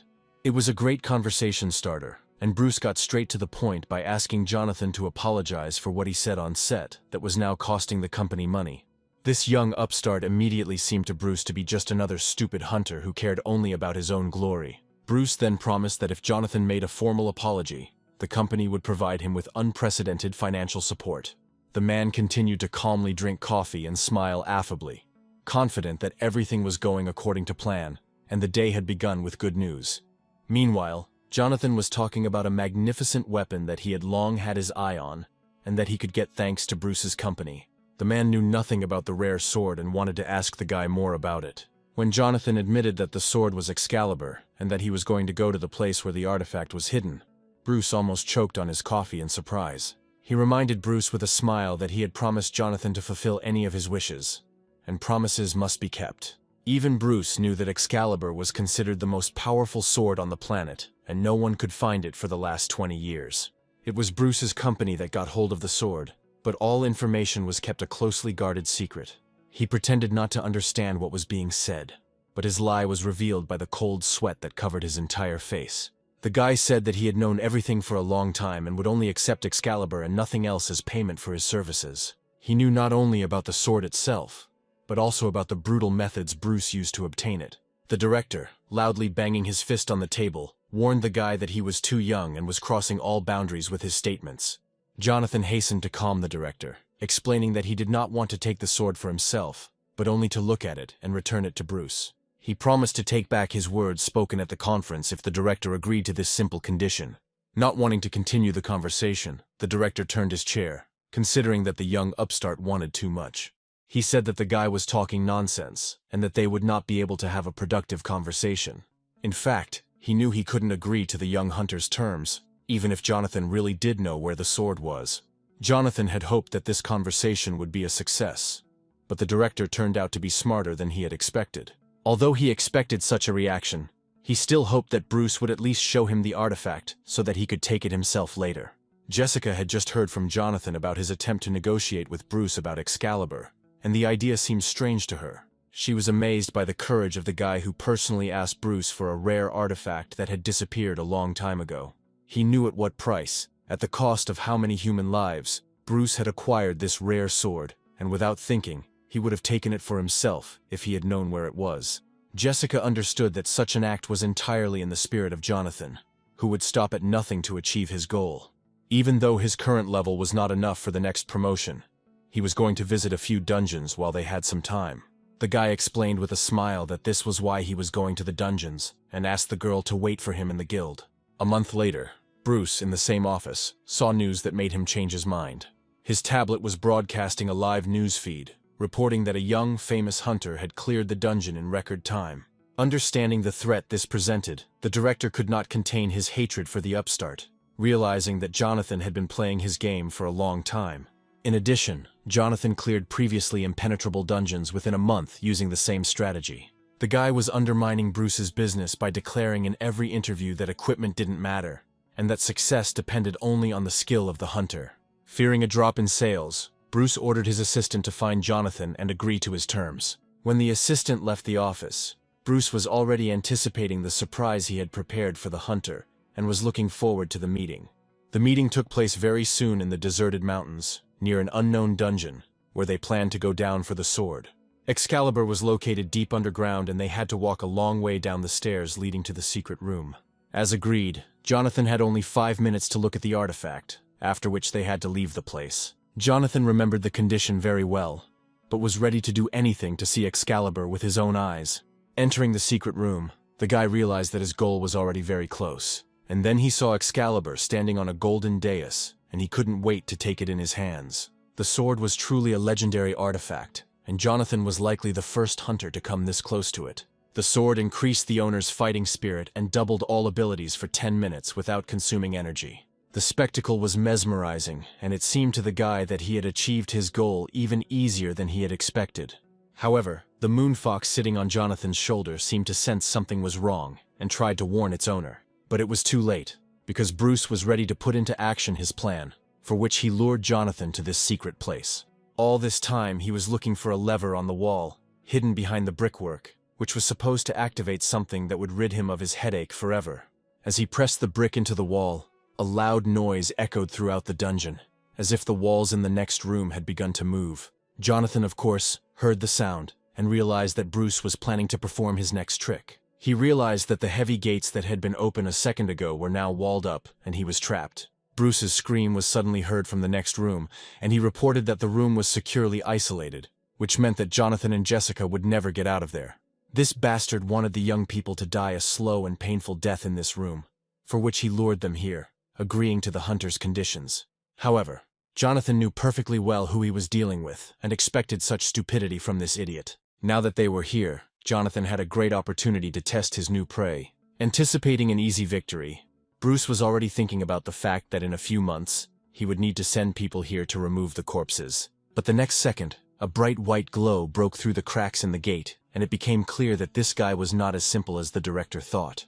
The guy achieved such energy only with the help of Excalibur, and it became clear that he was able to activate its power immediately after the first encounter with this artifact. A moment later, an explosion of such force thundered in the depths of the dungeon that a bright flash pierced the darkness and was visible even tens of kilometers away. The next day, Jonathan, already at home, watched a breaking news broadcast where Bruce was accused of a series of crimes and taken into custody pending trial. The identity of the informant who revealed the director's location to the police remained a secret, but it was the same man who now wielded Excalibur. Of course, it was Jonathan, who was so enjoying the possession of a rare relic that it was simply impossible to describe his emotions. At that moment, the door handle suddenly dropped, and his friend's loud voice came from behind the door. Having burst into the office, Patrick immediately pounced on Jonathan with reproaches, because during all this time he had never visited him. Jonathan's face was constantly flashing on television, which meant he had time for reporters, but no time left for his loyal friends. But suddenly Patrick stopped, noticing in Jonathan's hands a relic that he knew only from stories. At first he couldn't believe his eyes. Was this really the real Excalibur? Or had Jonathan gotten a skillful copy of the legendary sword? Instead of answering, Jonathan gave Patrick a sharp nudge with his shoulder, stating that he should not touch the sacred relic. However, imagining himself in Patrick's place, Jonathan decided not to hide his new weapon from his friend. Instead, Jonathan's faithful pet jumped into his arms, happy to see Patrick and missing him. Jonathan explained that his pet and the sword are one, so if Patrick wants to touch the sword, he needs to pet Snowball first. But Jessica remained serious and said it was time to stop having fun and get down to business. After all, they had to find the third priest, and the search led the friends to places covered in snow and ice. Of course, they dressed as warmly as possible, but this did not save them from the piercing cold. All the way, Jonathan was angry at Jessica for not finding a more comfortable place to look for the third priest. However, she countered that the cold was not the biggest problem, because if they did not reach their destination before sunset, their situation would worsen significantly. Adele could not understand how a priest could be in such a place, and who even came up with this crazy idea to go to the icy desert. Jessica replied dryly that they would have to be patient for a while if they didn't want to go back and fail the mission before it even started. Moreover, if they stopped halfway, the world would end. And upon hearing this, all three became quiet and decided not to argue anymore. After a few hours, the first fruits of their long journey appeared, and it became clear that the goal was near. After all, behind the mountain rising right in front of them lived the very priest they were looking for. This thought made Patrick excited. Once they got there, all their adventures would finally end. But Jonathan suddenly felt that everything was not so simple, and the real adventures were just beginning. Patrick seemed to have heard the strange noise too, but still enjoying himself, he did not pay any attention to it. And then everyone saw how the mountain shook with such force, as if an avalanche was about to fall on them. Not wanting to experience this for himself, Jonathan loudly commanded his friends to run immediately. All four of them ran as fast as they could, and as they ran, Charlie tried to make sure that no one was left behind. Seeing an icy gorge, Jonathan decided to take shelter there, although the passage seemed too narrow to him.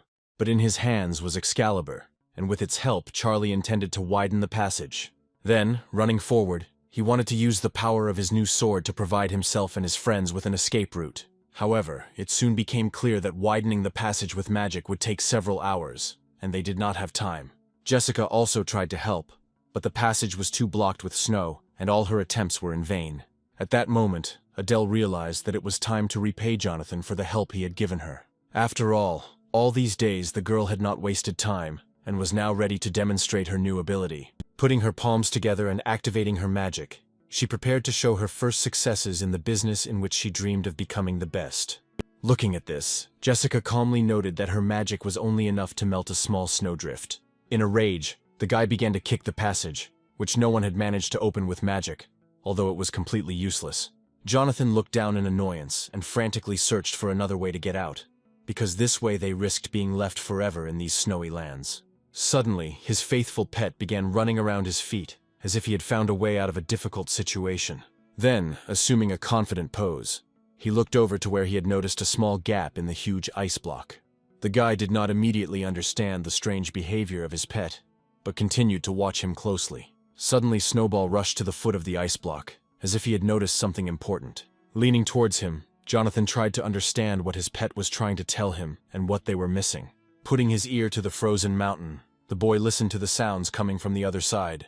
And indeed, from somewhere behind the ice wall came strange sounds that no one had heard before. Suddenly, a piece of ice next to Jonathan broke into pieces, and the guy saw a gap separating him from the mysterious sounds. What he saw the next second made him freeze in place, trying to understand what kind of creature appeared before his eyes. Right in front of him, a creature resembling a fairy was fluttering on small wings and chirping about something in a thin voice. Suddenly he realized that he saw 3 such little fairies at once, who were scared to death, mistaking him for an evil god. One of the fairies shielded her friends, certain that Jonathan had come to eat them all.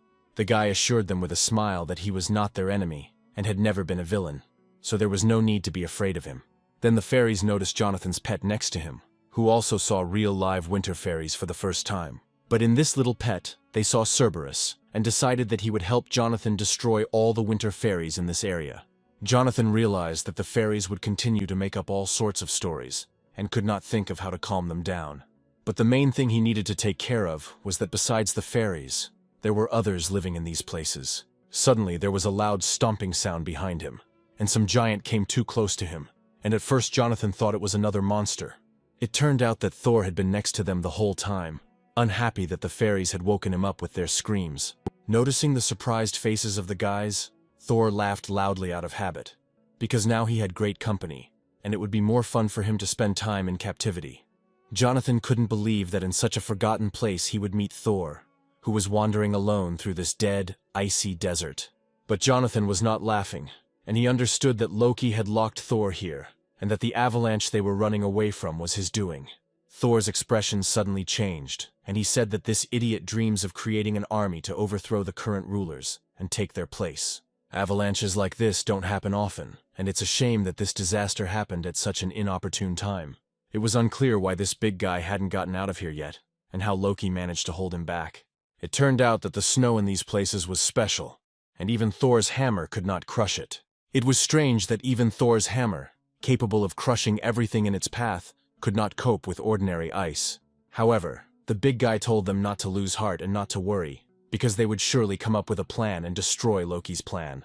Besides, these little fairies will take care of their food, so they just have to wait until the ice melts. But it is unlikely that the fairies themselves agreed to this, and turning away, they began to discuss the words of the red-bearded giant. Realizing that the fairies were not thrilled with the offer to become food providers, Jonathan abruptly intervened in their conversation. Coming close to one of the fairies, the guy asked if there was a way to get out of here, and if they knew another way. The fairy replied that even if she knew the method, she would not tell about it, because the strangers themselves came to their house. Then the boy sadly said that they would have to spend the winter in these places, and the fairies would need to get much more food than usual. Of course, in that case they themselves could die of hunger, giving all the food to these giants, so the fairies will have to tell Jonathan the whole truth. Returning to the guy, the main fairy warned that, upon hearing the answer to his question, he must promise to leave this area forever. It was a great offer, and the guy, without hesitation, agreed to leave immediately after he learned the secret path. Realizing that he was not lying, the fairy smiled and promised to fulfill her part of the agreement and tell Jonathan the way to salvation. True, what was about to happen after that was too dangerous, so she asked the guy to move away a little. Then, swinging her small fist, she headed towards the ice wall that blocked their path. It was unclear what the little creature was planning, but it seemed she was planning to use magic to make a hole in the wall. It was not often that you saw this behavior from the tiny fairy, and Jonathan watched her work with amazement. Having finished her work, she proudly declared that in this way it was possible to split the ice block and open a passage. But the fairy seemed to have forgotten that such a small passage was only suitable for creatures of her size, and Jonathan and his friends needed a much larger tunnel to get out. After all, if these creatures open the passage at such a slow pace, they risk dying before they succeed. However, the fairy said that all their magic would run out if they put all their efforts into this, and besides, the boys had not done anything good for them to make them try so hard. It seemed like the little creature was holding something back when she made her deal with Jonathan. Even though she had said they would be able to get out, she suddenly stated that if the boy tried to master the ice attribute attack himself, he would be able to make this passage much faster. Patrick immediately picked up on this idea, because if he had used the wave cut like his friend, he himself would have been able to punch a large hole in the ice wall. However, Thor believed that only such a fairy could handle the mana of the ice attribute, and that this magic was not subject to anyone else. The fairy angrily stated that the big guy was used to relying only on brute force, believing that it was not worth studying magic and wasting time on it. Then she loudly asked the one who owned the ice attribute mana to raise his hand, and to her surprise, she received no answer. None of them knew how to use this magic, and Adele, although she was somewhat familiar with it, had not yet studied the water attribute.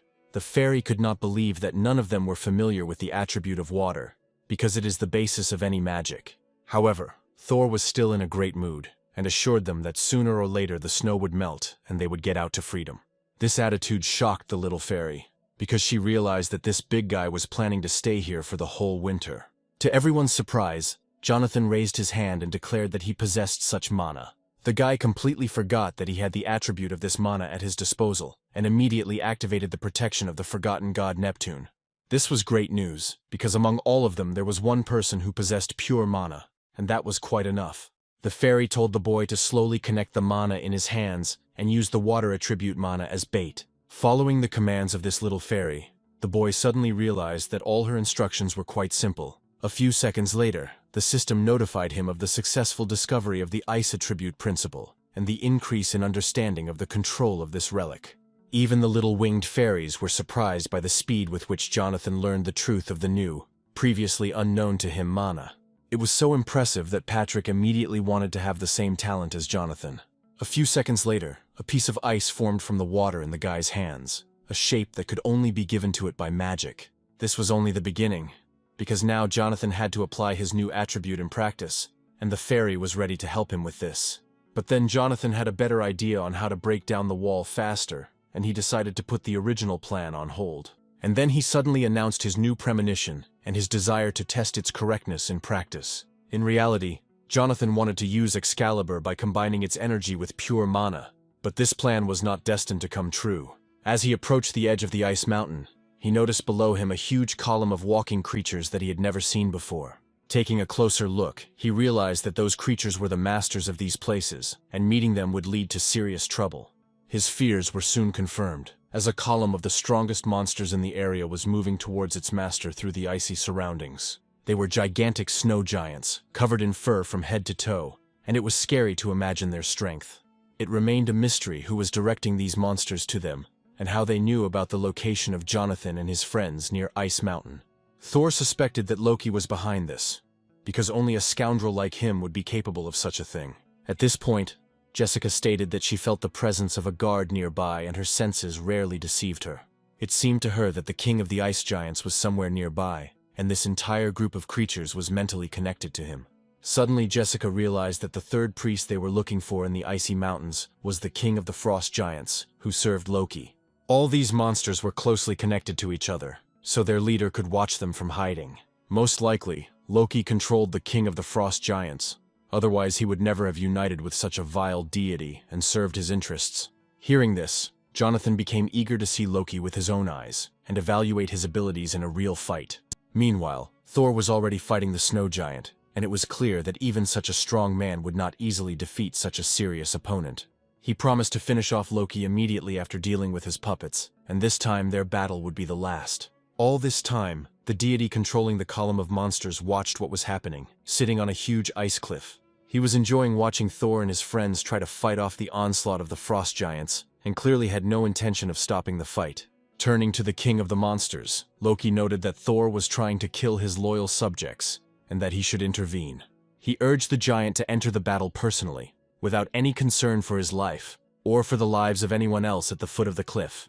Knowing that the scoundrel could hear him, Thor offered to settle the matter fairly in an open duel. But instead of seeing the culprit of the attack, Thor saw a huge creature coming straight at him. He didn't have time to react to such an unexpected attack, and the king of the snow giants threw him aside with a powerful blow from his shoulder. The blow sent Thor flying straight into one of the icy stone walls that littered the area. He hit her with such force that deep cracks appeared in the wall, and it was obvious that this blow would be difficult to survive. The meeting with the giants did not end there, and Thor saw monsters rushing towards him, ready to tear him to pieces. Obeying their king, the two snow giants swung their huge fists to turn their opponent's body into a pancake. Looking up, Jonathan knew that if he could deal with the main culprit of all their troubles, they would be able to quickly get out of this area. Patrick warned Jonathan that Loki was a very powerful god, and that fighting him one-on-one was dangerous, and could end much worse than he imagined. However, Jonathan's expression made it clear that he was not easily intimidated by someone like Loki, and was ready to fight him right now. Jessica always liked the way Jonathan handled difficult situations, and she was ready to support him at any moment. Now nothing could stop Jonathan, and he realized with a smile that the moment had come to show all his abilities. Without wasting any time, he headed to the top of the highest ice mountain, where Loki was hiding under the protection of enslaved monsters. Jonathan didn't know how the deity was able to control the frost giant king, but he assumed that the ability required a high level of concentration that needed to be broken in order to free the king. Loki's control would likely weaken immediately if he were distracted for even a second and stopped controlling the king of the frost giants. The problem was that while Loki controlled the monster, the king did not let anyone get close to it, preventing it from attacking. Jonathan was right, because as he approached Loki, the king of the frost giants chose the moment and struck him with his huge, heavy paw. Jonathan was thrown to the side by the force of the blow, miraculously escaping serious injury after colliding with such a giant. All this time, Loki was under the tight protection of his huge puppet, and the king, who in any other situation would have killed him on the spot, continued to protect him. Turning to Jonathan, whom he had noticed long ago, Loki warned that he would never get to him this way. He spent too much time trying to subdue this mutant, who was the strongest creature in this area. Moreover, Jonathan tried to attack Loki from behind, and he immediately realized that only a god from another world was capable of such a humiliating move. Jonathan rushed towards his target, trying to catch her off guard, but he didn't consider it mean, because Loki deserved to be punished. Loki watched Jonathan's silence, amused by the self-confidence of this lesser deity. Suddenly Loki came to his senses and decided that now was the time to introduce himself to his new acquaintance. He believed that their meeting was predetermined by heaven and wanted to show Jonathan something amazing. The gods often despised mana, but it was as much a gift as divine power. In these icy lands, where even Thor's might was useless, Loki unleashed the full power of mana. And now, without limiting himself, he decided to use the full power of his mana, which he could not afford in other worlds. Yes, it was truly impressive, as Loki's dark flame could melt even the ice wall that held Jonathan captive. All this time, Loki was unable to test his strength in a real fight, and Jonathan became the perfect target for training. But Jonathan, who had recently taken possession of Excalibur, was unlikely to agree with this and was ready to ruin Loki's plans. Smiling, Jonathan stated that he had long possessed the same skill as Loki and thanked him for revealing the secret. Loki clearly didn't expect this turn of events, because their strengths were equal and he was no longer as invulnerable as he had been a second ago. Without hesitation, Jonathan immediately approached Loki and swung Excalibur to quickly end the duel. The power of the sword, amplified by the energy of the dark flame, caused a powerful explosion, and at first it was difficult to understand what the clash of two powerful forces led to. If Loki had not controlled the Frost Giant King, the outcome of the duel would have been a foregone conclusion, as only this creature stood between him and Jonathan.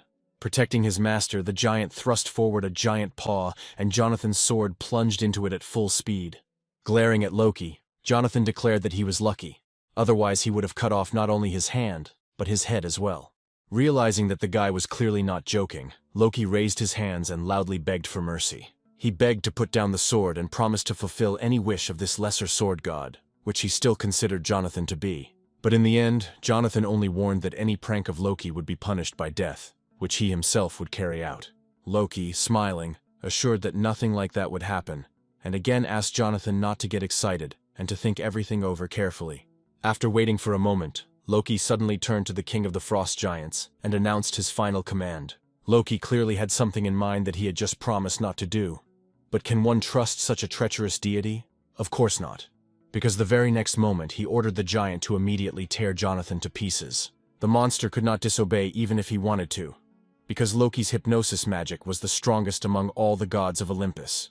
Such meanness from Loki was to be expected. Jonathan should have thought of it earlier. But now it was too late. The Giant King's blow sent Jonathan flying, even though he warned Loki that continuing the fight would backfire on him.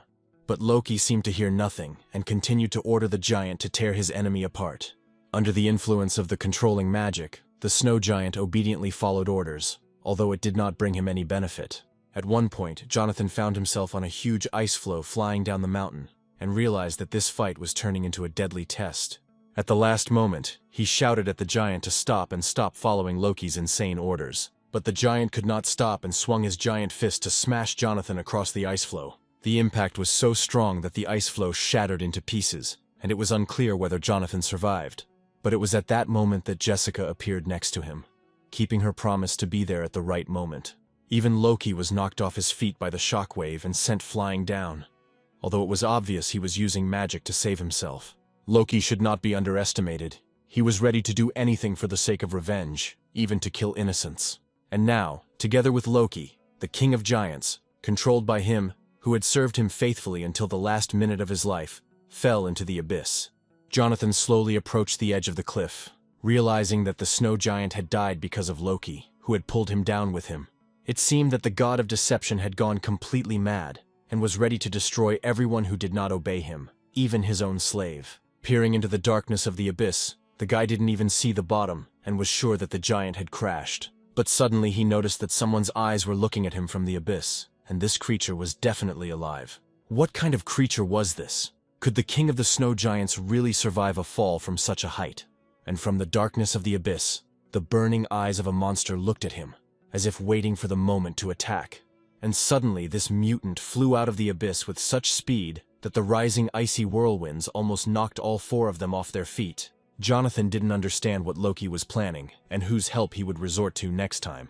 It had already become clear that this mutant did not look like the snow giant. But who could it be? It turned out to be a huge ice dragon, on whose back sat Loki, who had somehow tamed this monster. Loki laughed maliciously at the naivety of these, as he called them, lesser gods, who thought that he would remain in the abyss.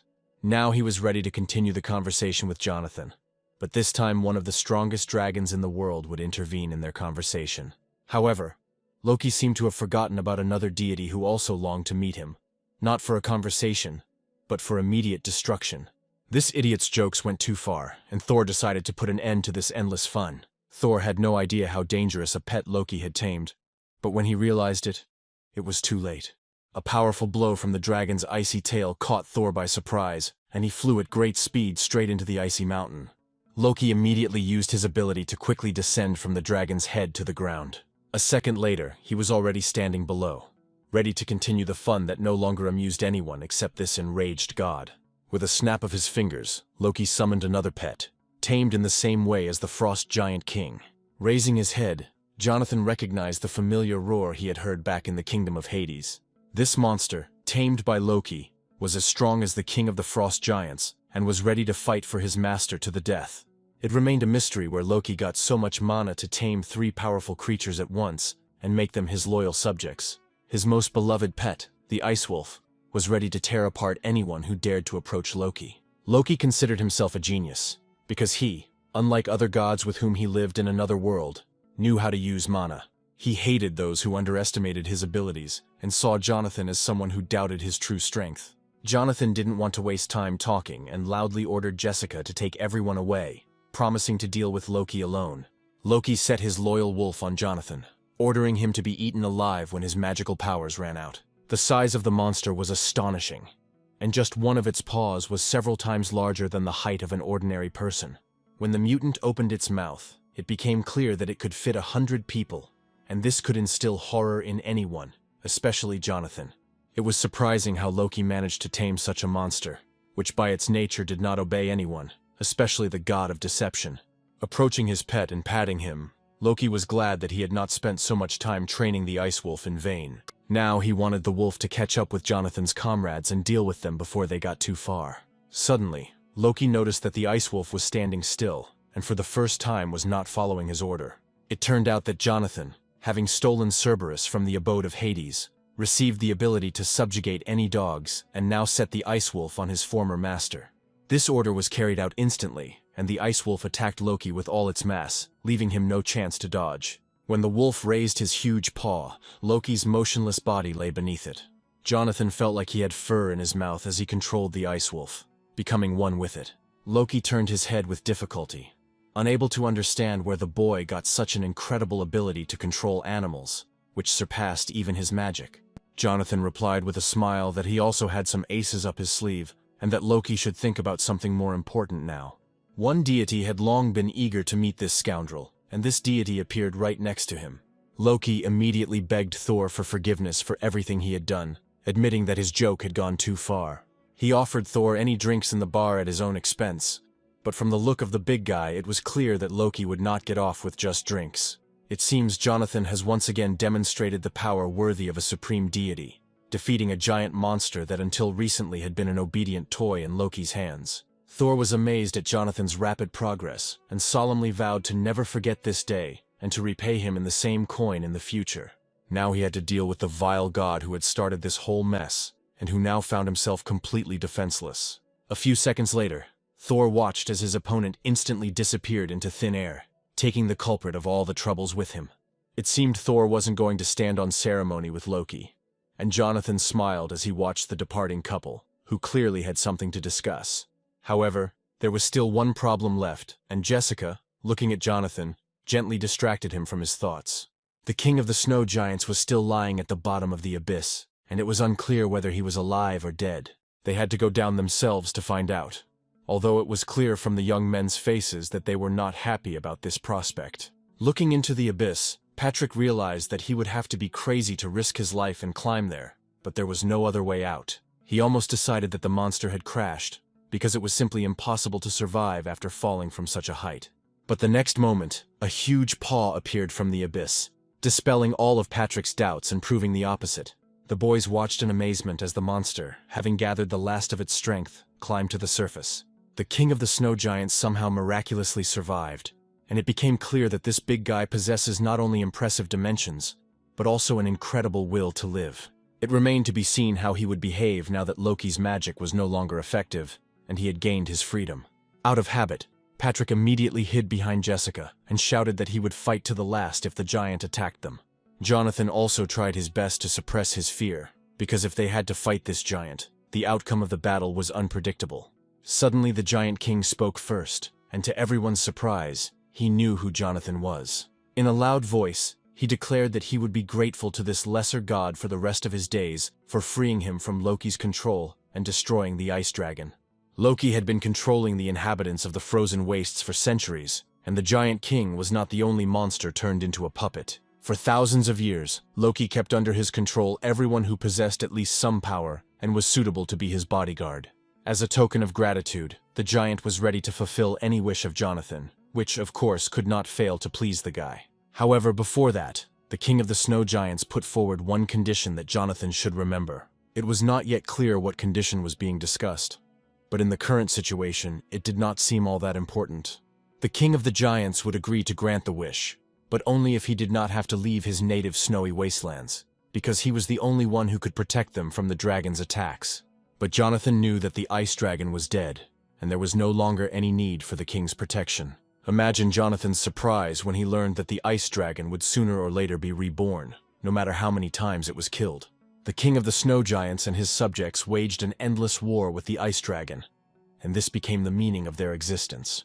Was there no way to prevent the dragon from returning and end it once and for all? Then the giant told of an ancient prophecy that had been passed down from generation to generation, which Jonathan needed to know in order to get an answer to his question. The ice dragon, from the moment of its appearance, possessed such icy energy that it could turn even the hottest object in the universe into ice.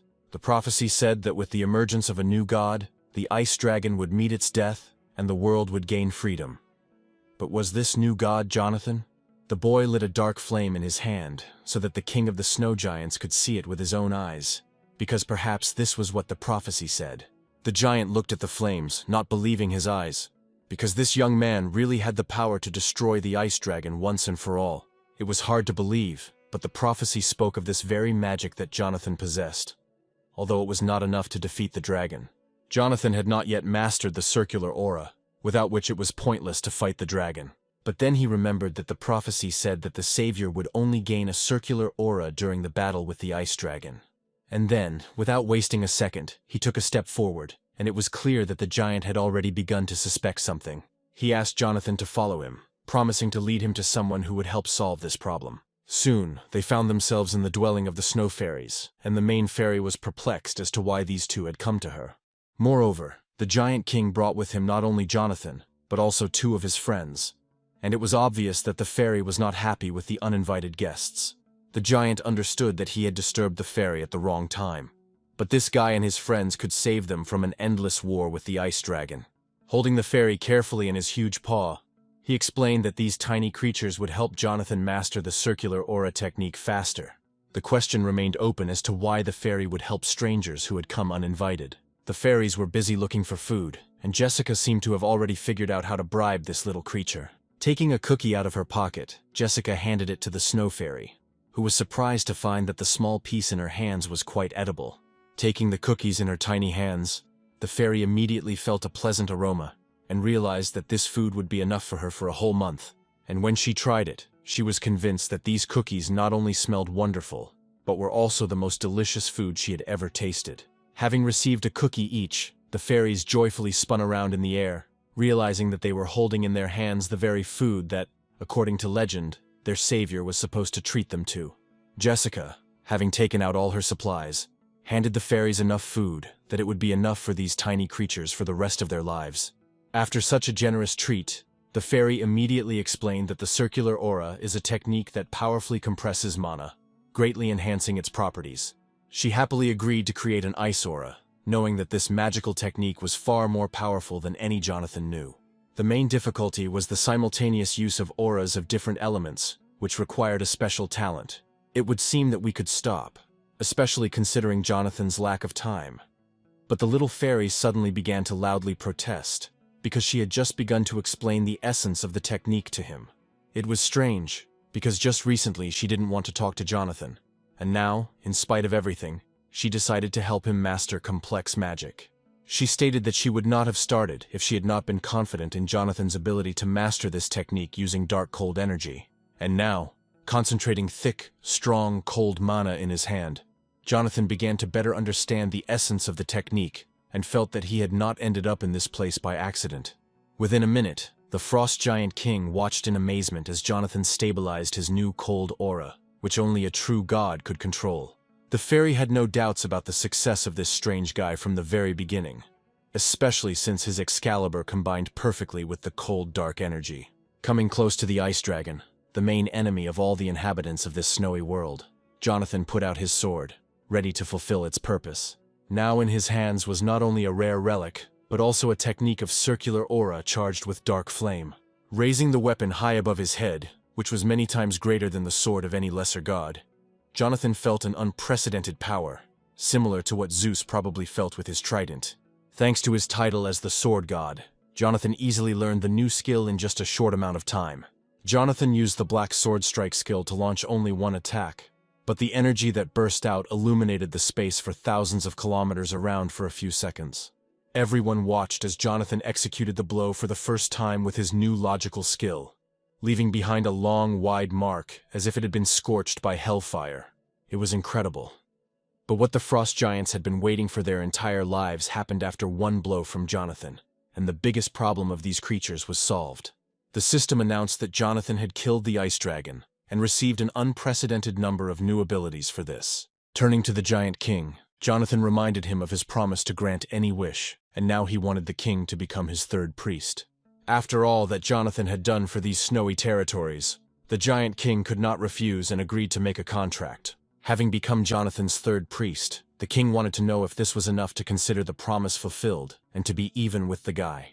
Jonathan replied with a smile that this was quite enough, and he was glad that the monster who had recently fought him in mortal combat had now become his assistant. Patrick clearly didn't like all this, because he was so cold that he was ready to drop everything and run home to the warm fireplace. Although Jonathan claimed that they had successfully completed the mission, Patrick's expression made it clear that he was irritated by this wild cold. Adele immediately warned Patrick that he had to treat Jonathan with respect, who had done so much for them. Patrick had to tone down his ardor, but he believed that in the future he would learn everything that Jonathan could do, and then he would be able to talk to him on equal terms. At that moment, Patrick received a system notification and was surprised to realize that they had stayed here too long. Snapping his fingers, Jonathan ordered that unnecessary arguments be stopped, because it was time to return and complete the mission. For Patrick, this was the best news, because he would finally be able to get home and warm up after this journey. The task could be considered completed, and for Jonathan, as well as for his friends, everything ended much better than they expected. Now it was necessary to check on things in the other world, and teleportation was the fastest way to do it. But in the settlement they were heading to, mutants in the form of living trees had been destroying everything around them for a long time, and the locals were dying one after another from their onslaught. One of the hunters in the settlement reported to headquarters that the danger level after the breakout from the dungeon had reached its maximum. Just when he wanted to ask for reinforcements, he suddenly received a strong blow to the face. It turned out that it was Charlie, who did not want to see other hunters here, and threateningly ordered the agent not to transmit any more messages to headquarters. He needed to kill as many monsters as possible to take all the rewards for himself and quickly level up. This guy clearly didn't want to share the relics that dropped after killing mutants and promised that he would handle everything himself. An agent's job was to take on the most difficult tasks, so Charlie took him along. Suddenly, not far from him, Charlie saw a fiery whirlwind appear where there had been no one a second ago. At first, Charlie couldn't figure out who activated this ability, and which mutant had such strong magic. To his surprise, it was not a monster, but a girl who had recently gained the ability to use this powerful mana. Adele fell in love with fire magic, because it was the best way to quickly solve any problems. Besides, it was too cold where they had just returned from, and the girl decided to warm up a little after completing the mission. It became clear that if Adele did not stop, she would burn down the entire settlement, because the flames of her magic instantly destroyed the living trees. It seems that Adele single-handedly killed a high-level mutant, and this news clearly did not please the arrogant Charlie. But he quickly ordered his assistant to immediately call the gate control service and call for reinforcements. The assistant tried to carry out the order, but saw a blade in front of her, cutting her phone in two. All this time, Patrick was nearby, who most of all did not want to face a crowd of thugs, which usually took too much time. Charlie couldn't understand what his careless brother was doing in this settlement. However, since Patrick is here, it means that there must be another person with him, whom Charlie has long disliked. And indeed, turning his head, he saw the very guy who was considered the main star, whose face Charlie had long been tired of seeing in television interviews. He immediately accused Jonathan of once again breaking his promise not to participate in the raids on the gate. The guy said that the scale of the destruction was so great that local authorities would definitely not be able to cope without his help. Charlie was infuriated by the guy's usual arrogance, and rage had been boiling inside him for a long time and was bursting to get out. He smiled slyly, realizing that this was another nasty trick of the arrogant newcomer. Jonathan knew that this loser wouldn't leave him alone until he challenged him to a duel, but a direct confrontation was undesirable right now. Charlie kept insisting that Jonathan was hiding his true abilities, but he wasn't going to believe all the nonsense this newbie was spouting. The guy was a little surprised by this, but he understood that Charlie simply could not know about the divine power that Jonathan had recently mastered. Not wanting to continue the conversation, the guy asked Charlie to get out of the way and not interfere, because he already had a lot to do. But Charlie knew that the guy wouldn't be able to leave so easily, because someone else wanted to talk to him too. Suddenly, Jonathan saw in front of him the hunters from the 44th Division, who had come to arrest him. Then he saw a wall of hunters with raised shields in front of him, and the prosecutor's voice announced that Jonathan was suspected of creating a high-level threat to the settlement. Looking at Jonathan, the young prosecutor said that the security procedure would be started immediately, and expressed the hope that he would not resist. Charlie finally saw what he dreamed of, because meeting these guys did not bode well for Jonathan. It was a perfect trap, and he knew there was no way for a newbie to escape. Not long before, while in his father's office, Charlie asked Ermac to send Jonathan to eternal imprisonment. Ermac didn't understand how long his son was going to pursue this guy and hinder him. This came as a surprise to Charlie, but his father continued, saying that he suspected Jonathan of conspiring with the monsters. Of course, Ermac knew about the gossip surrounding Jonathan's name, but his son's words seemed too stupid to be true. Charlie suddenly remembered how last year one of the Ermac Guild hunters turned into a monster, and this was not the first such case in the last few months. They still haven't recovered from that blow, and if it happens again, the problem could become much more serious. Charlie then shouted that he had spent a lot of time looking for the culprit, and now he had evidence of Jonathan's involvement in all these events. The newcomer's powers were unpredictable, and it was unclear how he managed to use abilities that were inaccessible even to the most famous hunters. To Charlie's delight, Ermac finally agreed that they had to defuse this time bomb, which meant Jonathan had to be arrested. Immediately after this, Ermac called the director of the headquarters and asked to set up a meeting with the chief of the Correctional Bureau of Hunters for a serious conversation. And now Jonathan stood before the people whom Ermac had sent to seize him and accuse him of all the crimes. But at that moment, Jonathan realized that Adele's life was in danger, and she needed to be sent as far away from here as possible. Adele didn't want to leave Jonathan alone to fight against a whole crowd of hunters, but it seemed he had already made his decision for her. Realizing that Jonathan was using teleportation magic, the prosecutor immediately ordered his men to capture both him and Adele. But at that very moment the man saw something under his feet that made him freeze, and did not allow him to take a single step towards Adele. After all, a deep mark appeared right on the ground from a line drawn with a sharp sword. Patrick, who drew the line, warned that he was ready to cut down anyone who crossed it. Of course, It was difficult to fight such a strong fighter, but the prosecutor could barely contain his anger after this young man's latest antics. However, there was one person who didn't care about all the warnings, and he confidently crossed the line on the ground, taking a step towards Patrick.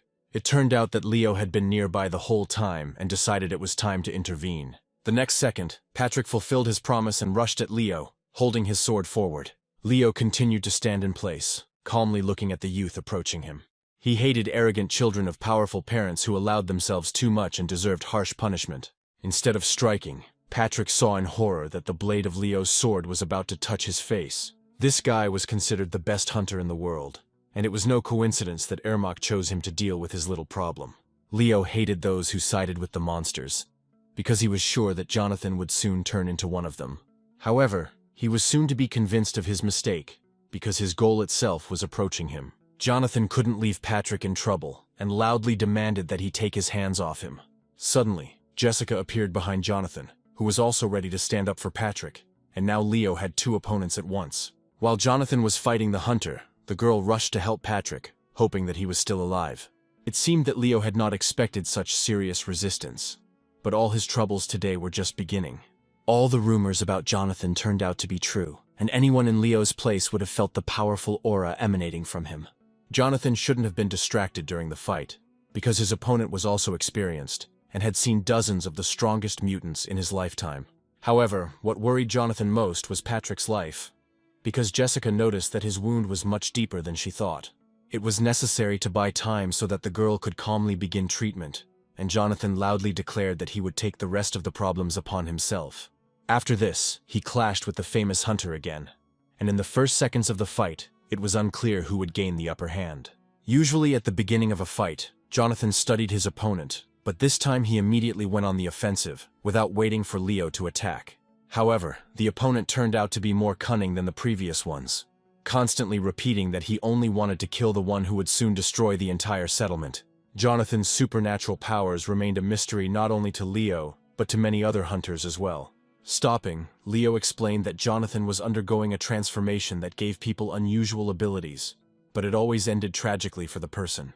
Yes, Jonathan saw this as only an advantage now, but over time his personality would collapse, turning him into a bloodthirsty mutant.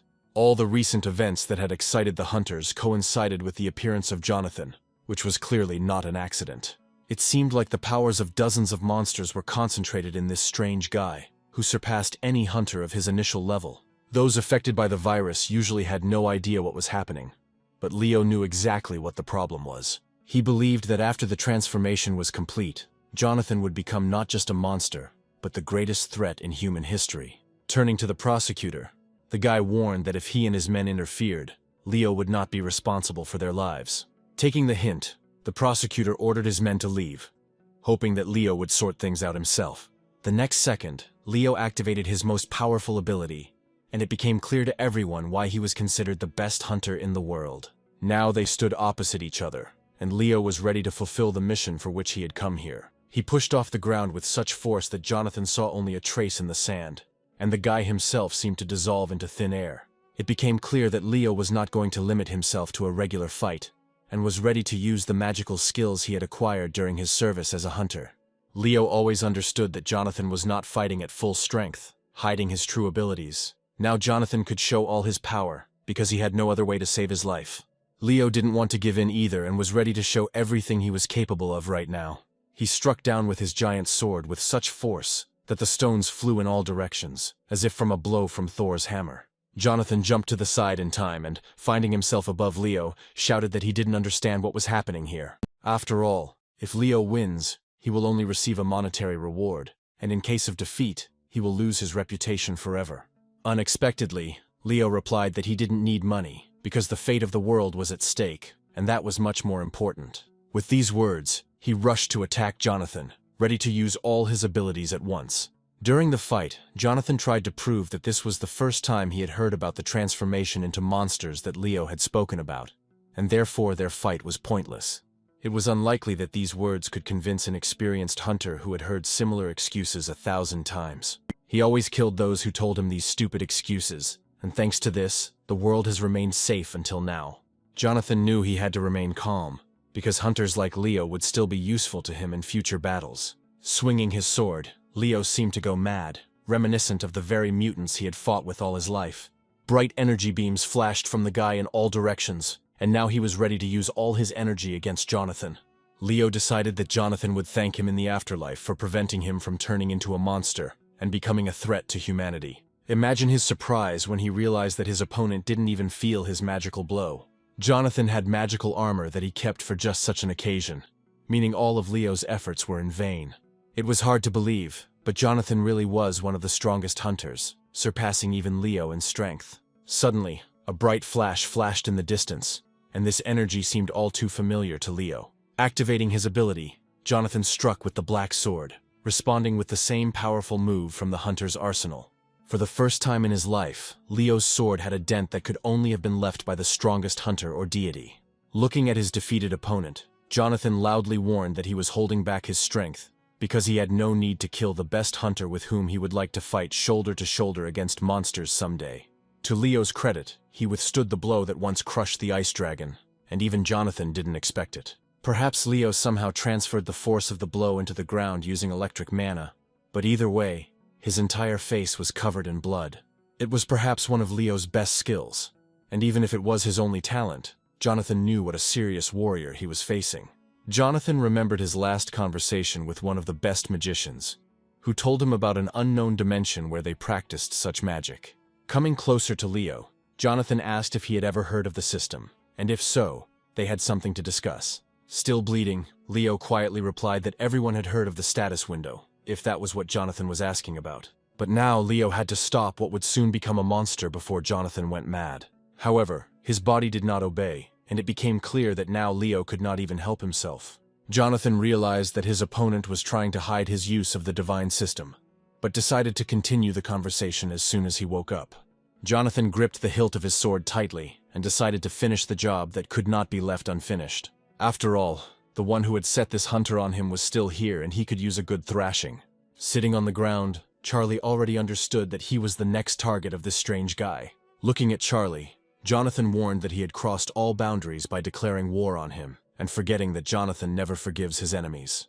The idiot was always so useless that he was simply wasting his breath, and Charlie realized with horror what Jonathan was getting at. After a heated encounter with Jonathan and the ensuing fight, Charlie ended up in a hospital bed, where the doctor informed his family of multiple fractures and bruises. Although the boy's vital organs were not damaged, he was beaten skillfully and suffered serious damage to his health. Charlie was having difficulty breathing, but thanks to doctors, his life was no longer in danger. Ermac thanked the doctor for his excellent work, but he was tormented by questions about his son's last meeting with Jonathan. The worst part was that Charlie would need at least 6 months of rehabilitation before he could return to his job as a hunter. Ermac did not expect such cruelty from Jonathan, and realized with horror that he had raised a real beast in human form. Meanwhile, Patrick complained to Adele that he almost died and showed himself to be a real hero. Adele immediately realized that Patrick was exaggerating and gave him a friendly pat on the back. Laughing, she said that Patrick still fought well, and she saw every move he made. At this time, Jonathan was talking seriously with his friend Jessica, and asked if she had ever met people like them. Jessica didn't understand what Jonathan meant by this question, and how they were different from the others. Jonathan explained that they had been working for the gods for a long time, and it seemed to him that no one else was doing it. Jessica unexpectedly admitted that she had long suspected Leo of such work, and was sure that he was hiding something. Jonathan also began to suspect Leo, because a reliable source told him that a lower god had worked in this place before him. Jessica countered that any god in control of the system could have gone there alone. The girl was surprised that this lower god, who arrived before Jonathan, was from America. After all, at the top of Olympus, hardly anyone would brag about their American origins. But Leo declared it openly, as if he did it intentionally. In addition, Leo was fluent in mana, a level of mastery only available to a god. It turns out that he could freely use mana in the human world, where such a concept did not even exist, and used it to his advantage.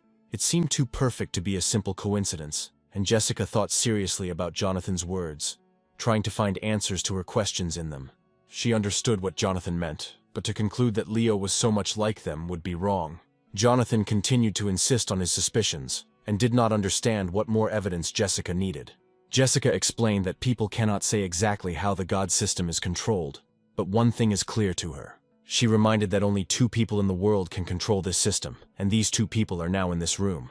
Jonathan, who had never heard such a confession, asked if she was really sure about it. Jessica replied that he would understand everything himself when the time came, and would be convinced that they were the only ones who could use the system for their own purposes. Jonathan had to take her word for it, because Jessica had never lied to him, and there was no point in arguing with her. Jessica was always right, because it was she who taught Jonathan in the very beginning how to prevent wars between the higher gods. Suddenly, Jonathan received a notification on his phone from the Hunters Association that the gate in the nearest village had increased its rank. Patrick jumped, because it was in this village that Jonathan had recently fought with Leo, and he wondered if it was just a coincidence. It was unclear what had happened to Leo, but Jonathan knew they needed to get to that village as soon as possible. They soon approached the village, but Jonathan was confronted by mutants who had emerged from the gate. Jonathan did not expect that the gate could grow to such a size and release all the evil that had been hiding behind it for a long time. First, it was necessary to deal with the mutants, because each of them could single-handedly destroy an entire settlement.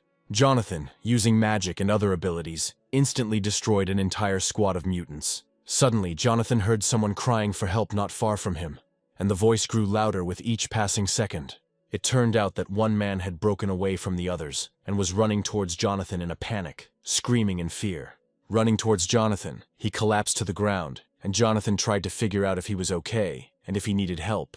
The man grabbed Jonathan by the hand, and it was unclear what had scared him so much and who he was running from. He said that they needed to leave immediately, because if the old man found them here, he would kill them both. Jonathan did not understand which old man they were talking about and what was happening to this man, who was clearly not himself after the horror he had experienced.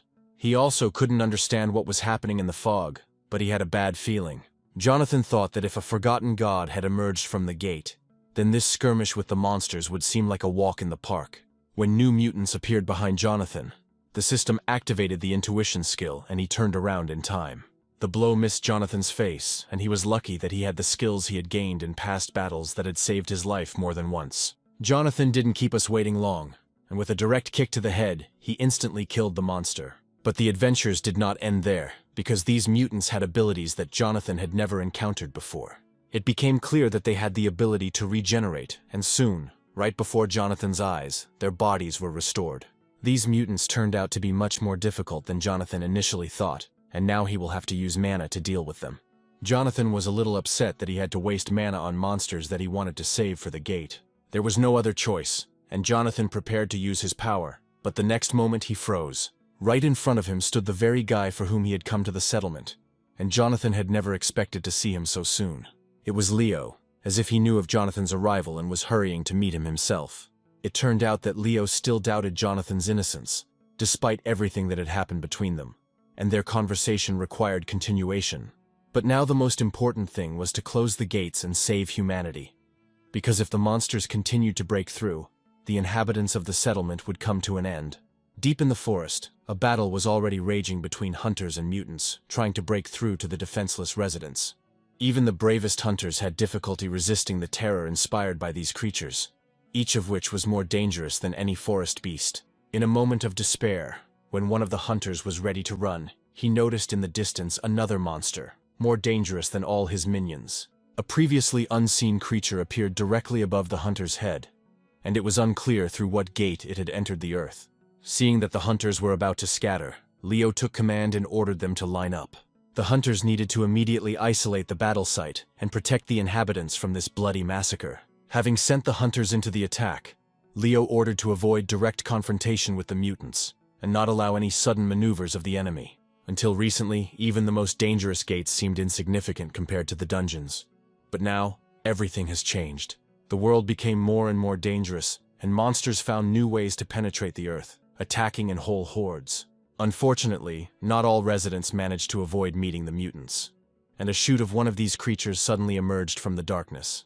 The monster released its tentacles as if from nowhere, grabbing everyone who was nearby. The terrified residents called for help, although many had already despaired. Realizing that no one would risk fighting such powerful aliens, Leo could no longer stand aside and, casting aside all doubts, prepared to rush into battle. But Jessica stood in his way, begging him not to do anything stupid and not to risk his life. Leo knew that in the black fog that enveloped everything and brought these monsters with it, there was something unimaginable that he could not cope with. However, Leo immediately reminded that the fog always causes a strange feeling, but one should not be afraid and retreat at the most inopportune moment. He had seen a lot, but now he had to make a choice, and, clenching his fists, he seemed to have made a decision. Suddenly he heard a noise behind him and realized that his old acquaintance no longer intended to remain a bystander. It was Jonathan, who, with fury in his eyes, rushed to attack the monsters, ready to tear each one to pieces. Jessica didn't expect this from her friend, and decided that he was acting like a child again. But Jonathan only cared about human lives, and used his most powerful abilities to tear apart the tentacles. The grip weakened, and the girl, captured by the monster, was almost immediately freed. But the next moment, Jonathan stepped into the unknown, finding himself in some strange, unfamiliar place. It seemed he had fallen into an illusion created by one of the monsters, because Jonathan immediately felt a dark, unpleasant energy. He felt as if his life was slipping away with every passing second, and it was a dark feeling that was hard to get used to. A monster appeared before him, who had been waiting for him here for a long time, waiting for the right moment to use his magic. The mutant, looking at the guy, was perplexed as to who had advised him to come here and why he had decided that he could defeat such a strong creature as he. Jonathan's intuition warned him of mortal danger, and anyone in his place would have stood frozen in a daze, not knowing what to do. But the mutant didn't give him time to think and immediately attacked, showing who was in charge. Only now did Jonathan realize that in front of him was the same old woman that the young hunter had recently told him about. They hadn't even started fighting yet, but Jonathan already felt the incredible danger coming from the monster, confident in its own strength. The old woman, wanting to prove her power again, directed her long tentacles towards Jonathan, intending to pierce him through and through. When the tentacles almost touched the guy's face, for a moment it seemed that he would not be able to dodge the attack. But everyone who knew Jonathan knew that he was not so easy to kill, and he cut the disgusting appendage a second before it touched. Jonathan's agility impressed the mutant, because the old woman had never encountered such resistance, usually immediately turning everyone into her next victim. But this guy fought as if he had encountered similar monsters many times before, and was ready to accept the challenge. It was time to use the abilities Jonathan had been saving for just such a moment, trying to conserve his strength. The old woman gave him no respite, and Jonathan barely had time to fend off her barrage of attacks with his sword. The worst thing was that in this dimension, everything was subject to the will of the old woman, and her tentacles were sticking out from under the ground under Jonathan's feet. Tentacles burst forth from the depths of this space, and wrapped around Jonathan's body from head to toe, completely restricting his movements. And then the omnipresent tentacles dragged Jonathan towards the old woman, who was still standing in the same place. Jonathan's look said that he would never give up, and the old woman realized that he was truly different from others. But now she was eager to see this guy's true face, and she wasn't going to delay it. To his horror, Jonathan saw the faces of all the people killed by the old woman, as if imprisoned in her captivity, and heard their death cries. In a hoarse voice, the old woman said that all these people had beautiful faces, and among them were her favorites in the collection. She couldn't wait to see the guy's dying expression so she could add Jonathan's face to her collection. The system immediately warned the guy that right now he was being enveloped in animal fear, which meant that his strength would soon also decrease. The monster was already very close, smelling the scent of a new victim, anticipating the long-awaited dinner. Suddenly she extended her disgusting, bony, dead hand towards the guy, and Jonathan realized that these could be the last seconds of his life. It was impossible to let that bastard kill him so easily after all the hardships Jonathan had gone through. And then a smile appeared on his face, the blue glow of the system notification informing him that Jonathan's application for the new vacancy had been accepted. The guy recently applied for a part-time job, and now the system is ready to move him to the location of that part-time job, which was Jonathan's backup plan. The old woman laughed, admitting that Jonathan was smarter than all the previous hunters she had ever encountered. But she warned that it would not be possible to escape, because the monster had been dealing with people for centuries, and had seen many cunning hunters. Ever since the old woman set foot on this earth, death had been so close that it eventually merged with it. The next moment, the evil old woman opened her black mouth and ordered the guy to show his true face, in which she longed to see the fear of death. But the guy suddenly smiled, although his whole face was covered in sweat, and he could hardly contain his fear. It was clear that Jonathan was not going to give up, and was ready to look death itself in the eye. Now that his Hellfire skill was ready to activate, the boy asked the system to grant him powerful power. It seems that the old woman underestimated this young man, because he was not only smart, but also possessed magic available only to the gods. Before her eyes, hellish flames began to flare up, capable of destroying many mutants, and this old woman was no exception. Taking cover behind the tentacles, she warned that at this rate he would burn not only her, but himself as well. However, this made the battle even more interesting, and it seemed that she was ready to accept the challenge and show everything she was capable of. All this time, as usual, she was trying to scare her victim to death, waiting for the guy to give up. But instead of giving up, he rose to his feet and gripped the hilt of his Excalibur even tighter.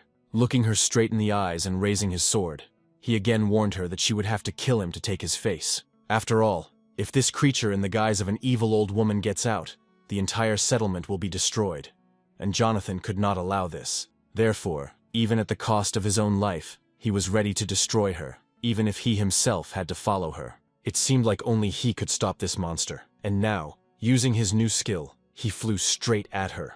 For the old woman, this was a serious challenge, and she was interested to see how it would end. Holding out a bony hand wrapped in obedient tentacles, she declared that he would soon be beating in despair. And then she released all her tentacles into him, which instantly pierced the guy's body, and it became clear that it was not for nothing that all the hunters were afraid of this old woman. Blood gushed from Jonathan's mouth, and for a moment he was ready to accept death. Coming closer to him, the old woman ordered him to look at her in order to take Jonathan's face and add it to her collection. But suddenly a bright pink beam fell on Jonathan. All this time someone was watching the fight and decided to intervene. It turned out that Alice had been waiting for Jonathan for a long time for a part-time job, and after he stayed too long, she came to him herself. Using the ability of the blooming pink spring, she directed magic at the old woman, and her tentacles instantly stopped obeying her.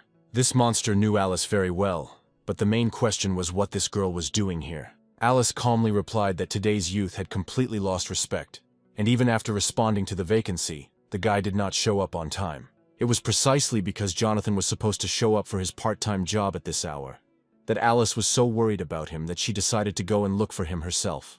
It seemed that this girl tried to ruin her business again, and the monster was furious. She directed her tentacles at the girl, although she knew perfectly well that such a cheap trick was unlikely to kill Alice. The girl looked at her calmly, realizing that she would have to use a skill that would forever rid her of encounters with this evil grandmother. Flower petals never fall for more than 10 days, but it will take Alice no more than a minute to get rid of the old woman. After all, who would she be if she simply watched as this evil creature disrupted the normal flow of things and took over people's faces time and time again? Looking at her withered hands, the old woman suddenly realized that Alice's magic was working, and she was dissolving into the air like sand. Finally, the girl ordered her to immediately return to the world of the dead, because that was where her place was, and she had nothing to do on Earth among people. This battle was clearly lost, but the evil creature managed to curse Alice and promised that this meeting would not be the last. But it didn't matter anymore, and after a few seconds, instead of the mutant, only flower petals remained, floating in the air. Brushing off her words, the girl was ready to meet again. But after she sent the old woman to the world of the dead, this meeting was unlikely to take place. Suddenly turning around sharply, she realized that because of this stupid, grumpy grandmother, she had completely forgotten about Jonathan, for whom she had come here. It seemed she arrived just in time. A few more minutes and Jonathan would have died, because his whole body was already covered in blood. His wounds were serious, and Alice immediately placed her hands on his body to heal the boy with magic. But at that moment she heard voices behind her and happily realized that Jonathan's friends were already close. Before leaving, she left a flower next to Jonathan, with which they would still have to agree on their next meeting. And then, leaving this flower on the guy's chest, she disappeared into thin air as if this girl had never been there. Jonathan's friends ran towards him as fast as they could, horrified at what the old woman had done to their friend. That same evening, they quickly arrived home where he was able to recover a little from everything that happened to him in the afterlife. He was still lying on the bed, unconscious for a long time. But at some point the girl noticed that her friend had finally woken up. He had a terrible headache, and at first Jonathan could not remember all the details of the meeting with the old woman and how he managed to get home at all. Jessica immediately said that he would be fine, because he was now in his room and was not in any danger. He was found alone in the fog, lying on the ground, and to tell the truth, he was lucky to survive that fight. Unexpectedly for Jessica, the guy suddenly started talking about the fact that the old woman was able to appropriate other people's faces, and his own face could easily add to her collection. This creature was much stronger than those mutants with whom he had ever entered into open combat. Yes, this forgotten goddess was comparable in strength to the highest deity, and in her danger she surpassed many gods from Olympus itself. Having entered into open combat with her, the guy greatly overestimated his capabilities and could have paid for it with his life. Imagine Jessica's surprise when she learned that the old woman was even able to break the window of her side job. The girl couldn't believe that this old woman's strength was enough to destroy the system window, and besides, how could they now receive information about new vacancies?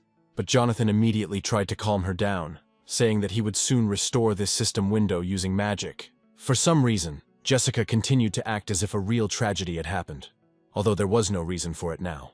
Although it was understandable, since the system window was a data protocol that covered all dimensions at once. Never in her life had Jessica heard that the system could fail, and she moved even closer to her friend's bed, so as not to wake the boys sleeping on the floor. At some point, Jonathan realized that this news had dramatically changed Jessica's mood, and tried to explain that they had no reason to panic yet.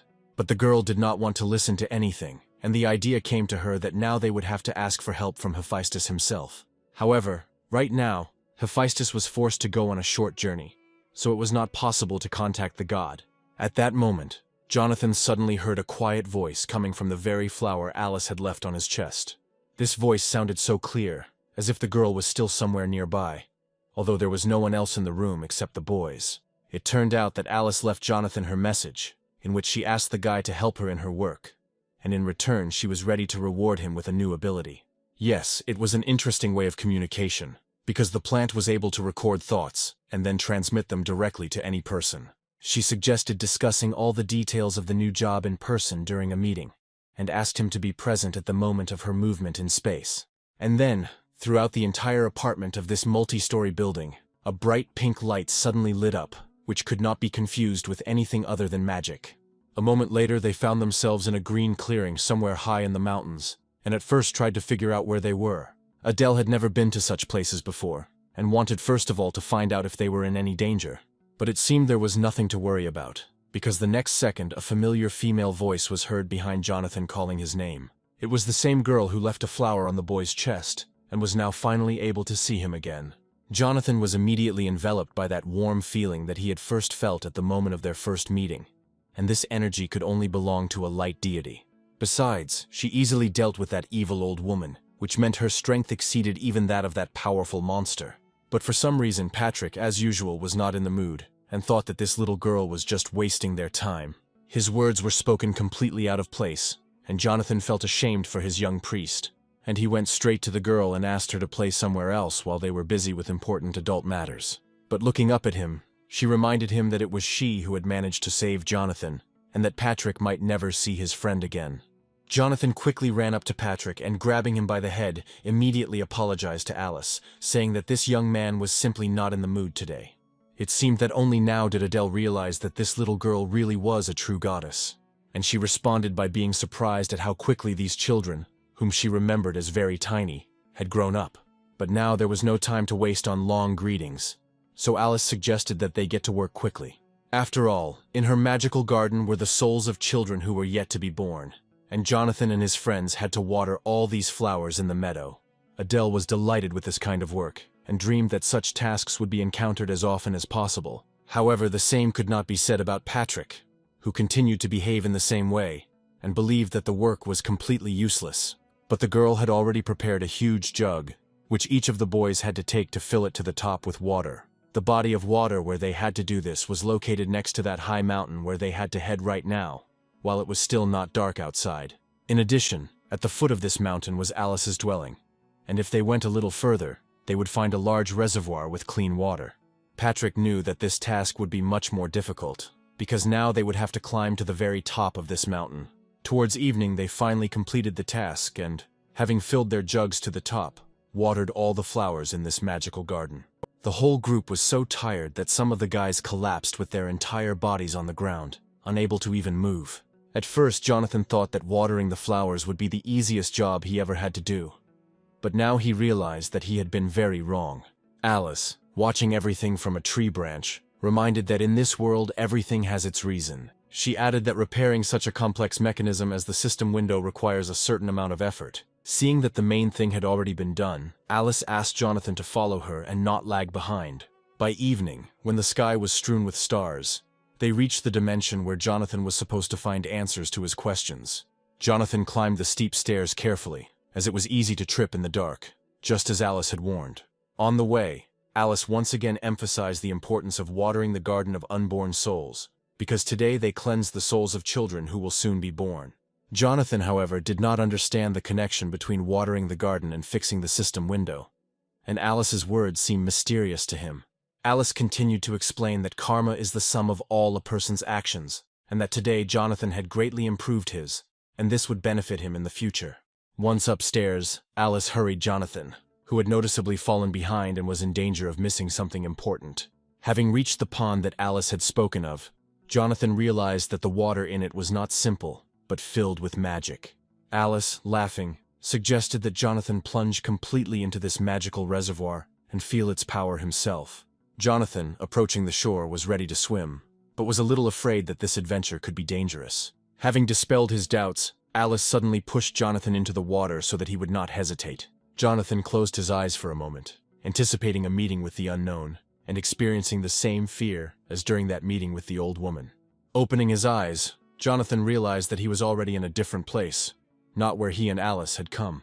Looking around, he saw that this place was strikingly similar to where he had already been. Everything around was built from familiar puzzles, and even the sky seemed painfully familiar. Magic petals from Alice's garden floated in the air, and their presence here seemed mysterious. Having carefully examined one of the petals, Jonathan guessed that Alice's garden was not accidentally called the Garden of Unborn Souls, and probably each petal contains a human soul. The petal, like a pure child's soul, shone with white light, but Jonathan did not understand why it was here. Suddenly he noticed a puzzle piece in front of him that was glowing just like the petals. Jonathan realized that the puzzles were starting to come together into a single picture.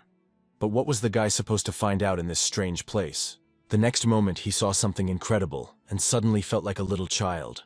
In front of him stood Alice, who seemed to be able to be in 2 dimensions at once, and she clearly had something to say. A flower from her garden appeared in Alice's hands, which she wanted to give to Jonathan, so that he could maintain contact with all the creatures of this world. It turned out that this flower contained the energy of beings from 3,000 worlds, and now this valuable relic belonged to Jonathan. Jonathan could hardly believe what was happening, because Alice really kept her promise and thanked him for helping with watering the garden. He was, however, worried about whether he was even worthy of such a valuable gift that this kind girl had bestowed upon him. Alice responded by patting Jonathan on the head and telling him not to worry about anything. Looking into Alice's face, Jonathan felt his connection with her weakening, her touch becoming less and less noticeable. The next moment he opened his eyes and found himself in the same dimension he had been in a few minutes ago. Alice stood over him, happy that he had woken up, because she had already begun to worry. Jonathan had been lying on the cold ground for too long. It was getting dark outside and it was time for them to go back. Turning to Alice, Jonathan told her about his dream, which seemed amazingly real, and he couldn't understand where he had been all this time. Alice answered mysteriously that she didn't understand what he was talking about, and that now was not the time for talking, but that she needed to check the system window. It turned out that while Jonathan was in another dimension, Alice had already fixed the system window, and now it was working properly. Moreover, Jonathan gained new abilities and remembered his past lives lived thousands of years ago. It turned out that in his vision he saw events from one of his past lives, and he wanted to know more about it. However, of all the memories of the past, only one fragment was available to Jonathan. The rest remained hidden. To Alice's surprise, Jonathan began to thank her profusely, which briefly caught her off guard. Bowing low, he said that Alice had saved his life and fixed the system window, and that he owed her an unpayable debt. Looking at Jonathan with a smile, Alice realized that the boy she met many years ago had become a real man. However, she believed that she had simply done her job, and Jonathan did not need to thank her so profusely. Alice wanted to give Jonathan something else important, and reminded him that they needed to get back quickly. But first, she decided to treat Jonathan to some delicious tea with a floral aroma, a cup of which he was already holding in his hands. Alice explained that this was not ordinary tea, but a decoction of herbs that grow only in the afterlife. This tea was supposed to help Jonathan overcome his fear, and after taking a sip, he realized that it was the most delicious tea he had ever tasted. Jonathan immediately felt a new, previously unknown force awakening within him. But it seemed that this power was not enough, and even the thought of meeting the Dark Reaper still filled him with horror. Adele also wanted to try the flower tea, and Alice, without refusing her, poured her some more of the drink. And then she sadly said that she understood Jonathan perfectly well, but the power of tea might not be enough for his main fight. Alas, even a large amount of tea does not enhance its magical effect, and Jonathan will have to do everything else himself without the help of healing drinks. There was nothing more she could do to help him, but Jonathan immediately reassured the girl, saying that she had already helped him a lot. Unexpectedly, at that moment he heard a system notification about a new vacancy for part-time work. The advert was about fighting Medusa, and Jonathan thought that if this part-time job would increase his courage level, then this was exactly what he needed. Just as he was about to respond to the ad and agree to the part-time job, Jessica suddenly grabbed him by the ear. She didn't seem to like the idea of fighting Medusa, and she realized that Jonathan had been taking on any job he could get lately. You'd have to be a complete idiot to agree to something like that, and Jessica was willing to do anything to dissuade Jonathan from this idea. After all, if he thinks he has become immortal, he is very much mistaken, because a couple of extra holes in his body will not just heal. Besides, Jonathan should have thought not only about himself, but also about those who cared about him, because the guys would never forgive themselves if they let him go to this dangerous part-time job. The guy had to listen to a hail of accusations. His face was covered in sweat, and he had only one thing left to do. Jonathan fell to his knees in front of Jessica and asked for forgiveness for all the bad things he had done in his life, saying that he was terribly guilty. The guy still thought that the vacancy was not bad, but only if he had sufficient training could he agree to this job. Suddenly, Jessica changed her mind and explained that only 3 things were needed to fight Medusa. First of all, he must obtain the sandals of Hermes in order to reach the island, which is impossible to reach without this relic. In addition, you will need an invisibility helmet to approach Medusa undetected and have time to strike with Excalibur. And finally, the guy needs a mirror shield so he doesn't look Medusa straight in the eye during the battle and get petrified by her gaze. Unexpectedly, Adele said that she could easily get all these things and that Jessica could trust her completely. It was a great answer, but Jessica added that the place where Hermes' sandals are now is always short of people to work part-time, so they could send someone else there. Most likely, Jonathan will have to go for the sandals, taking his faithful priest Patrick with him, so that it will be easier for the 2 of them to find them. Soon they found themselves in a place where thousands of letters were flying everywhere, and the messengers were busy with work. Looking up, Patrick was surprised at how many letters were in one place and could not figure out who they were all intended for. And then Jonathan, looking up, saw one of the senior messengers, who had been waiting for them for a long time and was glad to see them. It was a very young messenger in the same sandals that Jessica had spoken of, and he joyfully greeted the new workers. The young man immediately warned that it was not easy to work in the Hermes Postal Service, and in addition, they had to obey their boss in everything, which was now him. Jonathan replied that they enjoyed hard work, so there was no need to worry. But if the young man doesn't mind, Jonathan would like to immediately receive Hermes' sandals as payment, since it was for them that they agreed to do this part-time job. The messenger immediately agreed and suggested that they immediately begin work, of which there was more than enough in this place for everyone. A second later, a whole mountain of letters towered over the guys, which they had to send to different addresses. That same day, they went to the Colosseum, where Jonathan was to fight Ares in a training fight that his opponent still remembered. He greeted Jonathan cheerfully, but expressed dissatisfaction with the fact that he had not contacted him since their last meeting. Ares immediately offered him another duel, but Jonathan replied that he had no strength left, and that his priest Patrick could fight Ares instead. That same evening, Jonathan set out on his first mission, which was to deliver a letter to his old enemy. With a smile on his face, he greeted the owner of these dark places and handed him a letter. Handing over the envelope, he asked for a signature to confirm receipt so he could report to his superiors. But before he could hand over the letter, it caught fire right in his hands, because Hades could not believe that this scoundrel had risked coming to him in person. At that moment, Persephone appeared behind Hades, knowing how this meeting would end if she was not there. Besides, the letter was meant for her, so she said with a smile that she wouldn't mind seeing this messenger. The friends worked all day and delivered more letters than any other messenger could have sent in a lifetime. As Jonathan climbed the stairs, he held in his hands a list with the signatures of all the recipients to whom he had delivered letters. They only had one envelope to deliver, but this task was much more difficult than all the others. After all, the addressee was located high in the Caucasus Mountains, and it was none other than Prometheus. Gathering his last strength, Jonathan finally climbed the mountain and realized that he had arrived at the appointed place. Having climbed up, he immediately saw the eagle, which did not move from its place and carefully watched the suffering of Prometheus. It turned out that there was a whole flock of eagles soaring in the sky above a high mountain. At that moment, the system notified Jonathan that a new fragment of his memories from the past had been unlocked. Raising his head, he saw Prometheus chained to a rock, his head down, showing no signs of life. Although it was clear that he was still alive and, according to the prophecy, it was not surprising that they found him in such a state. The system activated playback of a new fragment of Jonathan's memories. From these memories, he realized that many years ago he had already killed Asmodeus, using all his power, which allowed him to defeat the enemy. It was the greatest success in Jonathan's life, although in his youth he was much stronger than he is now.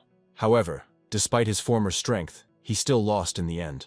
Because if he had still been so strong, he would not have had to look for part-time work to gain new abilities. In the flood of memories, Jonathan clearly saw that he had already foreseen the outcome of the duel with Asmodeus. Closing his eyes, he momentarily recalled the events that preceded the duel, which could not be forgotten. In this life, he again failed to defeat the creature, which would have already sent him to the afterlife, if not for the sudden appearance of Alice in the forest.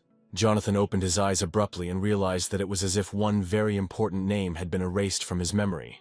Patrick, looking at his friend, did not understand what was happening to him and why he was behaving so strangely.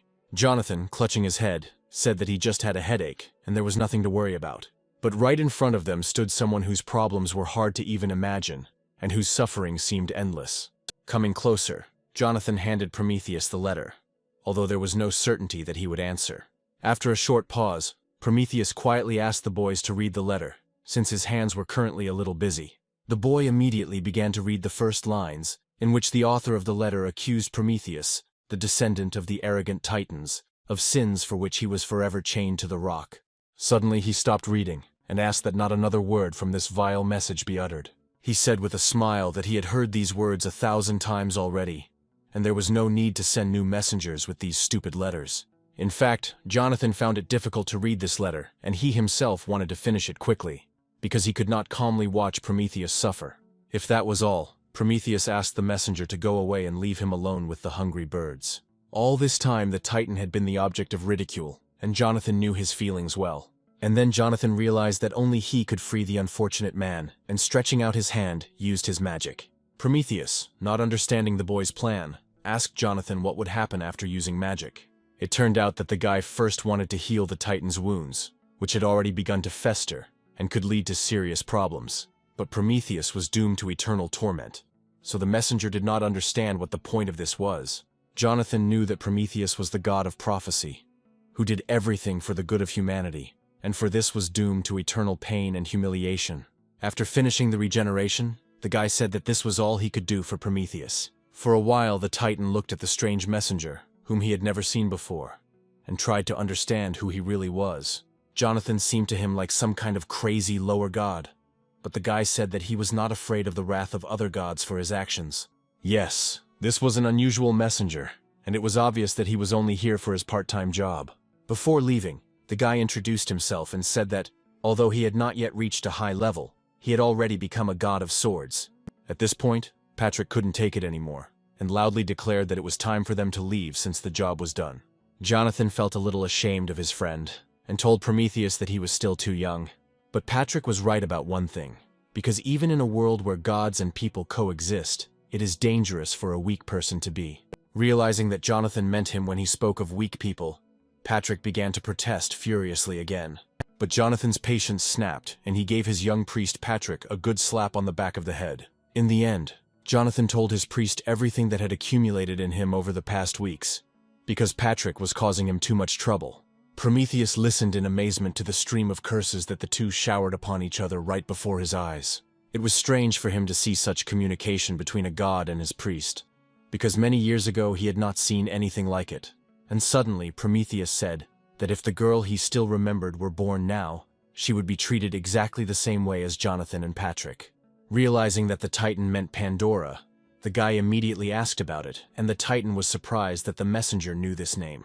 But it was unclear how he knew this girl, because she lived a very long time ago, and Jonathan could not have met her in this life. However, the story of Pandora was widely known, and legends were made about it, so there was nothing surprising about this. Suddenly Patrick said that he had heard about Pandora's box, and Prometheus asked him to tell him what he had missed while he was chained to the rock. If they know anything about this, The Titan would be grateful if they could explain it to him briefly. This was not difficult for Jonathan, and he immediately told her that Pandora had divine beauty, and the gods generously gifted her with various talents. However, this girl had been very curious all her life, and it was this excessive curiosity that caused the terrible disaster. Of course, Prometheus was deeply in love with her. But unfortunately, she did not pay attention to all his prophecies. It turned out that the Titan knew much more than Jonathan, and the guy asked him to tell him everything he knew about Pandora. Only now did Prometheus realize that the young god had helped him only for the sake of prophecies. Jonathan would be lying if he said he wasn't interested. But he didn't help the Titan out of self-interest. Yes, this guy was eloquent, and such a confident answer brought a slight smile to Prometheus's face. And then he began his story about how his flesh had been torn to pieces 1,000 times and had grown back together again. And after all these endless years of suffering, he was so tired that now he just wanted to share his story with the guys. The guys froze, listening to the prophecies of the formidable Titan, intended specifically for them, and remained on the top of the cliff for a long time, remembering his every word. When Jonathan returned, he was beaming with satisfaction after a hard job for which he was to be rewarded. Patrick reminded Jonathan that they had come too far and could have used teleportation. He was right, because the journey turned out to be exhausting. Although Jonathan did get a valuable trophy, which were those very sandals of Hermes. In addition, Jonathan unlocked some memories and heard prophecies from Prometheus himself, although he was not able to make out all the words. Pandora was the mysterious girl from ancient mythology, and the real Pandora's box, which carried chaos, had not yet been opened. Jonathan turned to Patrick and said that he had urgent matters to attend to, expressing the hope that his priest would not do anything stupid in his absence. It seemed like this guy really needed to be kept under close watch, constantly reminding him to be prudent. When Patrick was left alone, he suddenly heard a loud female voice in the distance and tried to understand what was happening. It turned out that 2 mutants surrounded a little girl, accusing her of stealing and intending to punish her. A girl named Ella said that the letters belonged to her, and that she urgently needed them now. The mutant reminded Ella of the warning about the consequences of stealing and declared his readiness to carry out the punishment. Patrick, already about to leave, threw out a last phrase about how people and gods are similar in many ways. The monster did not like this remark, and he sternly warned that this little bastard should not dare to make fun of him. But he said it in vain, and Patrick, turning to him, realized that he would not be able to keep the promise he had given to Jonathan. He had promised Jonathan not to seek adventure, but he could not tolerate the insults of this boor. Just as Patrick was about to draw his sword, he remembered Jonathan, who would definitely not approve of such a reaction. With difficulty suppressing his anger inside, Patrick decided to leave and avoid new problems. But the mutant shouted after him that only a coward runs away at the most inopportune moment. This was the last straw, and Patrick rushed into the attack, swinging his magic sword. The mutants had no chance against the experienced swordsman, and Patrick quickly dealt with them. Standing over his fallen opponents, Patrick warned that he had not fought at full strength, and that they should thank him for remaining alive. However, one of the mutants had a whistle in his hands, with which he wanted to notify the others. The mutant understood that a crowd of his friends would immediately come running to the signal and tear Patrick to pieces. Indeed, Patrick soon found himself surrounded by mutants, and even his masterful swordsmanship was unlikely to save him. The mutant continued his tirade about how the young gods had completely let themselves go, and that it was high time to teach Patrick a lesson. Patrick tried not to show it, but he knew his troubles were just beginning. At that moment, when he was already preparing for battle, Jonathan appeared behind him. He, of course, would not abandon his priest in trouble, but he was angry at Patrick for yet another adventure. Patrick immediately explained that he could not remain indifferent when he saw mutants bullying a defenseless girl. After listening to Patrick, Jonathan realized that in his place he would have done the same, and that he shouldn't blame only the priest. But one of the mutants, not agreeing with this turn of events, rushed to attack both guys. Jonathan easily repelled the monster's weak attack, which he could have blocked even blindfolded. He didn't want to fight, and suggested that the mutant forget about the incident, promising to deal with Patrick himself.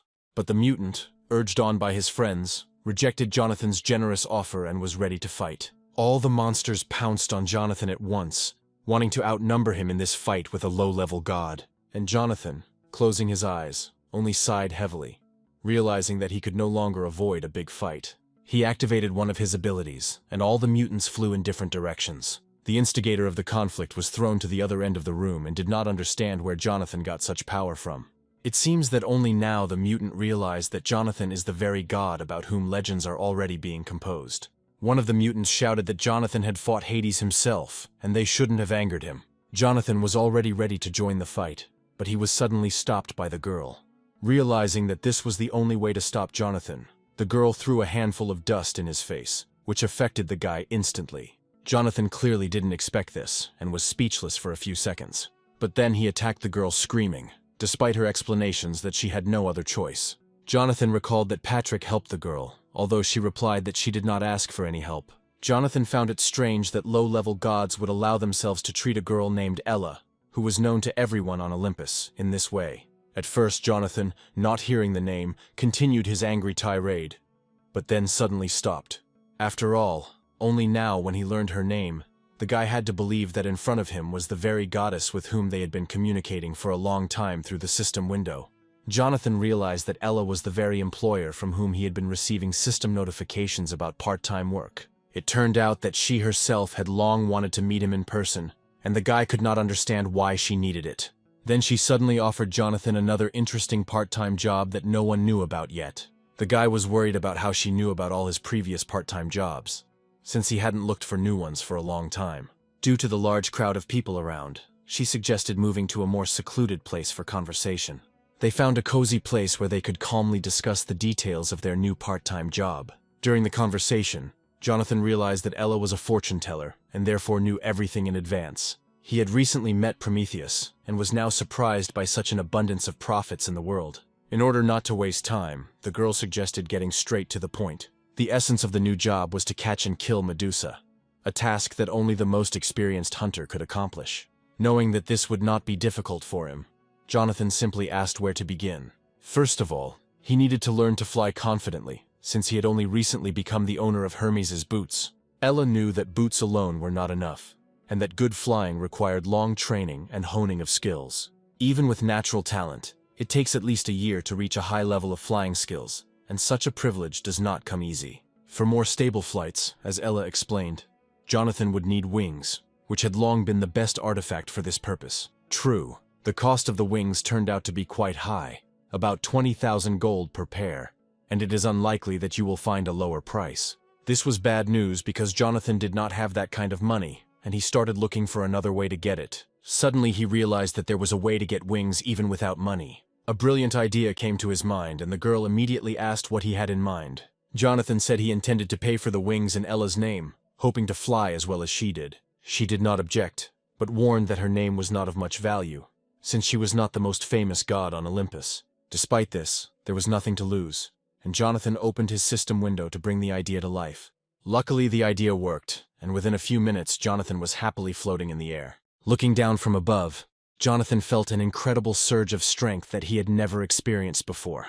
He didn't understand why the gods were so clinging to their power when the same abilities could be obtained through talent. The first part of the plan had been successfully completed, and they had to move on to the next stage without delay. Watching Jonathan from the ground, Ella was pleased with how easy it was for him to fly, even though he was only making his first attempts. His turns in the sky gave the impression that he had mastered this flying skill all his life.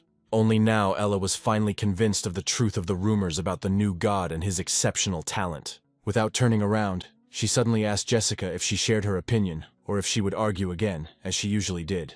Jessica was surprised that Ella noticed her, even though she had crept up completely silently. Turning around, Jessica admitted that she had felt her presence for a long time and was glad to be able to look her in the eye. Ella, it turned out, was ready for this meeting and was not at all like the other gods Jessica had met. Jessica had a unique ability to remember everyone she had met over her many lives. However, in this world, not all the names were known to her yet, and Ella was one of those gods that she encountered for the first time. Unexpectedly, even after her presence was revealed, Jessica continued her attack, intending to fight Ella. Jessica threw her foot forward, knocking Ella off her feet and causing her to lose her balance and almost fall onto the grass. Jessica immediately launched a powerful blow with her magic blade, but Ella, remaining calm, dodged it. With a few deft movements, Ella found herself at a distance from her opponent and watched her. Jessica was not going to give up, and deciding to take advantage of her opponent's proximity, she resumed her attack. Ella continued to deflect each attack with such ease, as if she could do it forever. It seemed as if Ella not only foresaw events, but also knew Jessica's every next move. Rumors of Ella's strength circulated throughout Olympus, but it was only in real combat that Jessica was able to appreciate her power. Ella knew about Jessica's past life, and this predetermined their fight today. Spinning a vortex of energy around herself, Jessica prepared to deliver the decisive blow, which it seemed Ella would no longer be able to reflect. At this most dangerous moment of the fight, a familiar male voice finally interrupted their fight. Jonathan could not allow their fight, since both girls were close to him and were very necessary in future battles against the aliens. He easily stopped them by slamming Excalibur into the ground, causing a deep crack to form between the girls. Soon after, Jonathan and Jessica found themselves alone, and spent a long time just silently thinking about everything that had happened. Jonathan knew that his intervention could hurt Jessica, but he couldn't let them do something irreparable. It was the first time he had seen his friend so agitated, as if there had been a long-standing conflict between her and Ella. Besides, it's strange that Ella, having just suggested that Jonathan kill Medusa, suddenly remembered some urgent matters.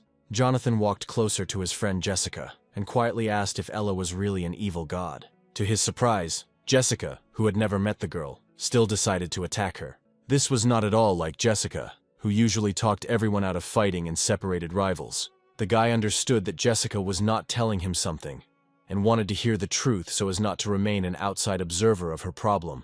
But Jessica continued to stand with the same expression on her face, and it was clear that something was seriously bothering her.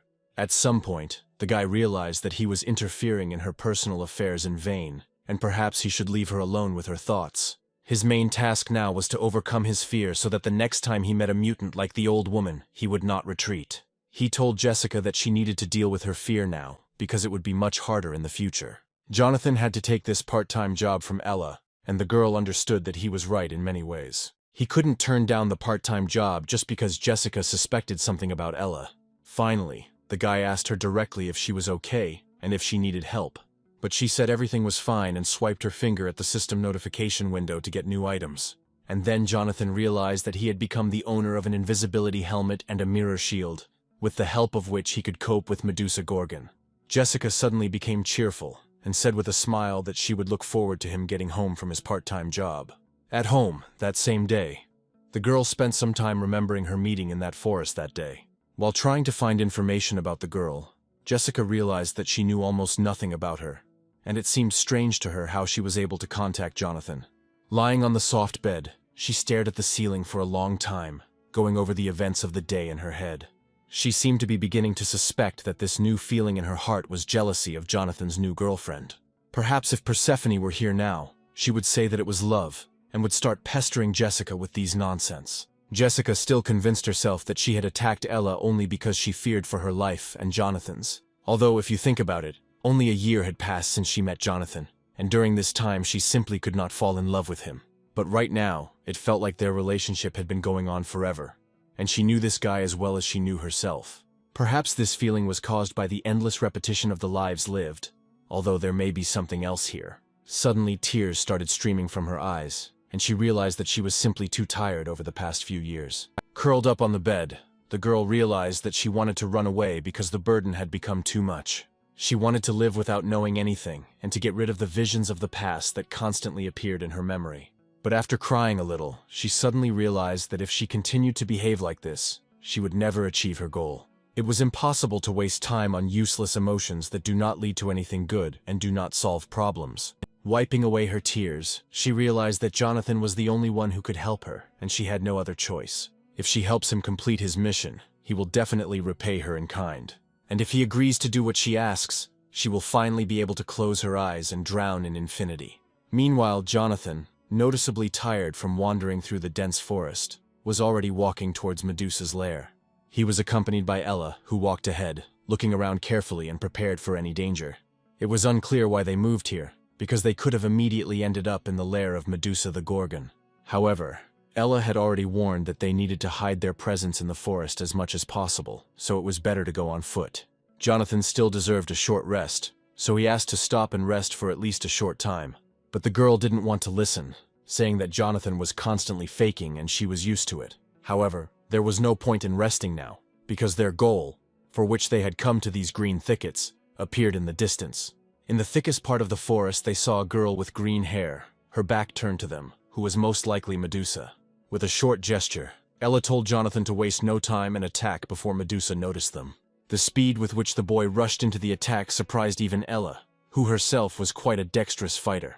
A second later, he was already standing next to the girl, ready to do what he came to this forest for. With one sweeping movement, he chopped her body off, and it was clear that she would not survive. Of course, he felt sorry, but circumstances forced Jonathan to use cruelty even towards this girl. He stood there for a while longer, realizing that a second blow would no longer be necessary. Suddenly, Ella shouted loudly from afar for Jonathan to get out of there immediately because his life was in danger. The guy didn't immediately understand her words and loudly asked why she didn't come closer. Imagine his surprise when another mutant appeared next to him, who was the main mistress of the forest and their true goal. It turned out that Medusa had two sisters, and Jonathan saw the oldest of them in front of him right now. And then, looking up, he realized that everything was much more serious than it seemed, and speed alone would not be enough. Marianne stared at him, and there was such horror in her eyes that anyone who dared to look at her would immediately freeze in fear. But a second later, Marianne realized that the guy had disappeared, having slipped away in some incredible way. Of course, this infuriated her. She could almost taste the prey, anticipating a hearty dinner. At that moment, the middle sister came up to her from behind, hearing her loud screams. Like everyone in their family, Zara was a mutant who had recently awakened from a long hibernation. The older sister abruptly declared that now was not the time to sleep, because a stranger had snuck into their lair and was hiding somewhere nearby. It was clear from Zara's expression that she didn't believe a word her sister said. Who in their right mind would go into their lair? However, Marianne continued to insist, and Zara gradually began to understand that her sister was telling the truth. With her ability, Zara could verify Marianne's words. No living creature could hide from her special gaze. Having activated the ability and caught Jonathan's thermal spectrum, she immediately understood where he was hiding and prepared to catch up with the sly one. Realizing that he had been exposed, Jonathan realized the futility of his invisibility mode against this monster's magic. Now that capture seemed inevitable, it was necessary to escape from this damned place. He immediately activated his fast-running skill and rushed away, hoping to escape. But this was not the first time Zara had encountered fugitives, and no one had ever managed to escape from her so easily. Sneaking up on unarmed girls was mean, and Zara and her loyal snakes were ready to punish Jonathan cruelly for it. Ordering the snakes to attack, she directed them towards the boy, hoping that they would bite him and inject him with deadly poison. Jonathan knew that this poison could kill even the largest monster, so his chances of survival were practically zero. But having run a little further, he suddenly saw the fist of Zara's sister, Marianne, flying straight into his face. The blow was so powerful that any other hunter in Jonathan's place would have died instantly. Realizing that the guy turned out to be a weakling, the mutant was already looking forward to feasting on a new victim, hoping that Jonathan would be tastier than the previous hunters. She even wanted to cut it into small pieces to avoid the indigestion that happened after the last hunter she swallowed. But becoming someone's prey was clearly not part of Jonathan's plans, as he had already encountered many powerful mutants on his path. True, now he was facing two powerful monsters with poisonous pets, posing a mortal danger. But in his hands appeared Excalibur, his reliable friend in the fight against high-level monsters. He deftly dodged the attacks of the snakes that grew straight from Zara's head, like living poisonous hair, capable of killing any creature. It seems like it's time to use the new skill that was strengthened after meeting Alice. Using Wave Slash, Jonathan released a white energy beam that could cut through the cursed snakes like a knife. And so it happened. And after a few seconds, only the severed remains of the poisonous creatures remained on the grass. The blow hit not only the snakes, but also Zarya herself, who was cut in two. To Jonathan's surprise, the severed heads of the snakes began to grow back, as these creatures had the ability to regenerate. It seemed like those vile mutants didn't even feel the powerful attack that Jonathan had put so much divine power into. And Zara, like a madwoman, screamed that she had never experienced such pleasure since she became immortal. Then she released the poisonous snakes towards Jonathan again, this time with even more hatred. At the last moment, Jonathan dodged the lightning attack, jumping up, and the snake's head slid under his feet. He might have been able to handle one mutant, but Zara's older sister was still here and ready to join the fight. However, her blow also missed, because Jonathan used intuition and anticipated an attack from behind. It seemed like he had no choice but to use the white ice and black flame technique he had mastered during his journey to the snow giants. Fortunately, at that moment a girl appeared, who was most interested in Jonathan's success, and was ready to help her friend. She shouted loudly to distract the monsters, and Marianne tried to understand where this female voice was coming from. They then saw Ella high above them, apologizing for being late but expressing her willingness to join in their fun. Jonathan's gaze expressed joy, because just a second ago he was alone against two monsters, and now he had an ally. Her plan was simple, because by dumping the dust deposits stored at the top of the hill onto the monster's lair, she would solve this problem in one fell swoop. And so it happened. And after a few seconds, the entire forest area where the monsters lived was covered with a thick layer of dust. Jonathan took advantage of the moment and went upstairs, where Ella was already waiting for him. Rising, he saw the girl, who was behaving as carelessly as always, although she could have warned him about a sudden attack. She replied that in order for an enemy to believe in deception, one must first deceive an ally. Besides, she said, Jonathan should be grateful, because he was the one who got the least amount of dust, since she was aiming specifically at the monsters. However, this was only a temporary measure, because these creatures were immortal and would soon become dangerous again. Then, looking seriously at Jonathan, Ella reminded him that he was obliged to kill Medusa by cutting off her head. Jonathan believed that they would do it together, since Ella had come to the rescue, and together they were stronger. But Ella said that everyone had to do their part, and that rewards didn't come easy. Realizing that he had no choice, the guy went to look for Medusa alone, and suddenly, among the thickets, right in front of him, he noticed a creature that looked like a little girl. Of course, she didn't look like the Medusa from the legends, but there was no one else here. The guy had taken a shield with him in advance, which perfectly reflected light, thanks to which it was possible to look at Medusa without meeting her gaze and without turning to stone. Coming closer to the girl, he saw not a terrible monster, but a beautiful girl who was playing sweetly with a little bird. Instead of the snake hair he saw on Zara today, this girl had beautiful blonde hair that didn't look like a monster's hair at all. Moreover, she had no tail, and from a distance she looked like an ordinary person, no different from others. Even when he got very close, the guy did not feel the signals of his intuition, which usually warned him about the proximity of mutants to Jonathan. The magic helmet made the guy invisible and allowed him to sneak up on Medusa unnoticed to complete the task and receive the promised reward. As he swung Excalibur to finish the mission in one blow, the boy still felt a strange feeling, as if he was making a big mistake. Deciding to act quickly and without hesitation, he fulfilled the promise he made to Ella. He swung his sword, aiming straight for Medusa's neck, but at the last second his hand shook. It seemed that for the first time in his life he had missed at such a close range, and it became clear that Jonathan had not been able to overcome himself by acting as before. And nearby, a duel had already begun between Ella and Marianne, who was joined by her sister Zara. Right in front of him, Jonathan saw a girl scared to death with a fresh scar on her cheek from the blow of his Excalibur. Realizing that he had let Ella down badly, Jonathan tried to strike again, angry at himself for his childish indecision. But when the sword hovered over the girl again, the blade almost touching her neck, an inner voice again told the guy that he would not forgive himself for this act. Medusa cried and begged for mercy so loudly that the guy closed his eyes and froze for a second, not knowing what to do. He still didn't remove the sword from her neck, although it was clear from the girl's expression that she was not guilty of anything. It was hard to believe, but Medusa didn't even try to resist, and remained in the place where Jonathan's sword had caught up with her. This Excalibur was intended to kill mutants who threatened the lives of civilians, and it was difficult for him to take the life of a girl who did not look like a monster at all. But now the guy was at work, and if someone ordered Medusa's murder, it meant that she had done something irreparable. Remembering the mutants he had to destroy, he compared them with this girl and found nothing in common. Those evil mutants didn't care about good and evil. They always pursued the goal of destroying all living things in their path. Now Jonathan felt like he was acting like these mutants, trying to kill an unarmed girl for a reward. Meanwhile, Ella's fight against two strong monsters continued, and the girl realized that her strength was running out.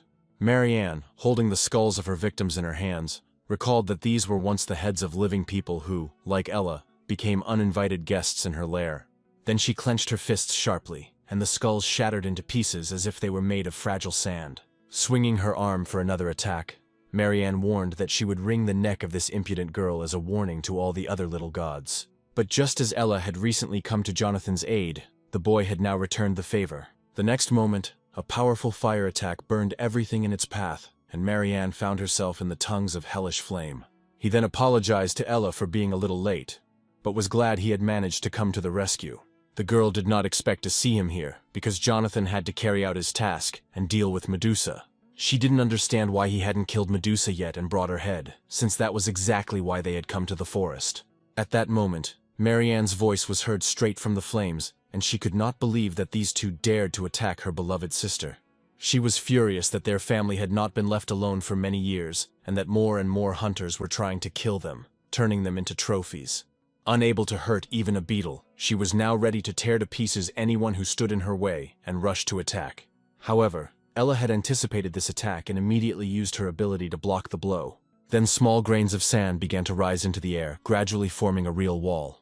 This could surprise anyone, because it's not every day that you see a huge sand wall rising from the ground. But Marianne was on her own territory and was ready to break through that damn wall with one blow and get to the girl. But the next moment, a huge club appeared in front of her face, raised by Jonathan to thwart her plans. A powerful blow from the club landed right on the monster's head, and Jonathan won precious seconds. However, even in flight, Marianne managed to slash Jonathan's cheek with her claw, almost taking away his eye. Turning to him, she mockingly threw out that in such a serious fight, exchanging magic for a simple club was a cheap trick that would not kill her. Indeed, attacking an immortal being with a club seemed pointless, and Marianne was confident of her advantage. However, the next blow of the club made her doubt, because despite her immortality, she felt pain, like any other creature. If you rely only on immortality, you will have to endure endless attacks and unbearable pain.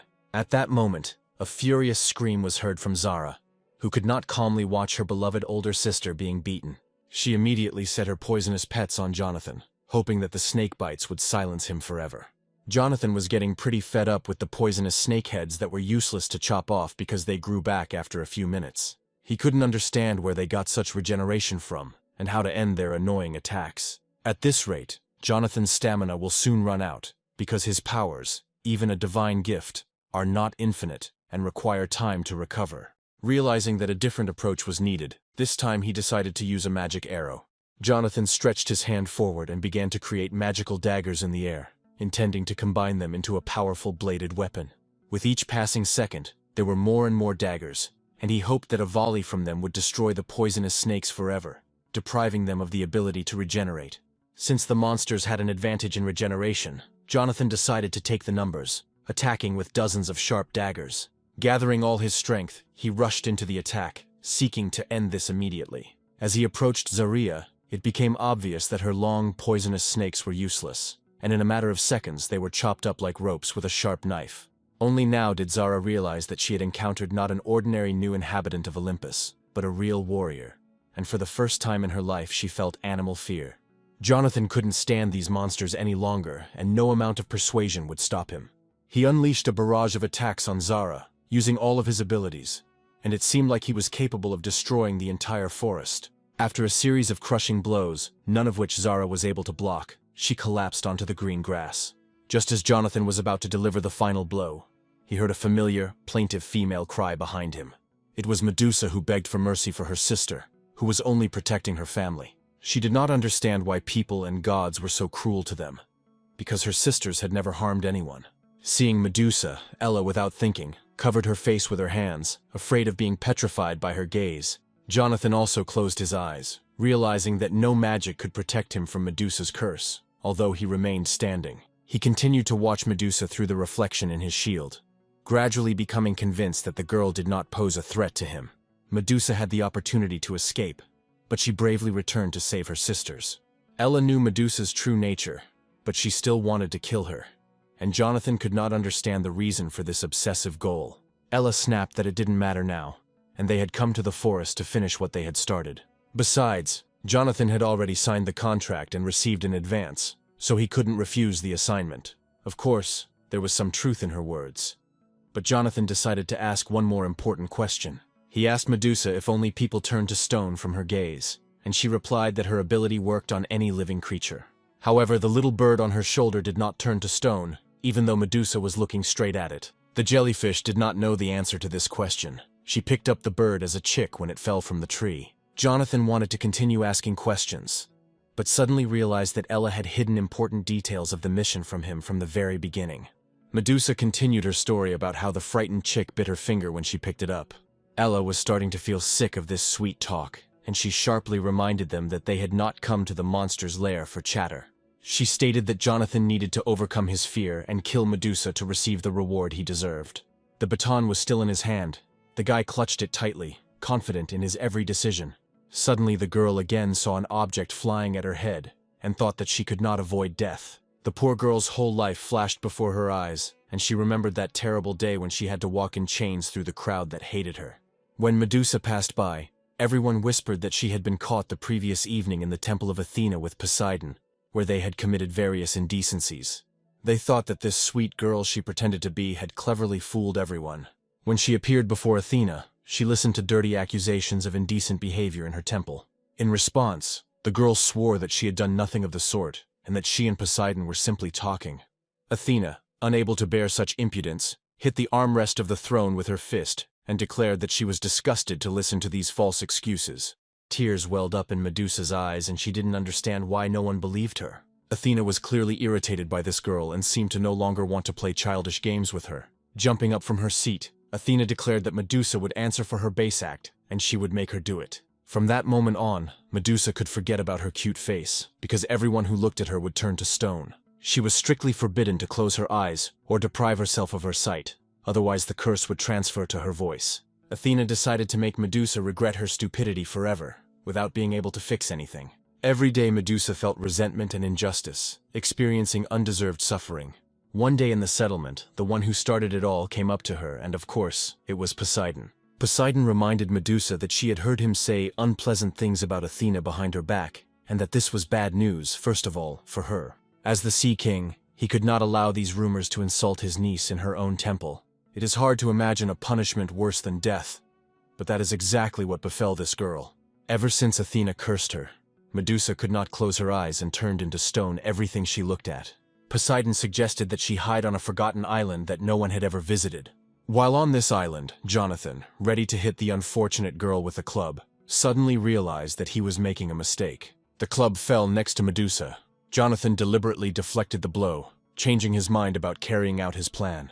He quietly said that he never wanted to kill her, and that he had just been doing his job all this time. Turning to Ella, the guy said that he would no longer perform this task, and that he was sorry to break the contract with her.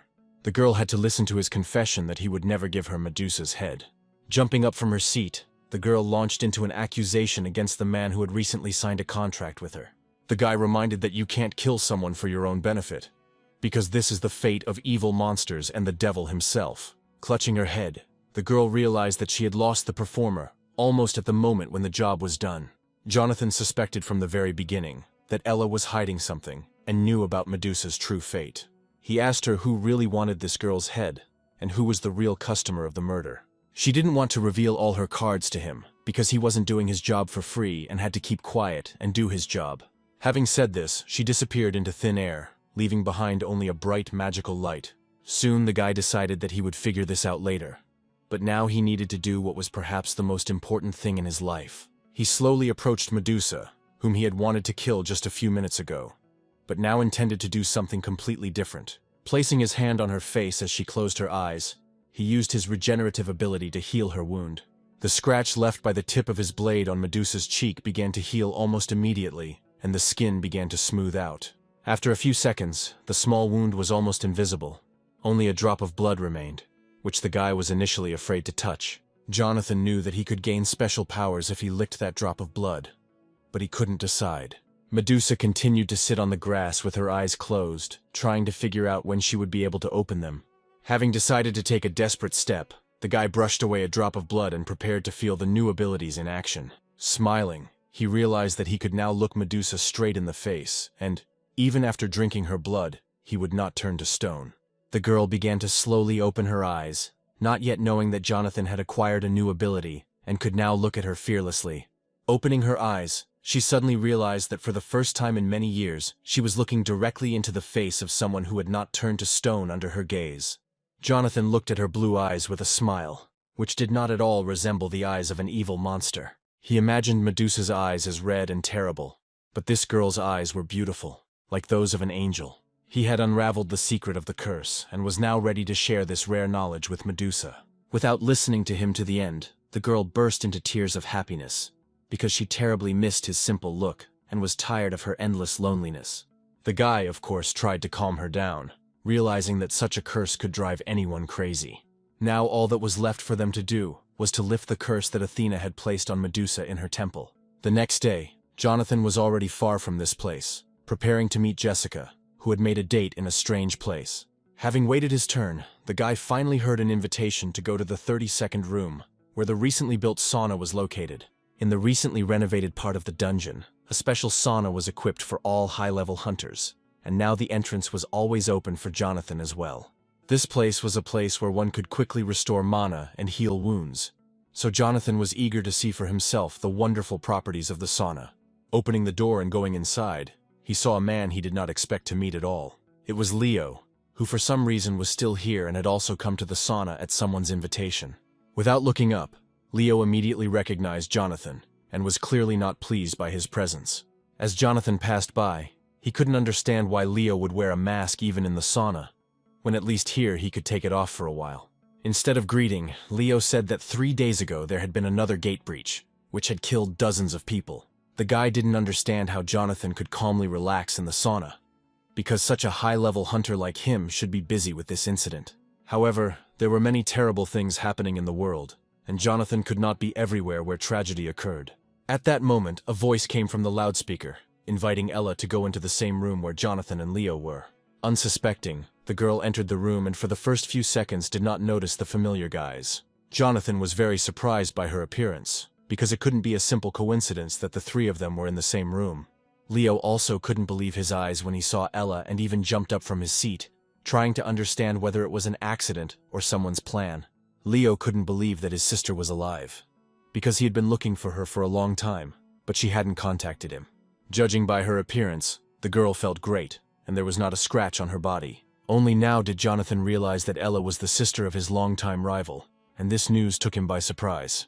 Jonathan couldn't understand what was going on, and why he didn't know anything about the relationship between Leo and the girl who had been giving him extra work all this time. Leo had no fewer questions, and he also did not understand why the girl did not tell him that she was fine. He continued to call her sister, and Jonathan suspected that they were hiding their relationship. At first, she simply looked down, unable to utter a word, because she had nothing to say. At that moment, Jessica appeared in the sauna, and immediately noticed the gloomy atmosphere instead of the expected joy from the meeting of brother and sister. She was probably the only one who could tell Jonathan the whole truth, and he still wanted to know why she was the last one to know. Jessica was alarmed by Ella's behavior from the very beginning, so she conducted her own investigation. It turned out that none of the gods had ever heard of this girl, and there was not a single entry about her in the Olympian journal. So Jessica began to be tormented by doubts, because if there are no records about Ella, then perhaps she is the forgotten deity. Jonathan also felt that there was a familiar energy coming from the girl, and that was probably why she said that her name was worthless.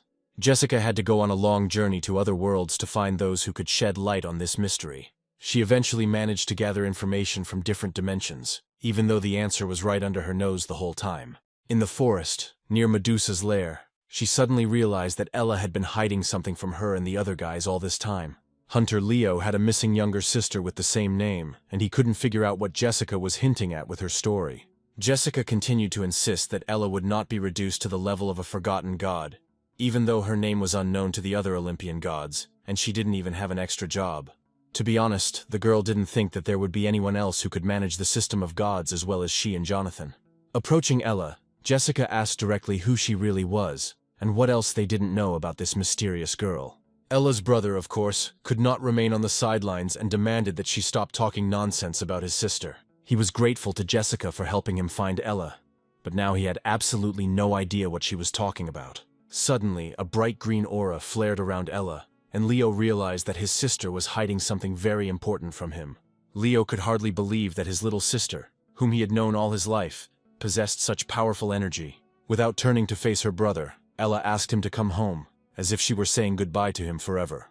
Leo realized that Ella had used movement magic and began to dissolve into the air, teleporting to another space. After sending her brother to another dimension, Ella was finally ready to admit everything Jessica had said. Jessica had done a great job of conducting the undercover investigation, but Ella said with a sneer that she hadn't expected such a high rating for her abilities. However, noticing the worry in Jessica's eyes, Ella approached her and said that the system could be controlled by other people besides her. Ella had always been irritated by arrogant girls like her rival, who were convinced that the whole world revolved around them. Lightly pushing Jessica with her shoulder, Ella headed towards the man who interested her much more. Walking up to Charlie and looking him straight in the eye, Ella declared that it was he she wanted to talk to first. Suddenly, she announced that Jonathan must pay for not living up to his name and breaking the terms of the contract. Charlie understood that there was some truth in her words, but he also had a question for the girl. It was unlikely that he would be able to talk to Ella now, because Jessica was next to her, and more serious events were unfolding elsewhere. After all, new gates opened over the city, and its inhabitants once again found themselves in mortal danger. Ella could easily move to the gate, and the next moment the sand began to rise under her feet. It was obvious that Ella was heading to the very epicenter where these giant interdimensional gates had opened. She suggested that Charlie change places and talk where no one would disturb them. Jessica, looking up, understood Ella's plan and was very surprised that the gates above the city opened today. The whirlwind around Jessica swirled with such force that she could barely stay on her feet and could not see anything around her. A moment later, the same magic that Ella had used to transport herself and Jonathan to another space poured out of the open gate onto the ground. The guy didn't understand why Ella did this, and why she left Jessica in that dimension without taking her with her. Moreover, Ella walked through the gates so easily, as if she knew about their appearance in advance. Ella suddenly admitted that she had previously thought that Jonathan was a god disguised as a man, but now her opinion had changed. Jonathan turned out to be not just a stone at the bottom of the river, but a useful person for her, capable of playing an important role in her life. Up until this point, Ella and Jonathan had a wonderful relationship, but no matter how special the stone is, it will never change the course of the river at the bottom of which it lies. Ella then stated that something had happened that should never have happened, something she had no idea about. Looking at Jonathan, she asked him directly how he managed to escape the prophecy and who he really was. Jonathan heard about the prophecy once again, and repeated that he was just an ordinary man who had recently accidentally become a lesser god. But everyone knew that a human was incapable of controlling the system, which meant Jonathan continued to lie to its face. Jonathan realized that they were not here by accident, because Ella had specially created a protective dome around them so that he could not escape. Although there was nothing like this in the prophecy, Ella decided to slightly change the scenario predetermined by the higher gods. Suddenly, she raised a huge magical cloud above her head to solve the problem created by Jonathan's appearance once and for all. She was ready to use her destructive magic, which Jonathan, being in the dome, would not be able to resist. But her plan was not destined to come true, because all this time Jonathan had a loyal friend next to him, ready to protect him from any trouble. It was Jessica who rushed after them once the movement magic wore off, and she could use her power again. Such a straightforward attack as Ella used would hardly work on a girl who had lived many lives and seen everything in the world. Ella just snorted contemptuously in response, repeating that she hated arrogant girls, and if Jessica was asking for a fight, she would gladly switch her attention to her. She had no intention of getting involved with this guy at first, but Jonathan himself started the conflict. Her intentions remained unclear, but Ella used such powerful magic as if she had been preparing for this fight for a long time. And then Jessica realized with horror that the protective barrier protecting them from the local mutants had shattered into pieces. Jessica thought that this girl was completely crazy for deciding to feed them alive to a horde of hungry monsters. Jessica was tired of Jonathan's lies, because she knew for sure that the guy was hiding many more secrets about his origin. She wanted them all to die here and now, because there was already a horde of mutants hanging over them, ready to tear them apart. There were so many aliens that even a whole team of high-level hunters couldn't handle even half of them. For the first few seconds, the young people, frozen with horror, simply looked at the approaching crowd of mutants. Jessica screamed in despair at Ella that she had done something irreparable, and, apparently, did not fully understand how it would all end. After all, if all the mutants from the demon world flooded onto Earth, its inhabitants would not have a single chance of survival. Now no one but them could stop these monsters, and Jessica decided to first deal with the one who summoned them from the underworld. It was Ella. It was her magic that opened the way for these creatures, and now she was ready to prevent her rival from somehow correcting the situation. Jessica ran towards Ella at top speed, clutching the magic blade tightly in her hand. In just a moment, she rushed past Ella, managing to inflict a deep wound on her. Ella had not missed a single blow for a long time, and now for the first time in a long time she felt real pain. But suddenly she smiled, noting that Jessica had noticeably increased her speed over the past couple of days. Now was not the time for talking, and Jessica threatened to cut Ella's throat if she did not answer her questions immediately. The main question was why Ella had summoned these mutants and what she was going to do next. Jessica found it strange that she still hadn't figured out Ella's plan, since even Jonathan was beginning to guess her true origins. Ella screamed loudly that the world would not be saved even if Jessica killed her right now. Jessica was probably familiar with this situation, and had probably experienced the consequences of opening a gate that would release legions of demons. These words really resonated in Jessica's soul, and she asked again who Ella really was. If Ella was sent by the Demon King himself, then all this time she was the culprit of all the troubles that made Jessica shed tears for so many nights. Suddenly, Ella used her ability and looked into her opponent's eyes with a hypnotic gaze, trying to confuse her. Apparently, she wanted to use her magic to temporarily deprive Jessica of her ability to resist and deliver the decisive blow. Under the influence of hypnosis, Jessica fell to the ground, unable to utter a word. Her worst nightmare, which had haunted her for many years, immediately appeared before her eyes. She saw again the ruins that the city had become, and it was precisely the vision that often haunted her dreams. It was hard to accept, but it seemed like she was about to fail and die again, only to be reborn and continue this endless cycle. Perhaps this is her destiny, and she should no longer resist what is destined from above. At some point, Jessica stopped resisting and simply waited for the fatal blow from Ella. But at that moment, on the sand where Jonathan had stood, there remained only a trace of the powerful push with which he had risen into the air. After all, it was Ella who taught Jonathan the technique of flight in the forest, and now he seemed ready to use it against her. Clenching his fist, he reminded her that she was deeply mistaken, and that it was time to answer for her actions. He stood between Jessica and Ella, making it clear that he would not allow his friend to come to harm. Jonathan reminded Ella that cities and countries were built by people over centuries, and she had no right to destroy all of it. The world order could not collapse from one attempt by a weak girl who could not even cope with Medusa. Many monsters that seem like messengers of death are simply protecting their territories, just like the Frost Giant King does. Jessica remembered how they had recently found a third priest for Jonathan, and now the power of the Giant King was available to the boy in the fight against the new threat. Approaching the girl, the guy made it clear that he would not leave her, although he needed a little help from her. Jessica was the only one who could handle the arrogant girl, while Jonathan searched for the gate core to destroy it. She was shackled by doubts and fears, preventing her from expressing her deepest abilities. Jonathan took the girl's hand, helping her up as she wiped away her tears and tried to pull herself together. Smiling suddenly, she told Jonathan that he could trust her completely, since her previous fears had been dispelled. Jonathan somehow got into this territory, and Ella didn't understand how he managed to do it. But that wasn't the main problem, because Jessica looked at her with such a look that there was no question of a friendly conversation. Feeling the icy breath of death, Ella, not wanting to give up, rushed after her rival. The deadly battle between Jessica and Ella, which had been brewing for a long time, could now not be stopped.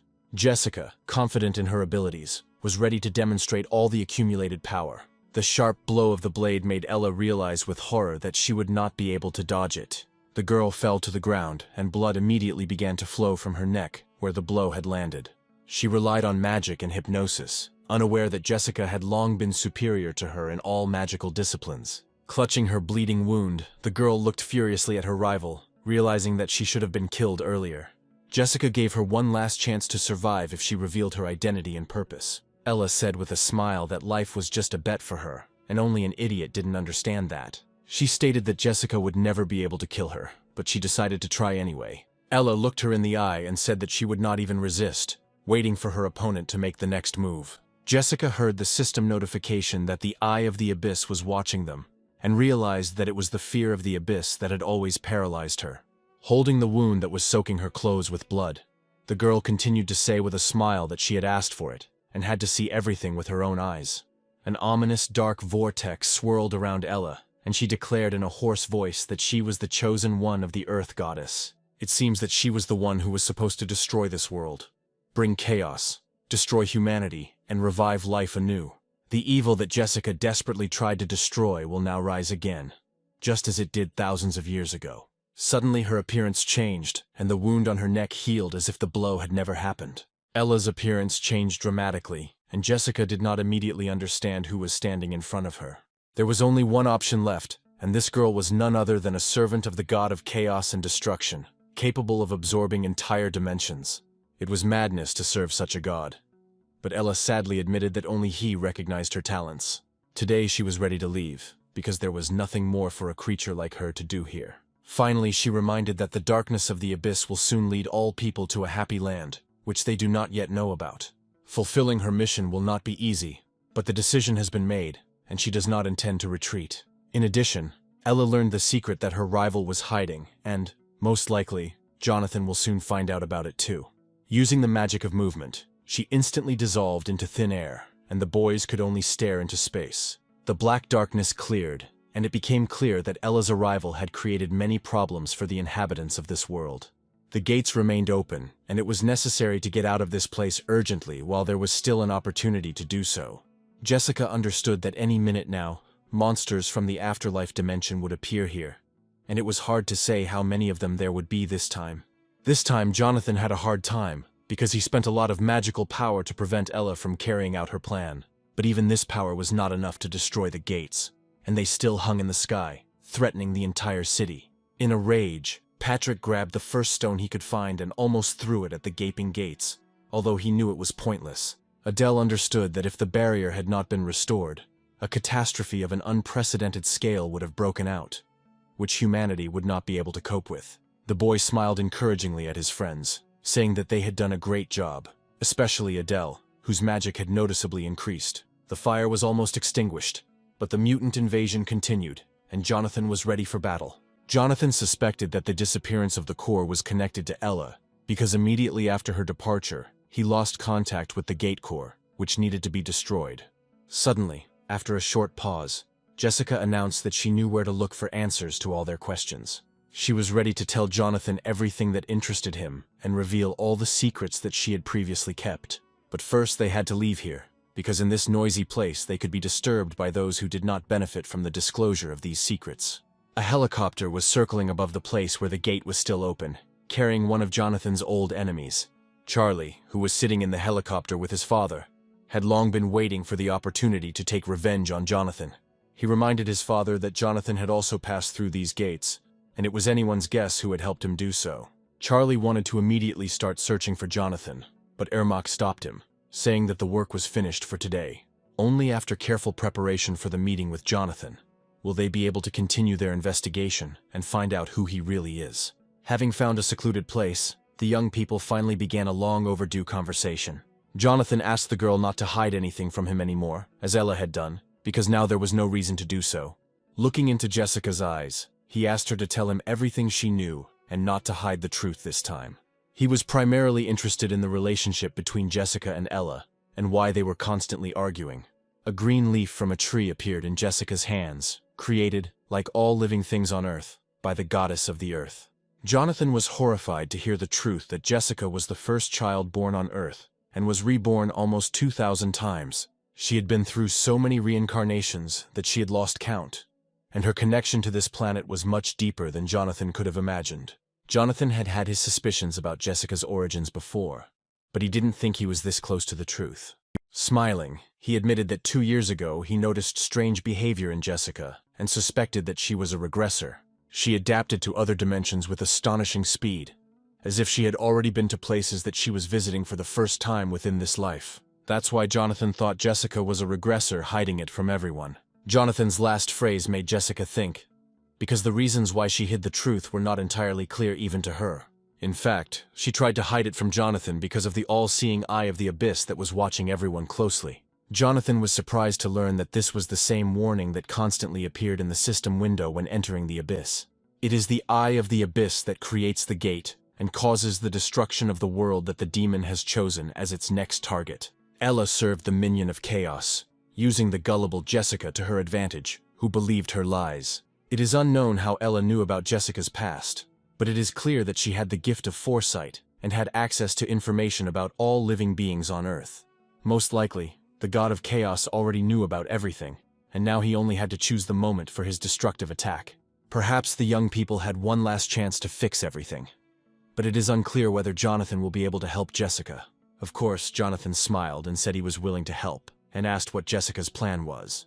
They were obliged to protect people, even if it did not help repel the attack of the god of chaos. Jessica immediately liked this approach, and she realized with a smile that she had found a true friend and ally. With Jonathan around, all her worries seemed trivial, and she was ready to use her magic to make him stronger. Jessica handed Jonathan a bottle of magic potion that he had once drunk, but had probably forgotten about. Jonathan looked at the bottle for a moment, trying to figure out what power it would give him. Jessica recalled that in his past life, as a lesser god, Jonathan fought Neptune and drank this potion before the battle. Jonathan began to remember something similar in his visions of a past life, but he could not reconstruct the full picture. After taking a sip of the potion, he felt no effect, and vital information about his past remained inaccessible. Jessica reassured him, explaining that it was a secret weapon against chaos that worked gradually. She prepared this potion especially for Jonathan, because now he was able to fulfill his destiny. The barriers they usually used against monsters were only a temporary measure, and would not help against a chaos god. Jonathan realized with annoyance that everything was happening too quickly, and that he would not have time to rest before the main battle of his life. Right now, he needed to gather the remaining priests, and Jessica decided to send him on a new mission. A moment later, Jonathan found himself in the desert, surrounded by quicksand and pyramids on the horizon. He was to work as a courier again, but these parcels were very different from those on Earth. The first person Jonathan met at this place was the senior courier, who was clearly unhappy with their meeting. Arthur, that was the courier's name, was angry that he had once again been given a newbie whose training would require a lot of time. But before entrusting the newbie with the job, experienced courier Arthur wanted to give him one important piece of advice that would help him earn a ton of money. Hearing this advice, Jonathan was silent for a moment, wondering whether he should reveal his true nature to Arthur. Arthur, noticing Jonathan's hesitation, urged him on, as he was explaining the important fundamentals of their difficult work. Suddenly, looking closely at Jonathan, Arthur realized that this was no ordinary courier. At that moment, it dawned on Arthur that he was in the presence of a real mid-level god, and he couldn't figure out what he was doing in this deserted area.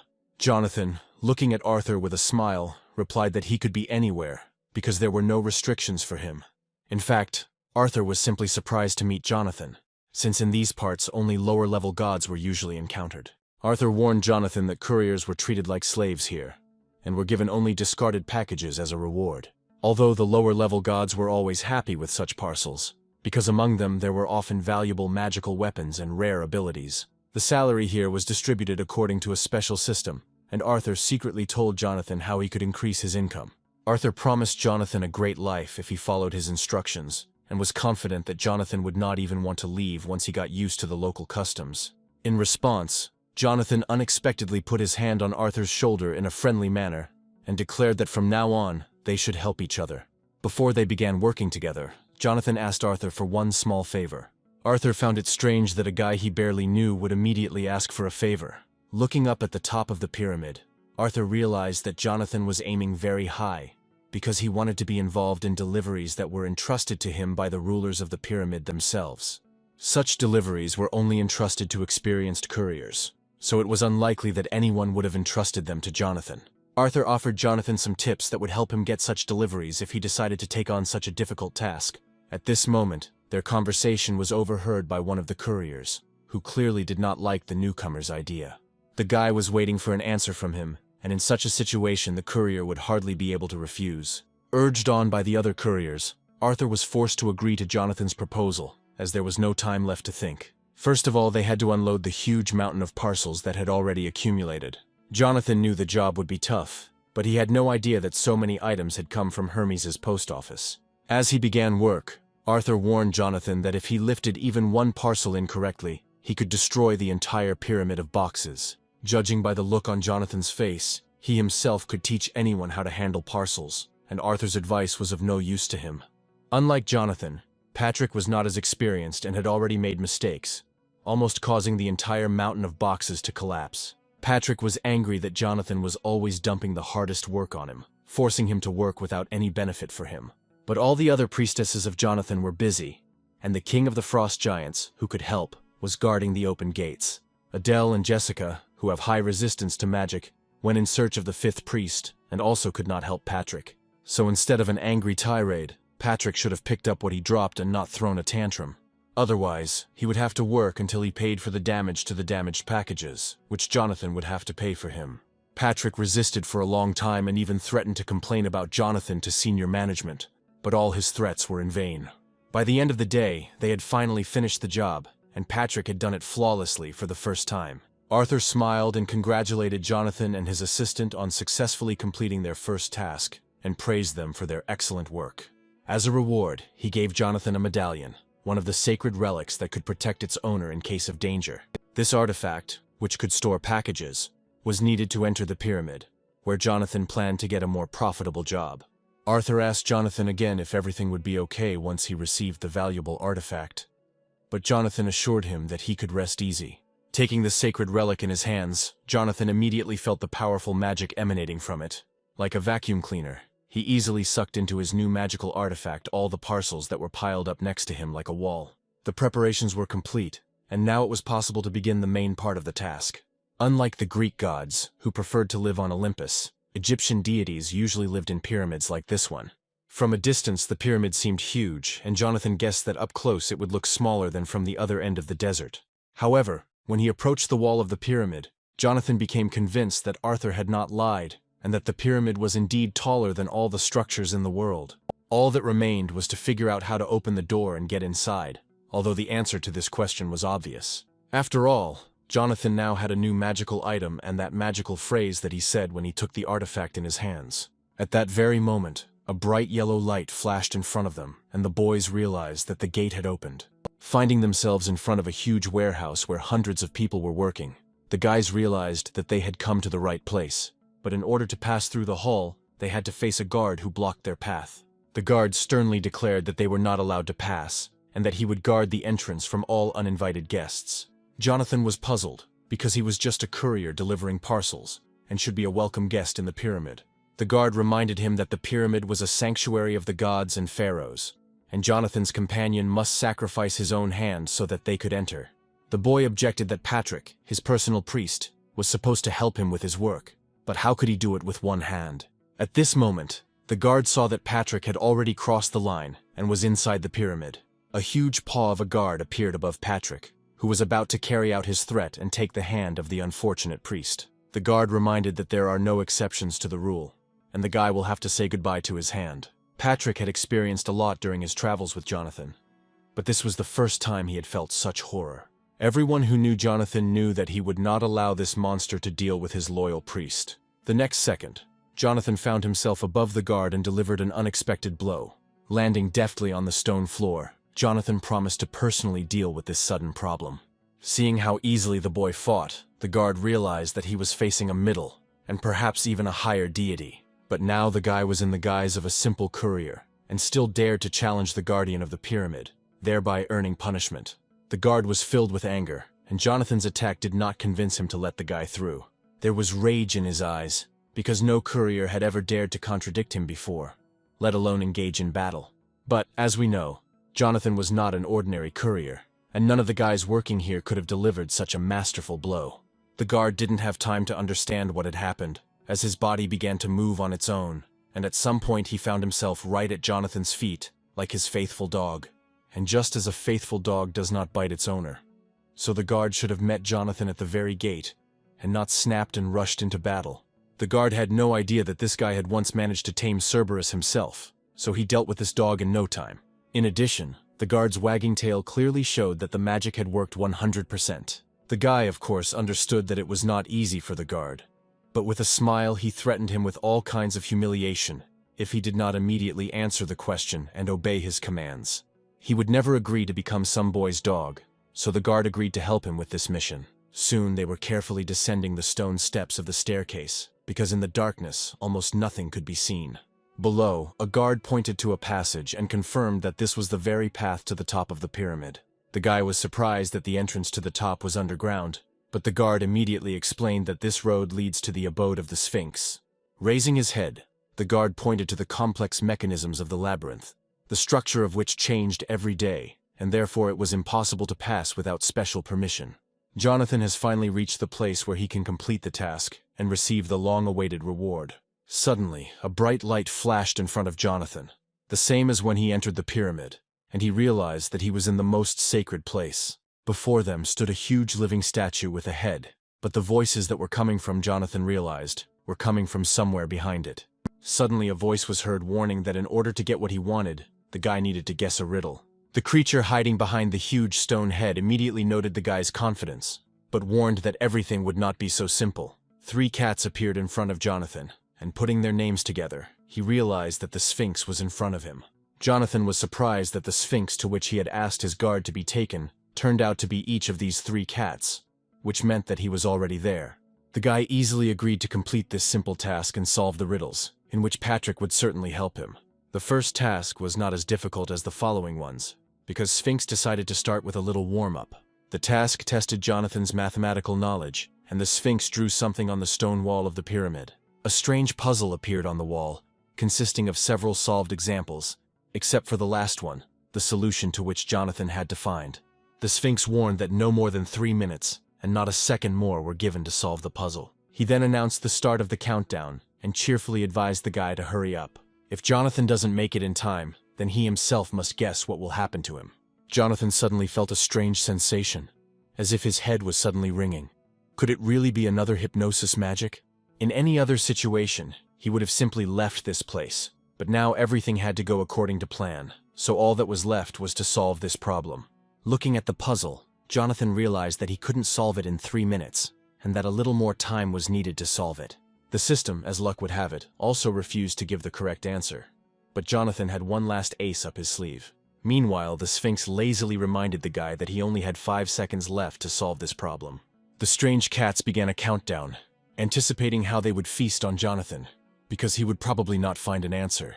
But suddenly the guy named the exact number that the puzzle should end with. The Sphinx seemed to have seen for the first time a man solve this most difficult problem in just 3 minutes. Jonathan's secret was simple, because his new friend Arthur was a real genius in mathematics, and quickly suggested the correct answer through the system window. Now it was the cat's turn to fulfill their part of the deal and tell the guy everything he needed. However, the Sphinx declared that the first puzzle was just a light warm-up, and now it was time for the next task. There were 3 Sphinxes in the room, which meant the guy had to answer 3 questions. The Sphinxes seemed to be enjoying themselves as they watched the boy risk his life in their lair, trying to solve their riddles. Suddenly, a huge magical sword flared up right above Jonathan, hinting at a new test. At that very moment, one of the cats thought sarcastically that since Jonathan had coped with the math problem, this challenge was definitely beyond his capabilities. The cats clearly intended to win this little battle by cunning, forcing the boy to stumble at the most crucial moment.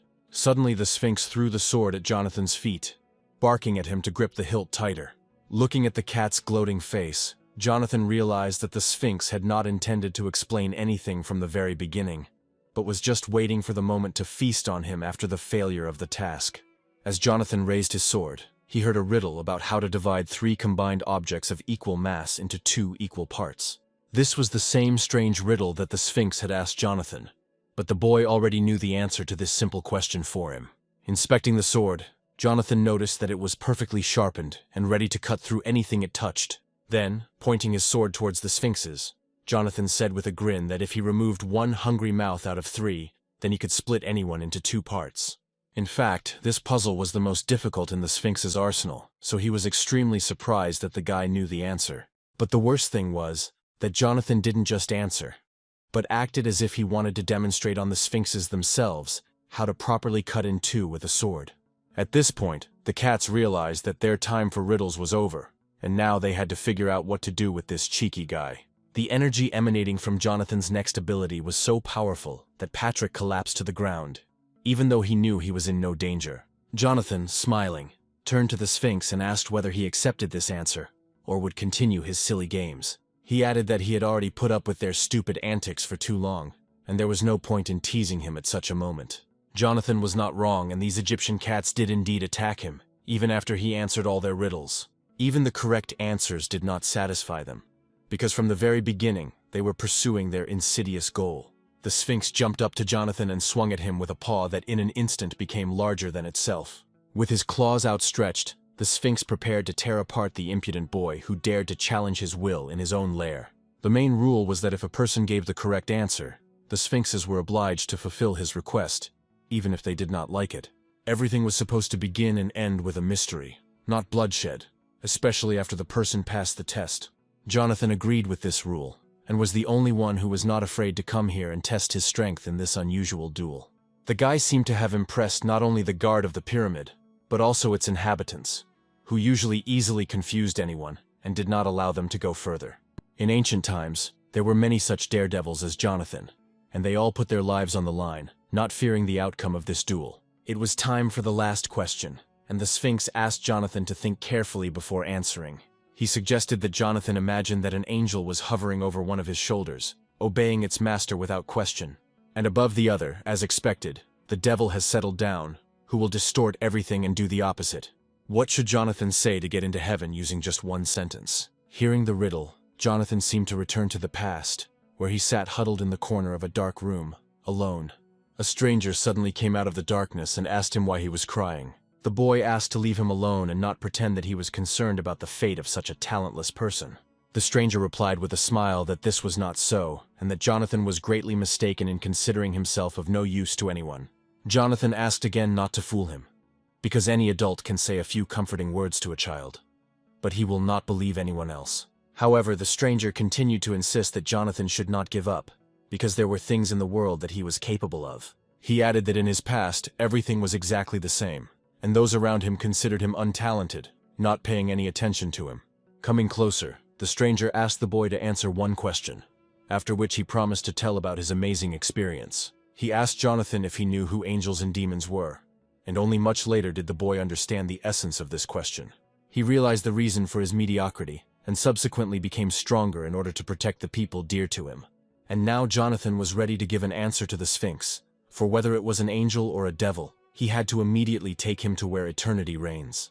It was obvious to everyone that the answer was correct, but for a few seconds the Sphinx could not understand how Jonathan knew this. It was a truly excellent answer, and after that the cats could not refuse the guy his request. Jonathan reminded that he was looking for the pharaoh, and now the gates leading to the royal palace must open for him. Patrick still doubted the cat's honesty, but Jonathan was confident that they were on the right track.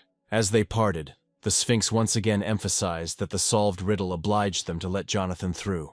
Now Jonathan only had to step forward and find himself in another space. Of course, the most evil Sphinx could not resist, and angrily shouted that there would be no bones left of them when they entered inside. But these words could no longer frighten Jonathan, and he, together with his priest, stepped into the unknown.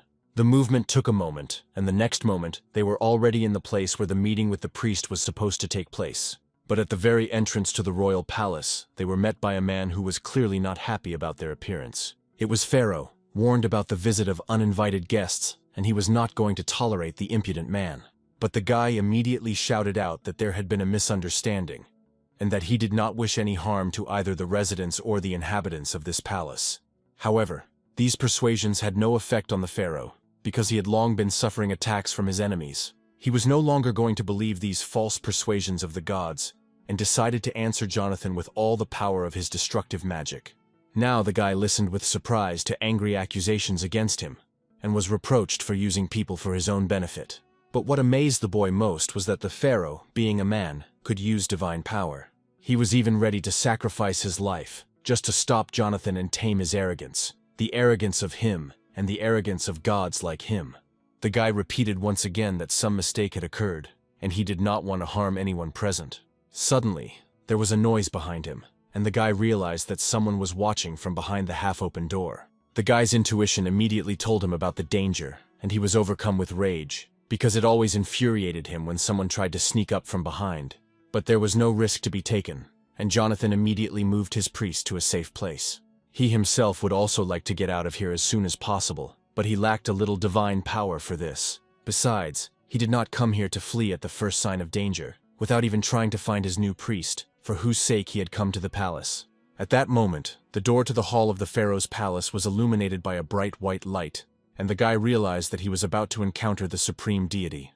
The one who appeared from this door the next moment was well known to Pharaoh, and this meeting did not bode well. It was the god Set, who heard the noise and decided to come here personally to see everything with his own eyes. He again appeared at the pharaoh's palace without an invitation, and the latter angrily declared that no one had invited him. Jonathan immediately activated his invisibility ability, hoping to remain unnoticed by the powerful deity. Meeting Seth could easily have ended in death, because even the system activated the ability of intuition seconds before his appearance in the palace. The pharaoh angrily declared that he would never submit to his enemies or betray the people of his country, even if he had to fight Seth himself. But Seth did not keep himself waiting, and the next moment he furiously grabbed the pharaoh by the neck, squeezing him tightly in his hand. Raising the pharaoh above the palace floor, Seth ordered him to shut up unless he wanted to die immediately. The magic activated by the pharaoh was useless against such a powerful god as Set, and he could only endure the pain. Seth looked at the pharaoh with a smile, surprised at how much divine power he had managed to accumulate. The boy realized with horror that Seth was absorbing the divine power of the pharaoh and would probably take his soul along with it. Before leaving, Seth told Pharaoh that he had been given the great honor of becoming a sacrifice to the god, and that instead of cursing, he should be grateful.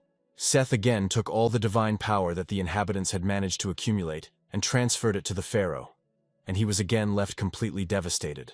Pharaoh remained lying on the floor, trying to find the strength to rise to his feet. He realized that what he had been fighting against for the past years had caught up with him again and defeated him and his people. But the pharaoh only wanted to protect those who were dear to him, and those who worked all their lives for the good of his country. When he woke up, for the first few seconds he couldn't figure out where he was. Then, clutching his head, he realized that the nightmare was over.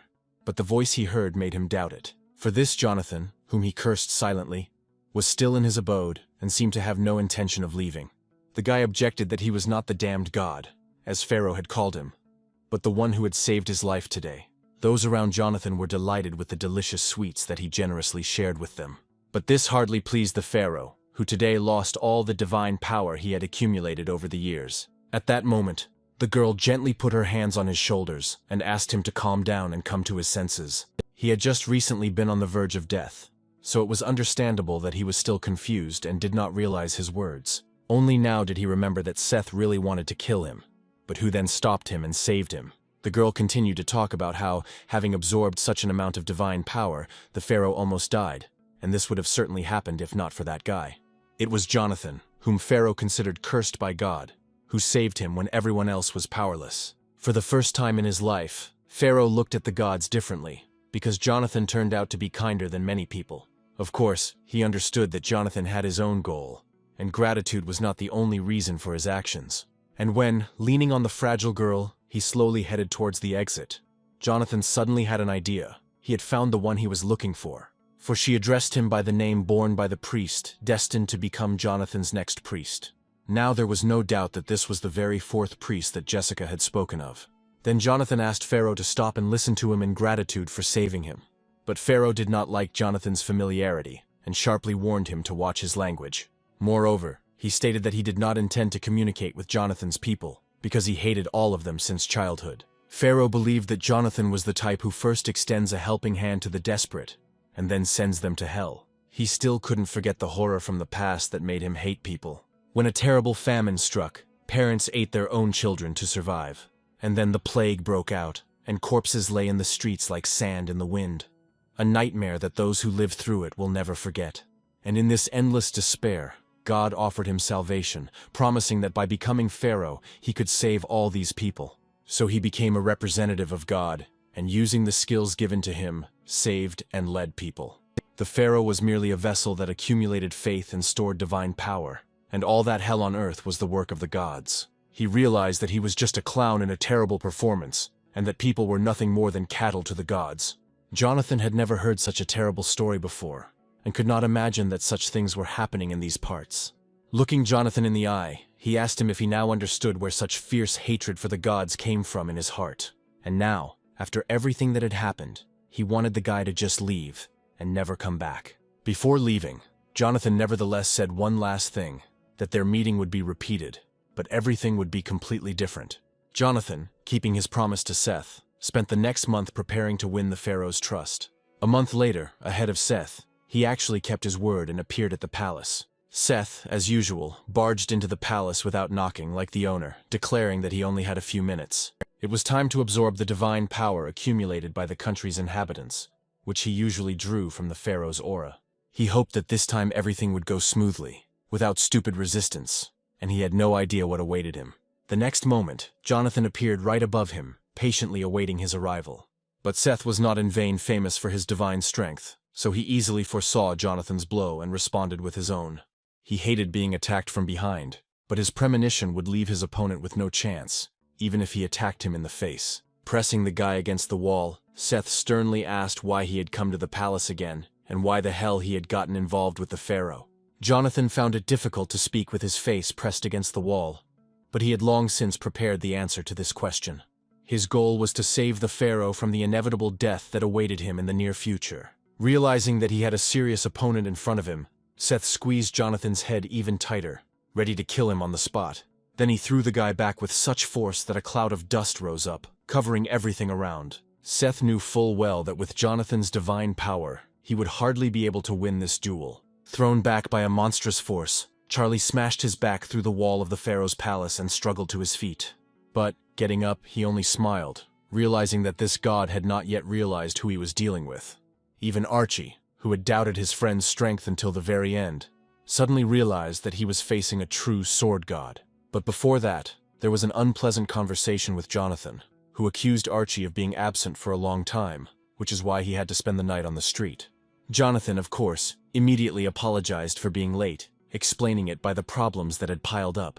He then asked how much it would cost to move the huge wall of boxes containing parcels. The payment was so generous that Jonathan was able to buy an ability that now came in very handy for him. He immediately activated his body's regeneration ability, and the abrasions on his face began to heal quickly. Having fully recovered, Jonathan looked at his opponent and suggested continuing the duel that had just begun. Jonathan was not going to repeat himself, and, tightly gripping the hilt of his Excalibur, decided to finish off the arrogant god. With a powerful push, he rushed at full speed towards the one who had caused him so much trouble. In reality, the guy only wanted Seth to let the pharaohs go and stop stealing their divine power. The next swing of the sword was so fast that it almost grazed Seth's chest, who was not used to such speed. It was hard to believe that a low-level god like Jonathan dared to attack him without fear of dying. Seth had assumed from the start that Jonathan would try to save everyone in the palace and had prepared his own surprise. Noticing the old man in the distance, Seth extended his hand towards him, wanting to make Jonathan regret his decision. Seth was too close to the old man, and Jonathan simply did not have time to react and protect the poor man. The god's huge hand was already squeezing the old man's head, and it was unclear what he had in mind. The next second, Seth threw the old man straight at Jonathan, ordering him to take this worthless thing away since he was so dear to him. But suddenly Jonathan felt that the old man in his arms became weightless, as if his body began to dissolve into the air. But what happened to him? Right before Jonathan's eyes, the old man began to crumble like sand as Seth used his divine power. Seth continued to taunt Jonathan with a smile, as he had just missed his chance to hit him. He still considered the pharaohs to be cattle, confident that none of them would dare change the structure of his pyramid. Now everyone in the palace became his victims, and the evil god turned his most powerful weapon on the pharaoh's children. The boy did not have time to react, because he did not have the ability to resist such a powerful deity. Jonathan couldn't stand aside and rushed forward, standing between Seth and the boy, ready to take the blow. Seth couldn't believe that this god had decided to protect some people who probably also wanted him dead, and wouldn't appreciate his kindness. He considered it wrong to give hope to these pathetic creatures, believing that this only made life more difficult for both the gods and the people themselves. Turning around, Jonathan realized that Seth had taken not only the boy hostage, but also all the other servants of the pharaoh. All those who did not manage to take cover were bound by magical chains, and their lives were in mortal danger. The evil god saw nothing wrong with breaking his own rules, considering himself the only master. It was a terrible sight, but all the servants who had recently served the pharaoh faithfully, one after another, turned into sand. But Seth was wrong about one thing, because Jonathan was exactly the kind of god who was ready to sacrifice his life to save people.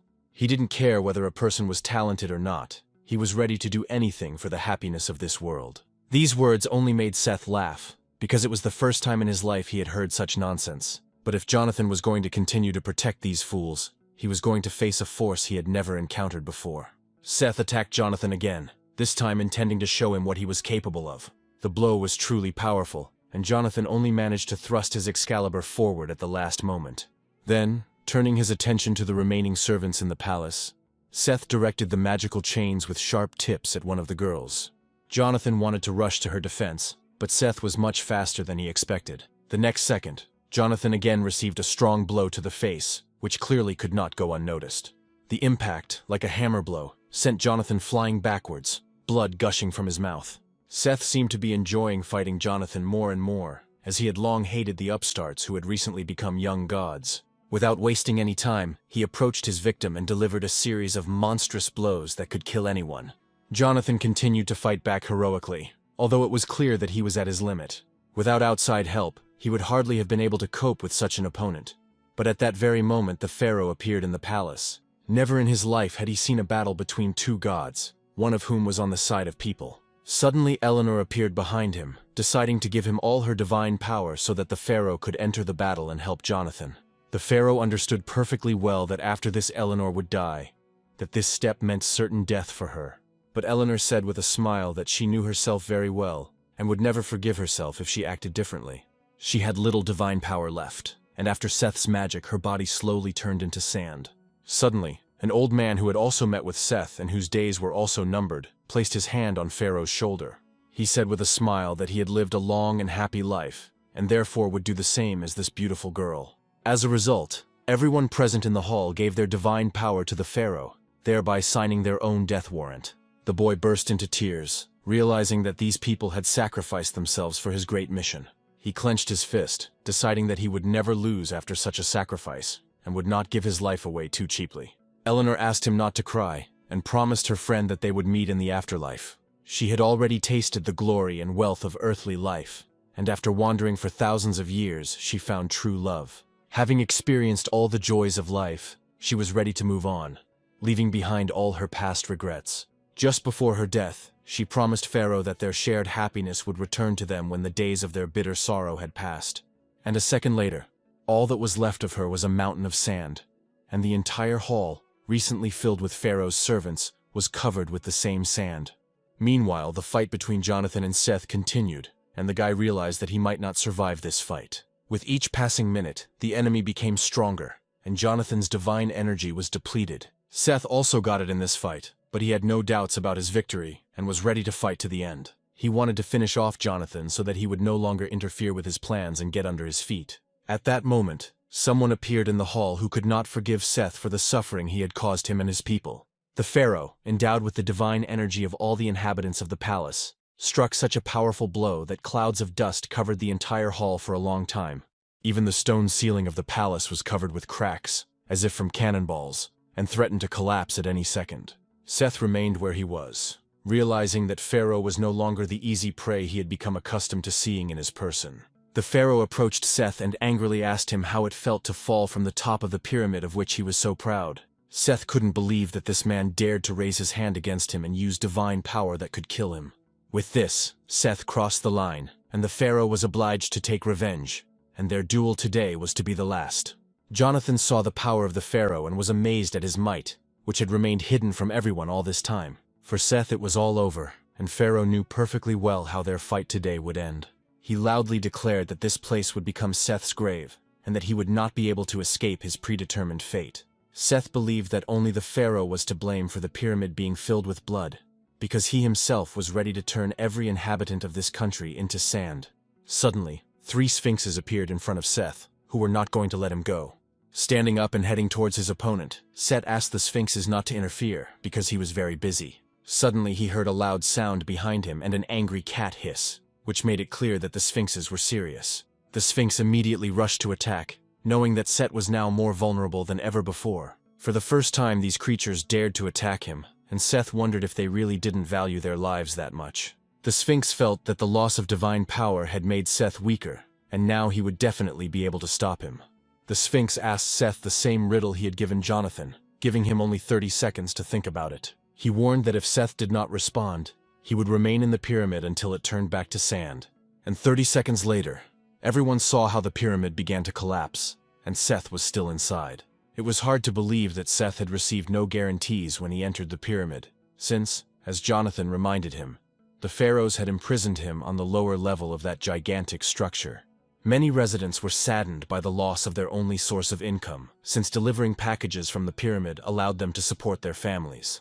Jonathan's mission was complete, and Arthur was a little sad to part with him.